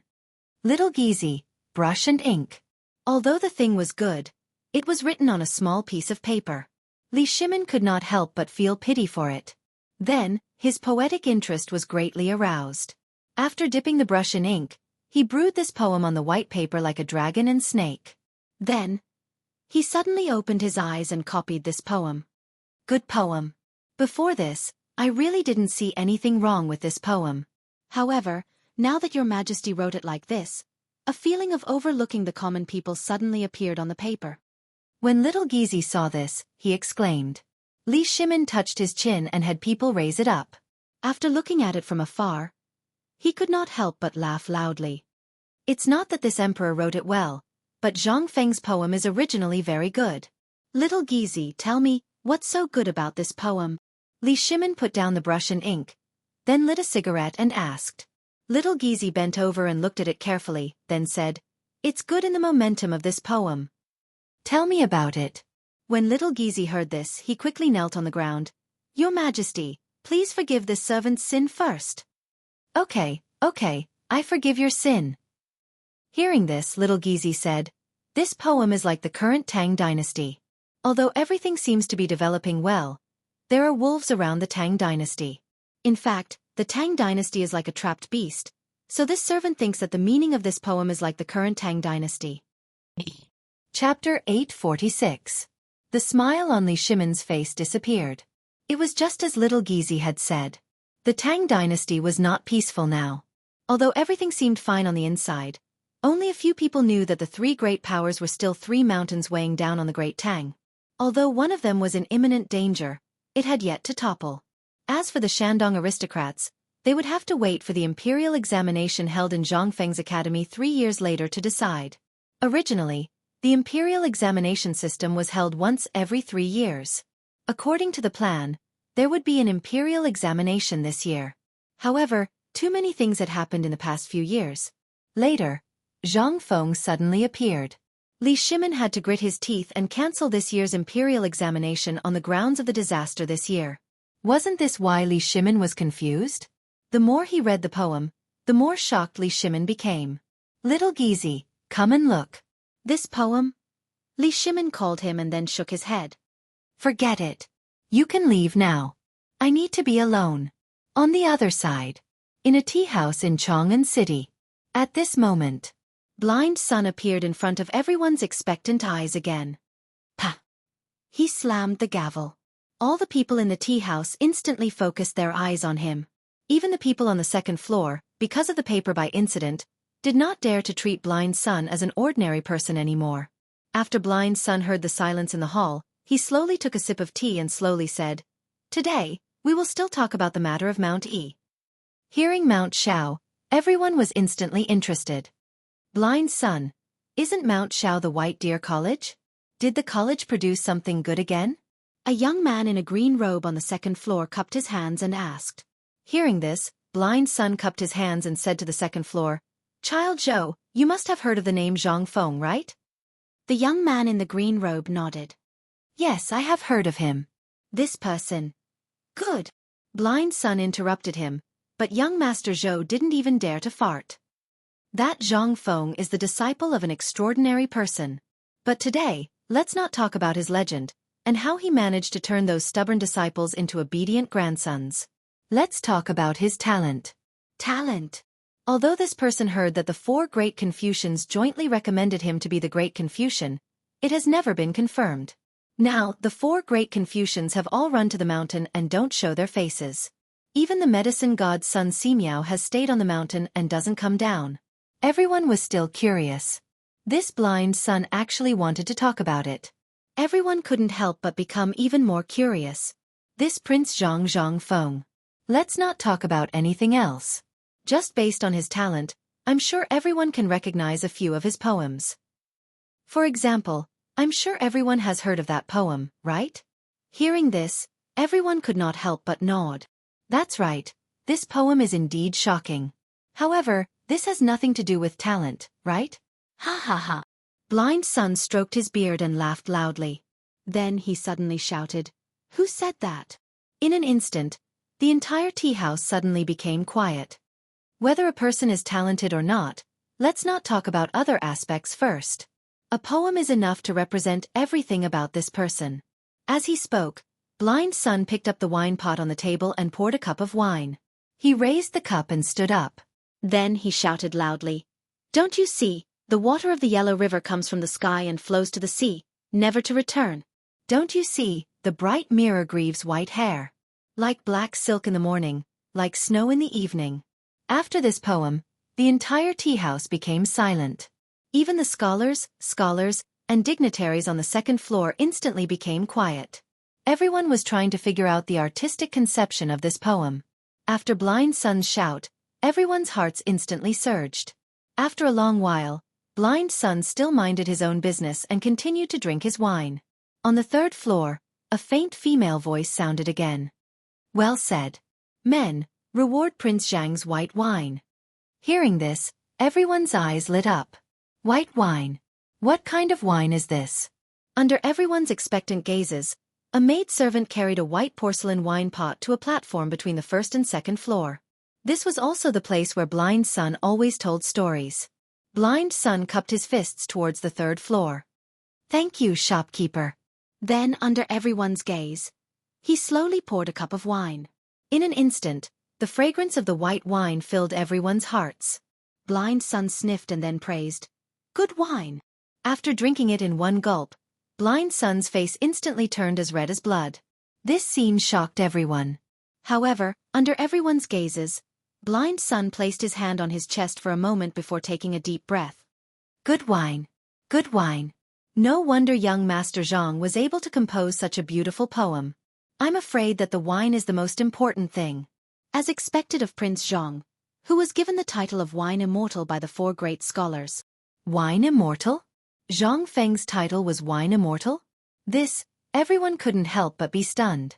Smelling the wine in the air and recalling the poem that Blind Sun had just recited, everyone's mind couldn't help but spin. Those who could become saints and immortals, which one of them didn't have the ability to transcend the heavens and the earth? This Zhang Feng was only in his early 20s. How could he be called Wine Immortal? However, Blind Sun didn't say too much. Instead, he talked about Zhang Feng again. Just last night, Wine Immortal Prince Zhang created a masterpiece in Shao Mountain. At this moment, the emperor, the retired emperor, and even a few dukes in the imperial palace were alarmed. Chapter 847. On the Mountain.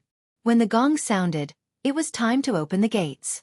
Zhang Feng slowly got out of bed. As soon as he went out and was about to call Shiva, Zhang Yuyao and Xiao Cui had already placed the copper basin on the table and were taking a nap. Seeing Zhang Feng come out, Xiao Cui quickly picked up the copper basin. Young master. Zhang Feng was stunned. How long have you been waiting here? Zhang Yuyao's cheeks were red. Not long. Not long, just 3 envoys. Before Zhang Yuyao could finish, Jingshu's faint voice sounded from another room. Zhang Feng took a look. He didn't know when, but Jingshu was actually sitting in his confidential information room, flipping through an ancient book. Hearing this, Zhang Feng's head almost exploded. However, Zhang Feng thought about it again. I didn't ask you to wait. Forget it. I'll take it one step at a time. Thinking of this, Zhang Feng shamelessly pointed at the sink at the side and said, Don't worry. As expected. Xiao Cui obediently brought the copper basin to the basin and even handed Zhang Feng's towel to Zhang Yuyao. Zhang Feng didn't say anything. He calmly sat in front of the basin. Xiao Cui washed Zhang Feng's face, while Zhang Yuyao combed Zhang Feng's hair with a red face and a racing heart. After a while, Zhang Feng was like a puppet. Under Zhang Yuyao's torment, he looked brand new. However, when Zhang Feng saw what he was wearing in the copper mirror, he didn't feel good. There was nothing wrong with the crown. Pure gold embedded with gems. But what was the meaning of this green robe? Yuyao, this? Zhang Feng pointed to the green robe on his body and asked. That was knitted by Sister Yuyao in the past month. The thread is also from the mulberry silkworms that Sister Yuyao raised personally. Sister Jingshu, that's enough. Zhang Yuyao hurriedly interrupted Jingshu. But Zhang Feng understood everything. He wanted to take it off, but how could he do it now? How would he dare to take it off? Rubbing his nose, Zhang Feng calmly patted Zhang Yuyao's shoulder. Revealing a smile that he thought was charming, he said, Thank you for your hard work. I like this robe very much. When Zhang Yuyao heard this, she lowered her head and blushed like an egg. Zhang Feng couldn't help but crack. He hurriedly found an excuse and said, All right, it's time to eat. Clean up and let's eat. Miss Jingshu, it's time to eat. Shiva, where's my food? Where the hell did you go? He's here. In an instant Shiva, who had been standing outside the door for a long time, walked into the room awkwardly. He didn't even dare to raise his head as he hurriedly placed the food box on the table and slipped away. Seeing this, Zhang Feng was stunned. Jianghu placed the ancient book in her hand on the bookshelf and looked at Zhang Feng with a smile. Prince Zhang doesn't have to be like this. Why? But you're really Frank. Frank my ass. Zhang Feng was embarrassed. He was angry and embarrassed. He didn't explain and sat down. He stared at Cui Er as she placed the exquisite dishes on the table. He waved his hand and said, "Let's eat." After hurriedly eating a few mouthfuls of food, Zhang Feng finally found an excuse and said, "I still have something to do at the foot of the mountain. I'll go first. You guys eat slowly." After saying this, he ran away as if he was fleeing from a disaster. When Zhang Feng left the room, he sighed in relief. However, when he looked at his toad-like green robe, Zhang Feng had the urge to beat someone up. Before this, he was still laughing at Cui Er's green robe. Now, in the blink of an eye, Could it be that Zhang Yuyao likes green that much? No, I have to educate her. While thinking, Zhang Feng wandered around the mountain gate. At this moment, Uncle He came to Zhang Feng with a strange expression and said, "Fengzi, come here." What's wrong? However, Uncle He didn't say anything. He pointed to the back of the kitchen. Zhang Feng saw Xianxia and the others waving at him. Since he wasn't full just now, Zhang Feng didn't care about it. However, when Zhang Feng entered the kitchen, Uncle He immediately drove everyone out. However, Zhang Feng didn't notice. He picked up the bowl of porridge that was prepared for him and gulped it down in one gulp. "Fengzi, you're really famous now. Do you know?" Zhang Feng was a little confused. However, when he thought of he seemed to understand something. He lazily agreed and then asked while eating, "Oh, and then you ask?" Xianxia smiled and said, "What did you do last night?" "Last night? Wasn't it yesterday afternoon?" "Nothing. What else can I do except sleep?" "I mean except sleep." Hearing that, Zhang Feng put down his bowl and chopsticks. He looked at Cheng Chimo and the others with a strange expression and asked, "Tell me clearly. Did I really go back to sleep last night after I finished talking with you? What else can I do except sleep?" Zhang Feng was a little impatient. Seeing that Zhang Feng didn't seem to know, Xianxia got close to Zhang Feng and asked, "Did you compose a poem last night?" Zhang Feng thought for a while. He did compose a poem. He nodded and asked, "You did? What's wrong? Where's the original work? Show it to us." Zhang Feng was even more confused. "Yesterday, I just casually told Jingshu a poem and then went to sleep. I don't have any original work. If you want an original work, write it yourself and stamp it with my seal." "It's an original work." Hearing Zhang Feng's words, Xianxia and the others couldn't help but look serious. They said, "Feng, are you sure you didn't write it last night?" "I wrote your grandma's leg. If you have something to say, just say it. Don't hold it in. It's uncomfortable." Seeing that Zhang Feng was angry, Xianxia lit a cigarette and blew out a smoke ring. He said, "Since you didn't write it, but today, your poem has been spread all over Chang'an City. You're famous." "I'm famous?" Zhang Feng was stunned. He pointed to his nose and asked, "Is there an immortal?" Lao Tzu just said it casually. How did it spread to Chang'an City? "Because you've been eavesdropped." Chapter 848. Had he been eavesdropped on? Zhang Feng's hair stood on end when he heard this. Which bastard dared to eavesdrop on Lao Tzu? There were three kinds of people that Zhang Feng hated the most in his life. The first kind was gossiping. If Zhang Feng encountered this, he would be beaten up in the future. However, if he was in the Tang dynasty, he would definitely cut off that person's tongue. The second kind was those who secretly agreed but secretly disobeyed and betrayed. However, Zhang Feng hated this kind of eavesdroppers the most. They were the most detestable kind. There was no privacy at all. How could he play? This time, Zhang Feng unexpectedly became famous because of this eavesdropper. Xianxia saw this and said, "It's 3 students. They are now kneeling in front of Mr. Bo Shi's door as punishment." "Students? What's the point of keeping such students? Throw them off the mountain and don't let them take a step up the mountain for the rest of their lives. Zhang Feng was also furious. Li Chengqian saw this and sighed slightly. This is all your fault. Zhang Feng pointed at his nose and laughed angrily. Good fellow, how can you blame this on me? Yes, these students came up the mountain to study. Look at them during this time.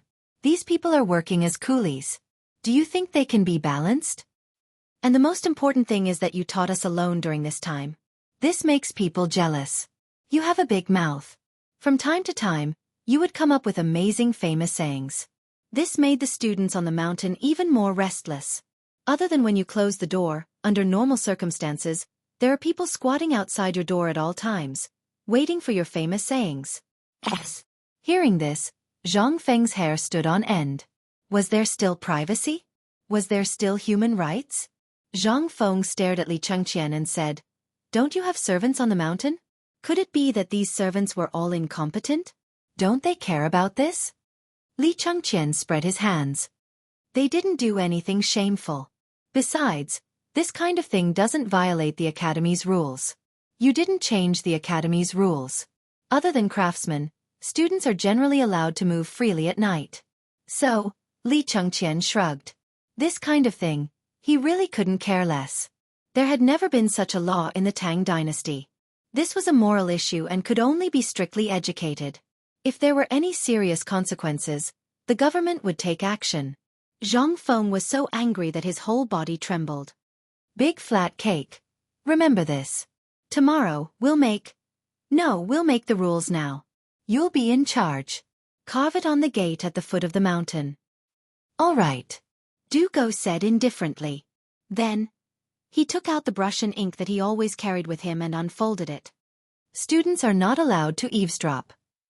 Those who are caught will have their legs broken and will never be allowed to enter any place under my name for the rest of their lives. Students are not allowed to gossip, not allowed. Zhang Feng listed 9 of the Academy's commandments in one breath, and the eavesdropper was the first one. It could be seen that Zhang Feng was really angry. This was also the reason why they waited here alone for Zhang Feng. Most importantly, these people had been idle for too long. No one could sit still if they did these things all day long. The key was that Zhang Feng treated them differently. How could they be willing? That would be the real deal. Li Chengqian stared at Zhang Feng until his anger subsided. Then he asked, Fengzi, when do you plan to start teaching these people officially? If you don't teach them now, they will go crazy. This was a big problem. Zhang Feng heard this and his anger subsided a lot. After a moment of silence he said, How long will it take for the Academy's construction to be completed? I'm talking about the Academy's classes. Half a month. At the earliest, it will be half a month. Li Chengqian made a conservative estimate. Half a month. Zhang Feng touched his chin and thought for a while. Half a month it is. I'll go look for Mr. Bosher later. Tomorrow, we'll hold a general meeting of the Academy. The day after tomorrow, we'll select those who you think are outstanding and start the formal teaching. Differential treatment? You're still here? Wei Shuyu and the others couldn't help but frown and look at Li Chengqian. Li Chengqian didn't know what Zhang Feng was thinking. Seeing this, he could only say, Fengzi, this matter I think. Don't you think it's good? I want what I think. Zhang Feng interrupted Li Chengqian and said, Look at the current situation in the world. People are divided into different classes. Why can't my academy do the same? Although I've said before that everyone here is equal, there are always a few shining stars among them. These are the people we need to focus on nurturing. This way, everyone in the academy will have a sense of crisis and a spirit of improvement. If thousands of people were to be educated fairly, would you be the one to teach them? Or me? Or let Mr. Bosher and the others do it? It'll be a wonder if they don't die of exhaustion. Li Chengqian was speechless. Zhang Feng's words made sense. However, the current situation was that most of the construction on the mountain was basically completed, but those who came from Chang'an and the surrounding areas were still unwilling to leave the mountain. On the one hand, it was because they could fill their stomachs here. On the other hand, Zhang Feng's charm made these people reluctant to leave. That was why the current situation was created. There were more people and less work. Once this person was free, it would be a big deal. Zhang Feng also thought of this point.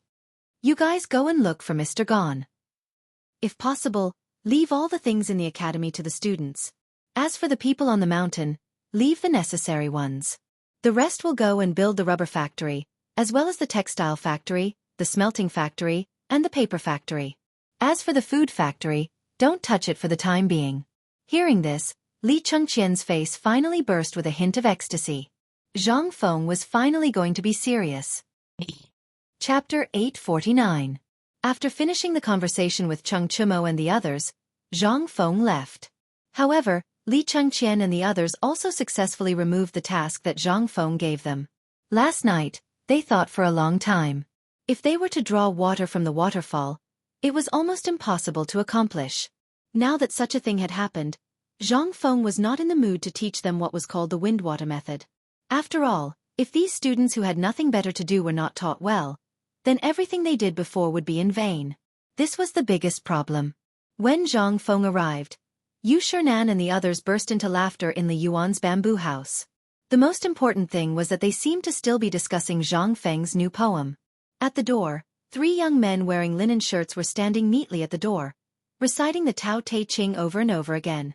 Zhang Feng did not care about anything, directly shouting outside the door, "Student Zhang Feng greets several teachers." When the few people heard this, they suddenly burst into laughter again. "You see, we were just talking about this kid, and he came. Come in, the door is not locked." When Zhang Feng saw this, he pushed open the door. As soon as he entered the room, he saw that on the screen in the middle of the room, there was a piece of writing that had just been done. The ink had not yet dried. This was the poem that Zhang Feng made last night. Yu Shernan pointed to the poem on the screen and said, "This was written by you last night?" "Yes, I said it last night, but I did not write it." When he heard this, he asked, "Then how did the people in Chang'an know now this was also done by you?" Hearing this, Zhang Feng poured out his grievances. "Wronged. This student is wronged. This is all because of those damn people, spreading false information. Yes, it was the 3 bastards outside the door who eavesdropped and spread it out." When Yu Shernan heard this, he pointed to a futon below, motioning Zhang Feng to sit down, then he said, "Now, your poem is completely popular. Last night, these 3 boys relied on your poem to earn 3 beggars' chicken and 10 pounds of braised meat, do you know? My poem is so worthless?" Zhang Feng's eyes instantly became round.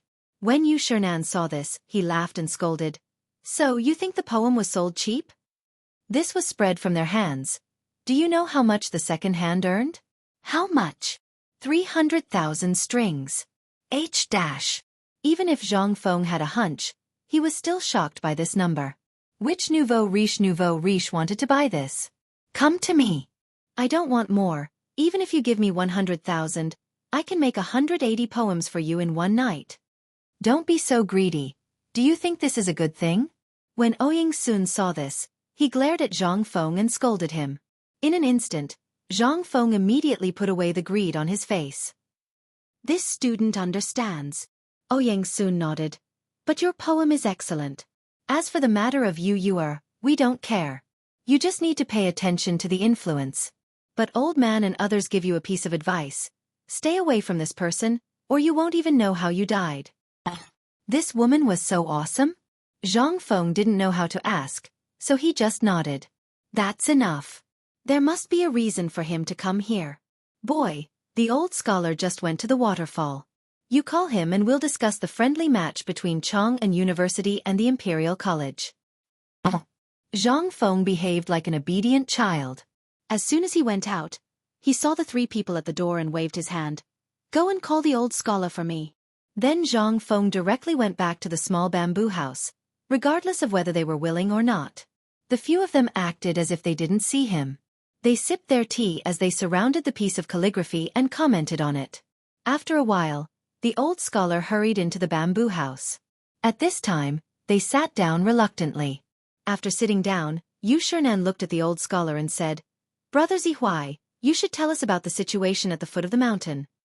The old scholar looked at Zhang Feng and said, "I have told Fengzi about the situation at the foot of the mountain yesterday. The current situation is that we can either form our own Kuju team or change the method. Brother Boji and I have discussed it in Chang'an University. If it doesn't work, we can use Fengzi's military knowledge. Aren't old you and the others training now? When the time comes, we can call people from their place and win for sure. Yu Shernan and the others stopped smiling and stroked their beards. After a while, Ouyang Sun said, although it seems like there is no problem, military knowledge still belongs to generals and is biased towards our academy. Therefore, the old man thinks that it is better to have a Kuju team. What do you think? Didn't you just compose a poem last night? We are all Confucian scholars. Why don't we compete in poetry? I think so. His talent in poetry is unparalleled. Moreover, if we can win the Imperial College, Chang'an University and our White Deer College's reputation will soar again. The few of them discussed heatedly. On the contrary, Zhang Feng felt that he had come to the wrong place. Once you've discussed this matter, just let me know and it'll be fine. Do you want me to sit here and listen to you argue? Do you have to?